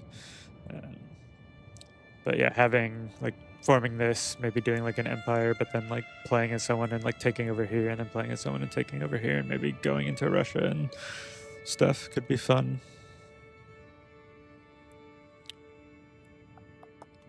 And we'll travel with camel merchants. It's just nice to have the extra safety. My vassal, who I have an alliance with, is attacking these people way over here. Yeah, I mean, we're going to accept because we don't want to break that, but we're staying on our pilgrimage, so it's whoever didn't join us that's going to be there to help.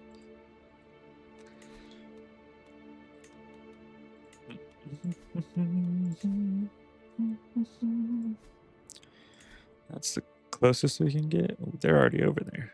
We gotta catch up. Catsup. Wait, I just lost an alliance. Don't tell me this is this guy who just called me.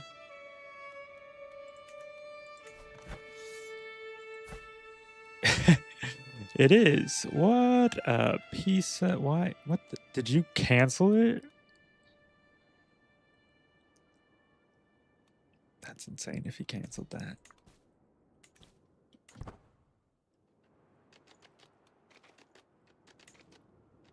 What just happened?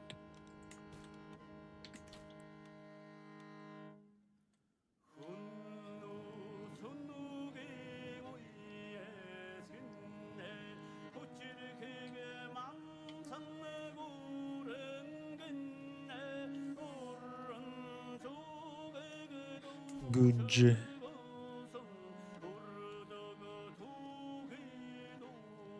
Why are so many people gay in this game? Gay.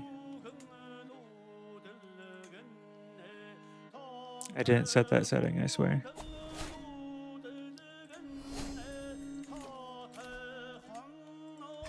Better physician always. I love going that 3 perk route on the learning tree. Anatomical studies, your physician's better. Washing your hands stops plagues and contracting illnesses for your characters and people in your court. And then Iron Constitution, which is both a fertility and a disease resistance massive boost, which is, when you look at your health, you have all these bonuses. Some of them will say only countering penalties, which means that only when you actually have a negative thing is it impacting, or is it benefiting and covering for those penalties. Almost at Mecca. Another son who... Oh, this is Saru. Ooh, yeah, he turned out real well.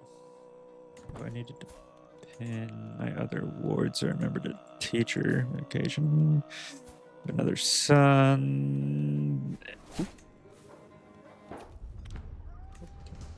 I'll get to that in a second. It will be paused. I wanted to...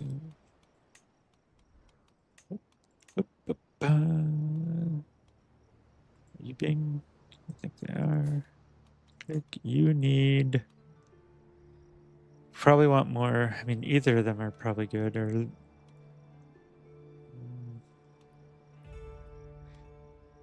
we'll go stewardship. I do kind of like the idea of keeping our land and mostly doing like extensions, and like not spreading our family out there and trying to keep us in this area, and we develop it. So I'll choose stewardship. Not I. It's because you're on pilgrimage. Traveling in an army. Oh, my daughter can do it. APEC. Good. I think there was one other child of my dynasty.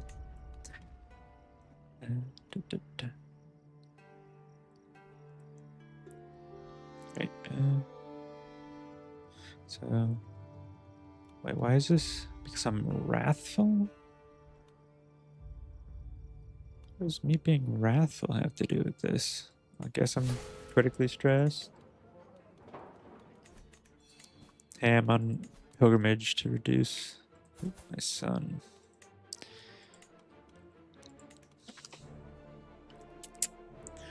I mean, someone with high stewardship would be nice, so he can hold a bunch of land that he is probably going to conquer.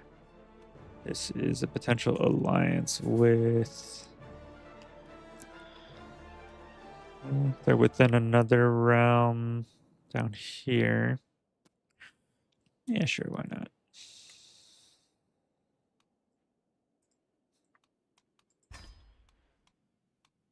Oh wait, he's in a war, defensive war.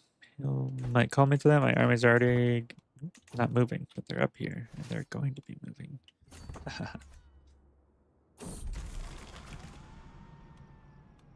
No. I have athletic. Why don't you let me go for a run? What is irritable? Oh, I lose Marshall. Get prowess. I don't want to lose Marshall though. Risk it. We're on a pilgrimage. We'll probably lose the stress. Probably. Oh, ayo.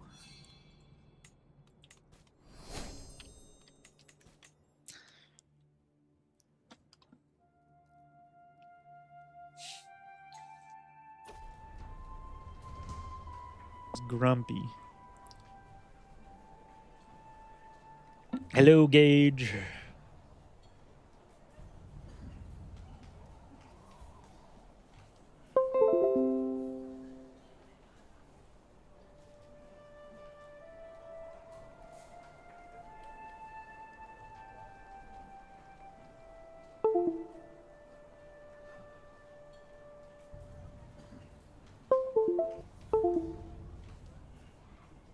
Hello.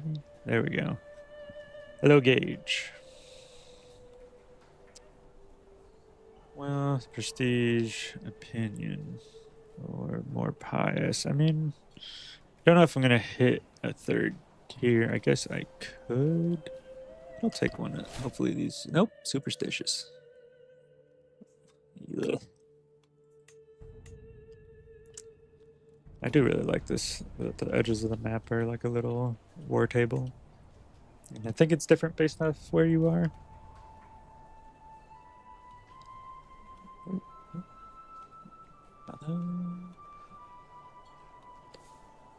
Why? There we go. Ooh, that's cool.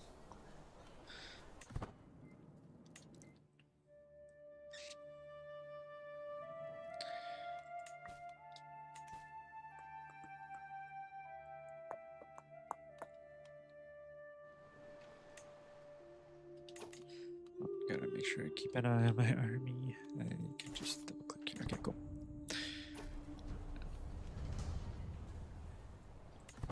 More pious.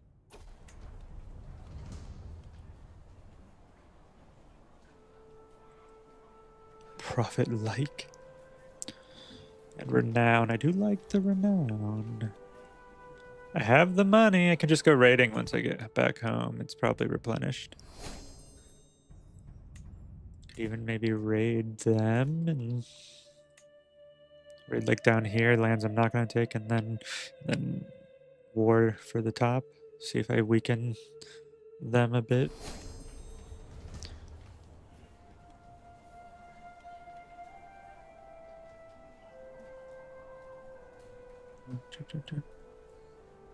Cut my hair. I'm gonna go bald. Oh, or not. Let me be bald. There we go. Shit, I had to accept. No hair. There we go. Now I am bald.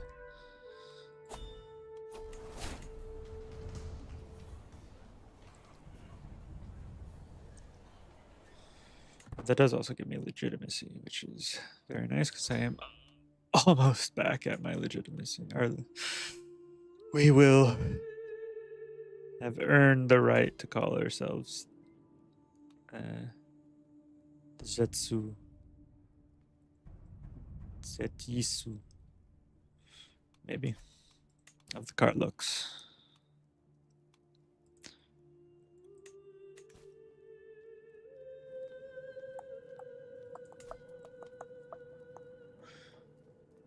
Kazaria. What is the de jure then? Okay.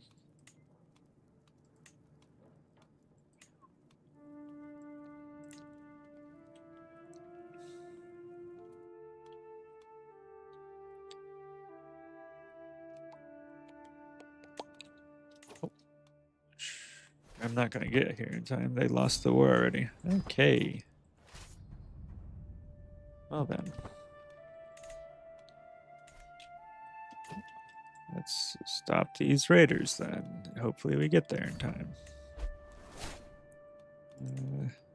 Yeah, my organizer is unfortunately with me on pilgrimage.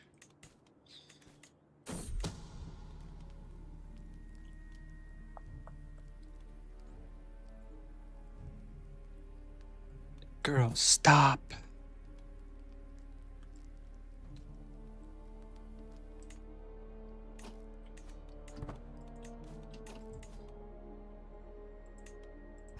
Get in prison.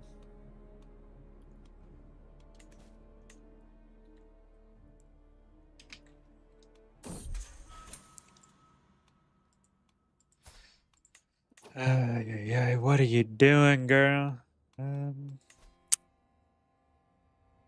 Please, you can banish her. Might be what we have to do. So she stops.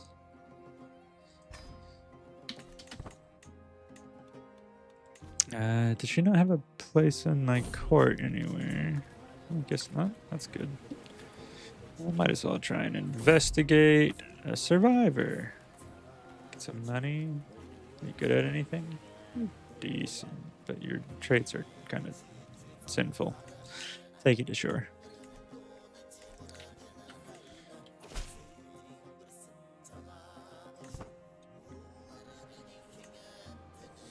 Daughter has been banished. Yeah, we jumped up on our faith tiers. We're getting close to exalted. The founding of the Karluk Kingdom. Oh, I can actually probably vassalize this last tributary now. Do I? Yeah, I need the stress loss still. Yeah, we'll stay here for a while.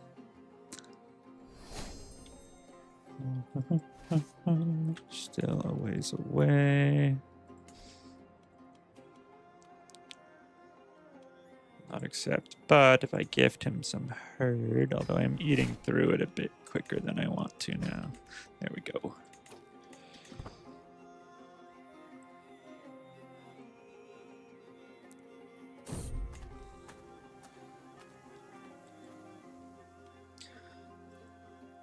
Yemeni. Yeah, we'll give them some food. Keep our piety up. Maybe we can do some faith stuff.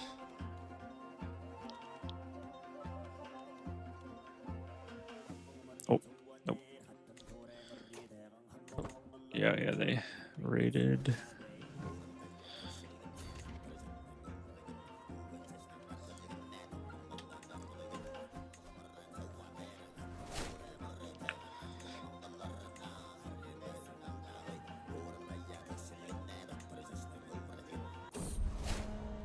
Hey, I got a nickname, The Brave. Guess it's one of my 2 traits. A new grandson.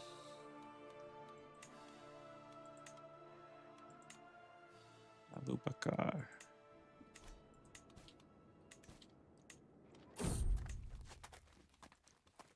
Cultivated.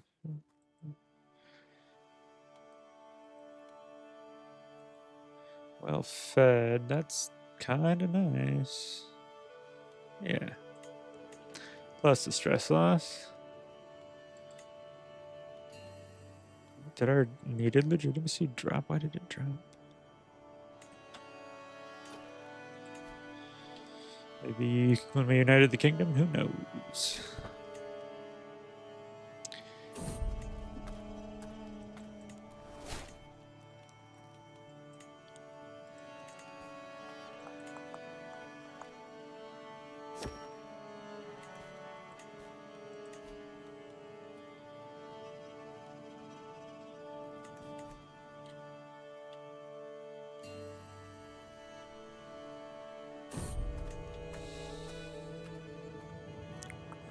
Oh. He's really good. I mean, not really good. He's pretty solid. He would be a good knight. I forget what ours are called. Bagatur.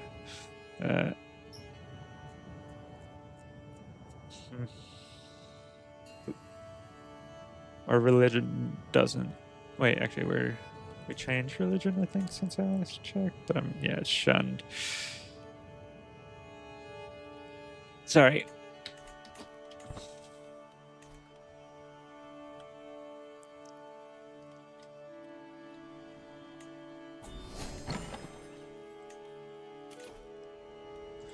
Book inspiration. What do you want to write about? Your craft. How much does it cost? 61, that's like all money. Nah.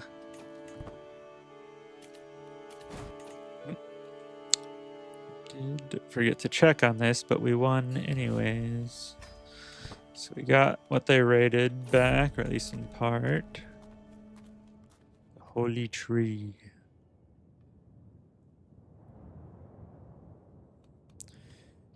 Try and investigate and get a very low chance to get the Wise Man trait, which is sometimes fun. Cultural acceptance. Alright, attack these people here by burning their tree and get some faith. Sure.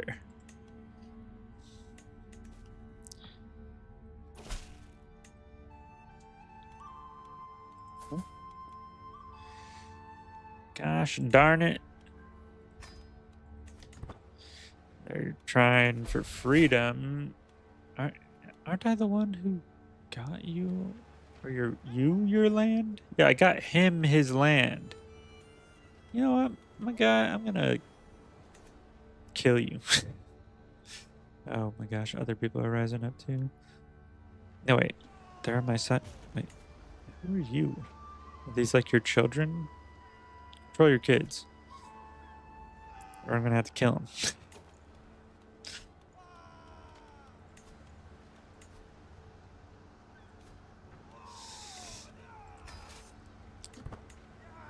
Might trick them into stopping siege to come attack me? Nah. Attack. We have rough terrain expert, even though this is gonna not be great for our men-at-arms, although they probably also, yeah, have only calves, so it'll be equally bad in these mountains. We have the numbers, so. One more martial perk. Let's go this side. This is what I really want.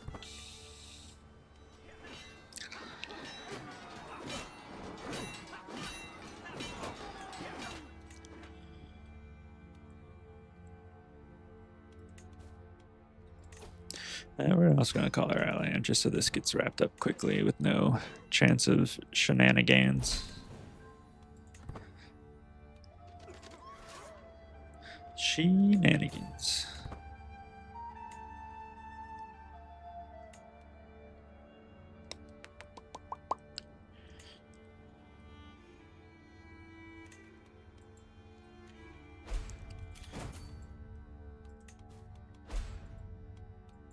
Cash under siege. Okay. Whoopsie. Yeah, go here and then attack.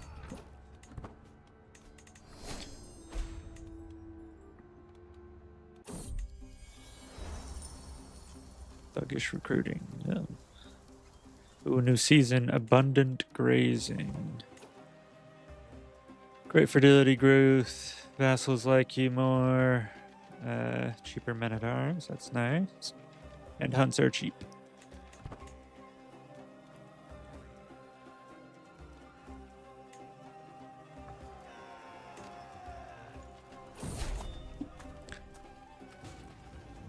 Find poetry. I can just gain the poet thing. Being a poet's fun because you can send diss tracks to people essentially. Let's see.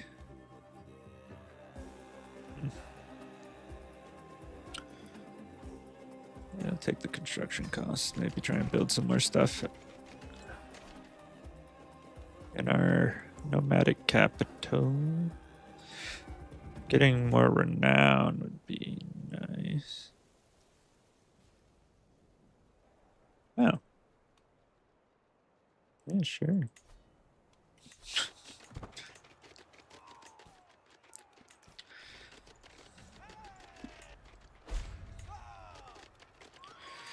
Losing those sieges is going to be something that draws us out more, so I am glad we called in more. I'll just take the Mystic Learning.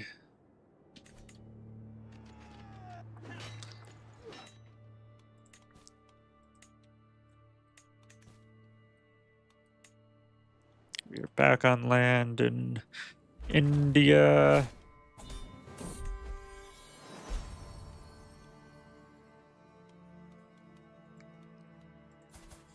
A new grandson, Mohammed. Our Stargazer, an antiquarian, and personal physician died. Was he murdered? Did they finally murder him? I swear. I just got rid of my daughter so they would stop trying to murder him. And then he gets murdered.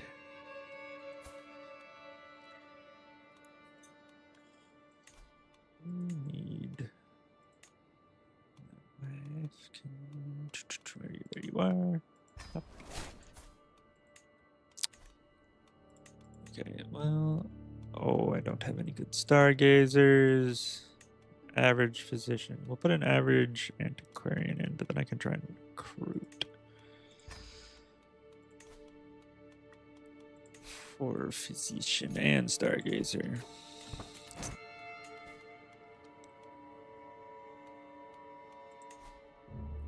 Why do 3 people still oppose?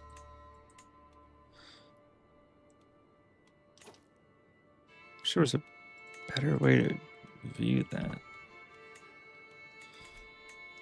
Oh. We won the war. I guess we captured someone in the siege is important. Gundis. Passionate, shy, and humble. Wonderful physician. And a lesbian.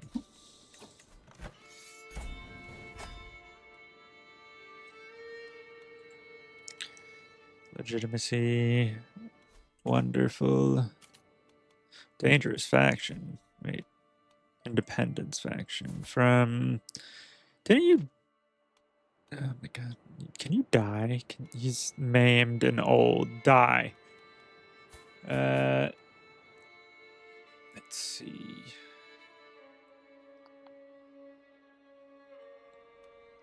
He's sick. He might also die. And he's also old, so hopefully they all die before they can try and do an independence war. That's just going to be irritating.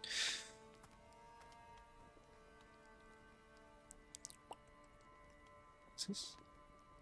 My general. I mean, him having better diplomacy isn't bad. He does like me a bunch.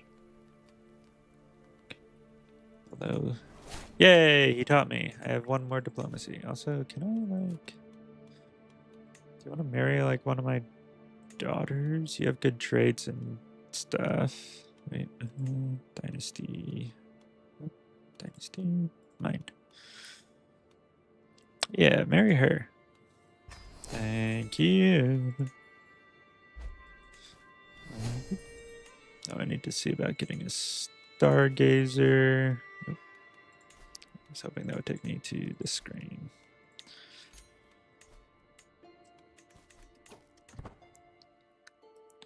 Boy. We'll get back, maybe hold another hunt. Or something. Lisp. Otherwise, alright, sure. Better than anyone else I have at the moment.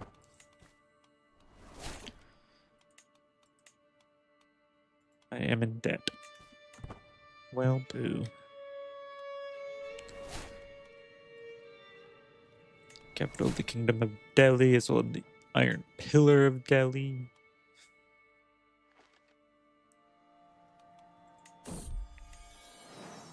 Grandchild, a handsome grandson. Koza.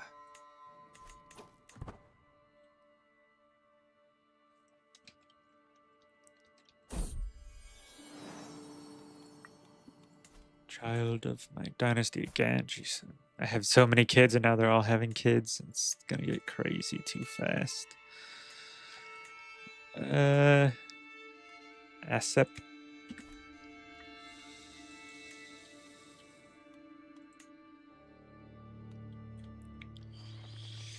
We're about to make it through the Himalayas and back home. Kind of. This is my language again. Covered it earlier, didn't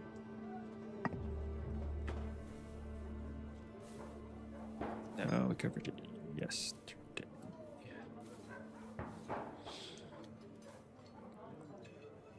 Well, we were just on the Indus River, but the Himalayas, I don't remember what this mountain range is.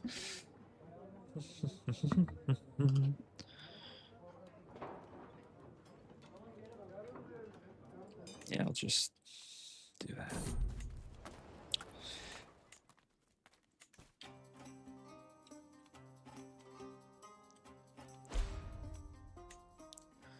Roaming bandits. Oh, gosh darn it. I also... Oh, wait, no, he is still working on it. Anyone else with solid martial? You also do control. Yeah.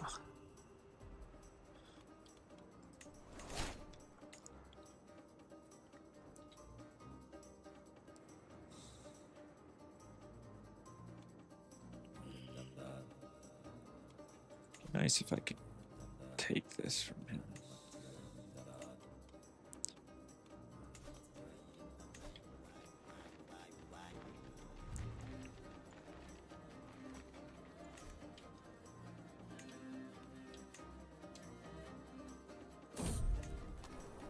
Sorcerer of Baltit.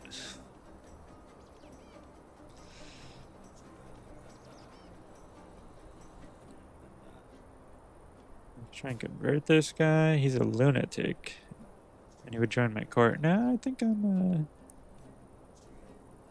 Sorcerer! I burnt him alive. Sorry, guy.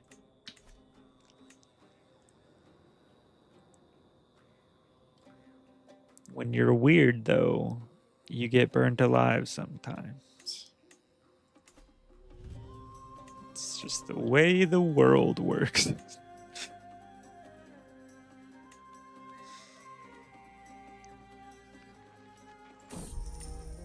The golden flock. Birds. They're good hunters. Ooh, we could try and get a new hunting eagle. Let's do it. It's our last one left and we lost the feather. Speaking of, I need to... You have my feather?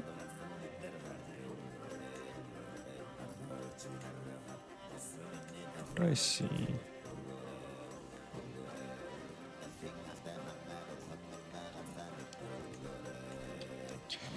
I don't know who has my feather.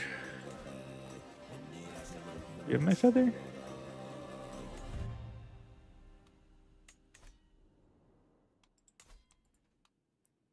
Someone has my feather. You?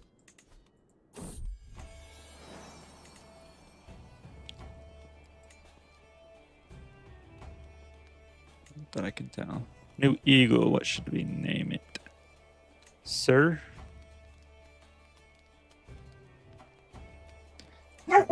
Freya?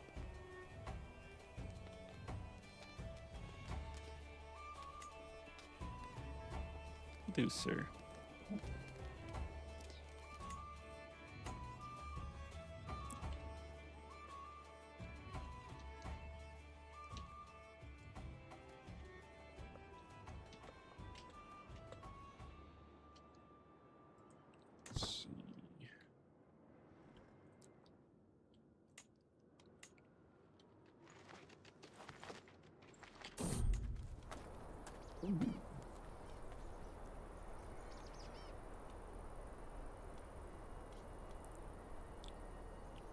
Still be in debt for a while. Sorry. I mean, it's not terrible, but it's not the best.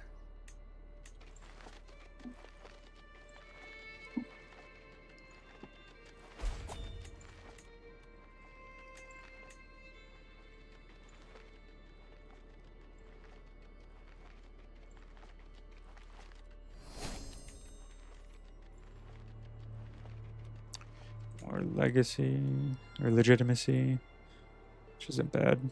Not as needed anymore. I'm sure we'll maybe hit the 5 mark by the time we die. Probably get 20 years left in us. See if we become infirm, though. Oh, need to remember to tutor people. Influence them. I did not.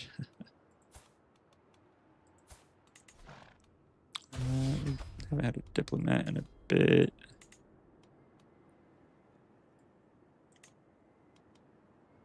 Yes.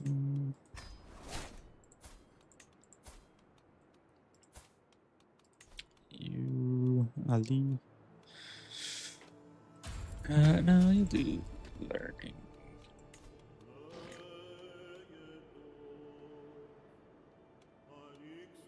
Patient and trusting. I mean, it's better than lazy and if. Okay, 2 more granddaughters that need educations.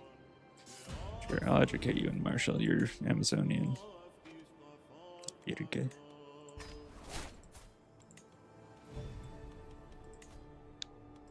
Brave. Ooh, that was much lower. I didn't expect that. There was one more granddaughter who needed 3-year-old. You? Yes. Just did a diplomacy, so we'll do Learning. Also with Stargazer. Can hold court again. Work off some stress. We'll see if we gain any during hold court. Or right then, actually. But come forth. Grave news. The Kimmicks, who are neighbors to the north, are too similar. We have to show them that we are at the forefront of innovation. Okay.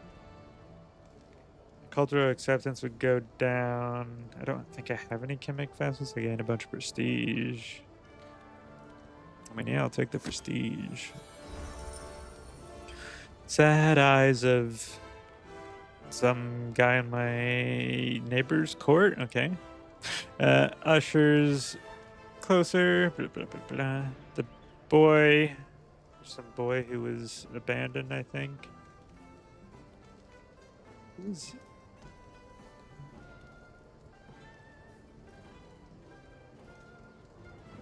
I have my hands full, so I can't. I could make my son.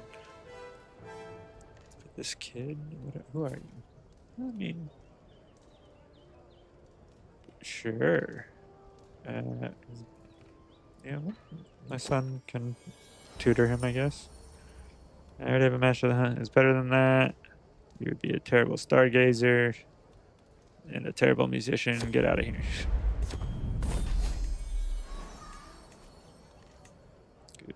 Good job. Work off some stress. Pow. Introduce heavy player friends. Ooh, that's probably a good thing to do.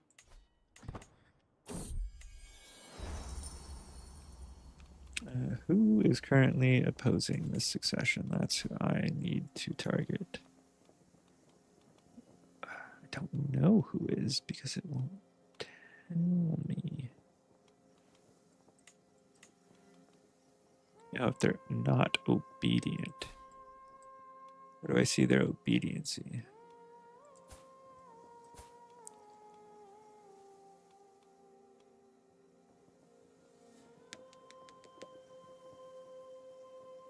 Am I blind? Okay, we're just gonna assume the person with the lowest opinion doesn't beg or truck.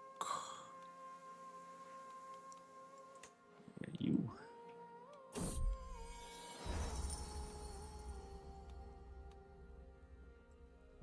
Yeah, this is our best chance to make them become friends. A support. We'll see if that changes in a bit. I forgot we were gonna see if we could get some tributaries by demand. Oh, yeah, might as well. You also might as well get this whole northern area under tributary. Oh, so tired. Oh, doggy. Look at that, Bubba. You charmed my vassal.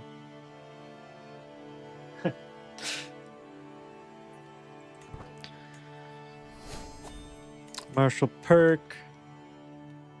Getting towards the end of stream as well. Do this. So we've set these as our tributaries. Right? Yes. Wait, yeah, okay, yeah, you too. Alright. My tributary. Alright. It's weird that I thought that would be more my color. It is what it is, though. We were gonna go raiding.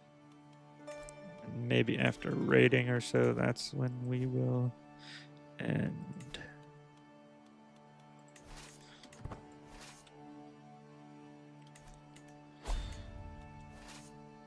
Oh, wait. Ooh.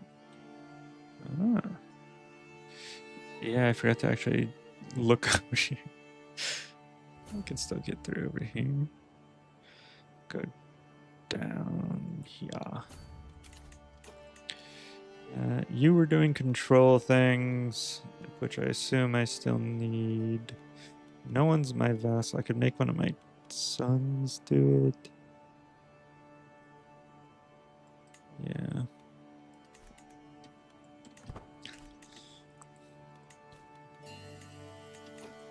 You lost your ward. Learning from my physician might as well.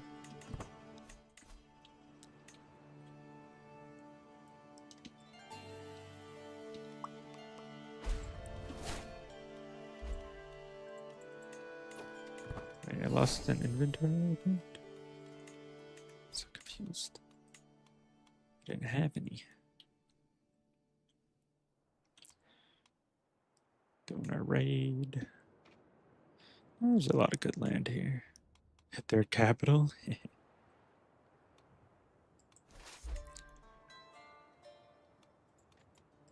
Okay.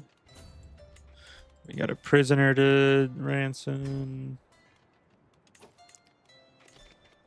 Gimmicks up here. Yeah.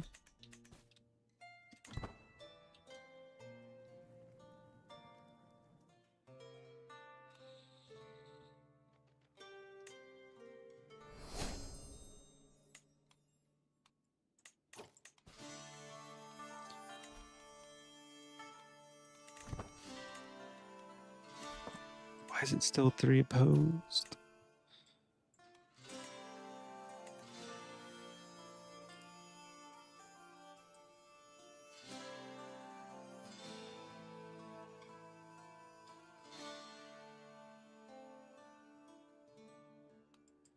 Three.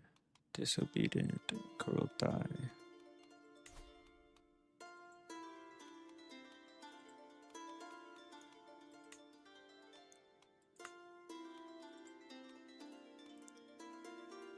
Negotiate obedience. Heard. Negotiate obedience. Heard. Negotiate obedience. Heard. Cool. Nope. Call into war. You're attacking.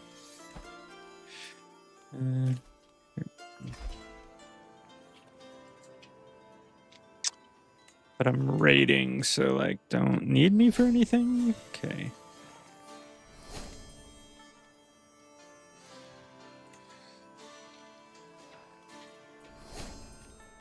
Okay, yeah, now we have everyone bowing to us. What?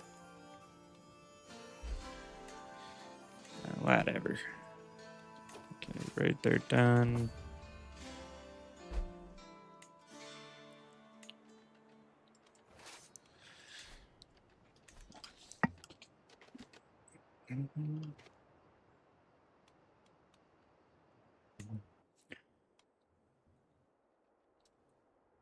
They're probably fine.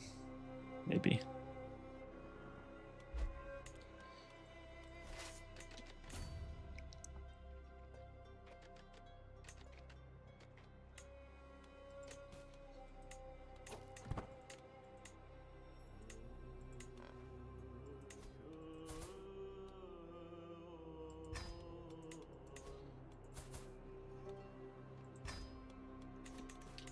Take the herd since I've been burning through it so often.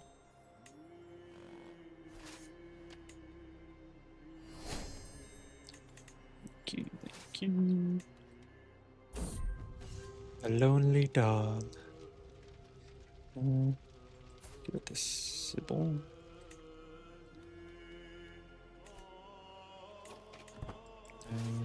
What is this? There we go. Seized an artifact. Guess it's a court artifact.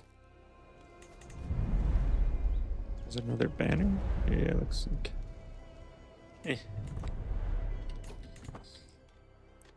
Might as well actually destroy it so I get some money.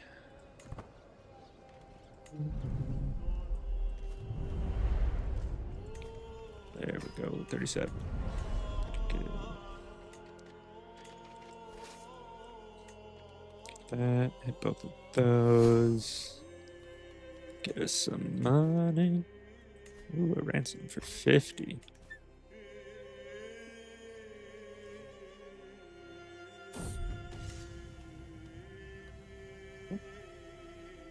$400 extra, 450 extra men. What's this? Plus 2. I'm about to hit old age, which will start getting me. I am 3 like that, so yeah, we'll take 450 men.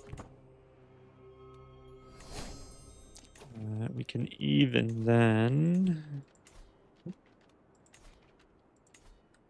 Oh, they got raised immediately. Let's see. You take them and join our war over here. Then I can focus more on raiding.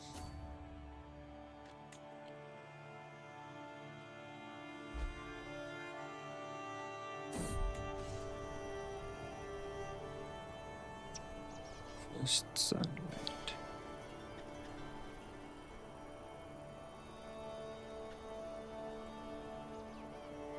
I'll take that. More marshal. Sure shift. Oh. Oh. With their de jour liege. Wild.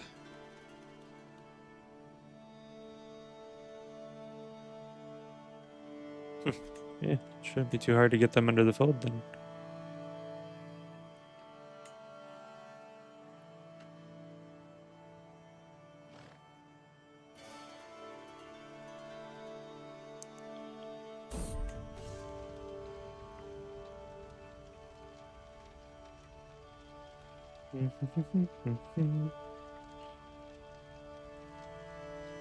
Yeah, we're taking that. Get some more fertility in our capital. Beautiful.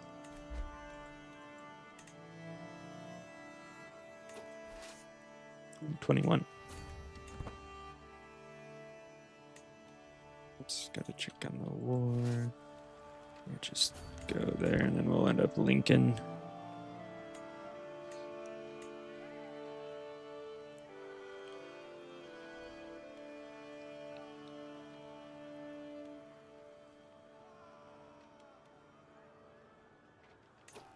There we go. Link to them, they'll wage their war. I don't have to pay attention. I can.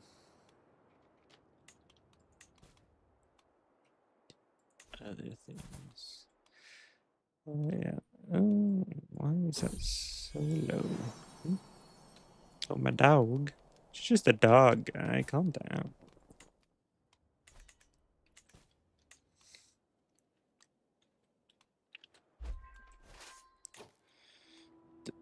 We'll hit this 19. There was some, another 19 there, but there was some 16. Ooh, 20. 16, 16. We are over half full, but we should be able to get some, if not most of those. We could even grab, drop off, hit the 16s, bop, done.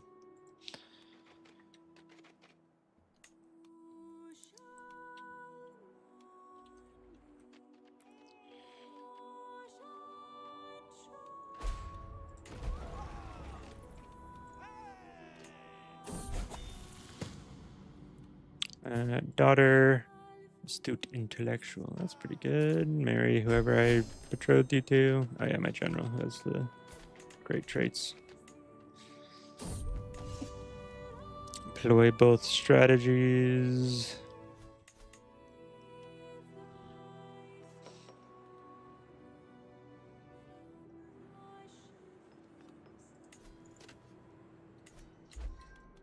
Good raid. We'll go up over here. Ooh, level of splendor. We are now an insignificant dynasty. Yay.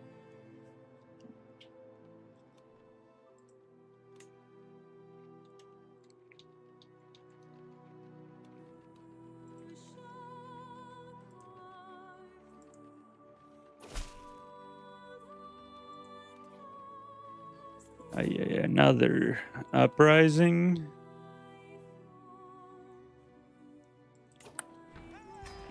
Okay. Oh, that's a big one. This might be a bit of a problem then. We're basically at the end of the stream, so next time we are gonna have to put down this fairly large rebellion. Why do they have so many troops? Once we're done with that, I mean, first I have to pull back from these raids, and I mean, we can probably leave this army just to help these people down here. Then we have to try and deal with the uprisings, put them down, and then we can probably look at trying to actually conquer some of this land up here. If we can get these people vassalized as well, since they're tributaries and they became de jure of ours, that will also be good. But thank you all for watching. Peace.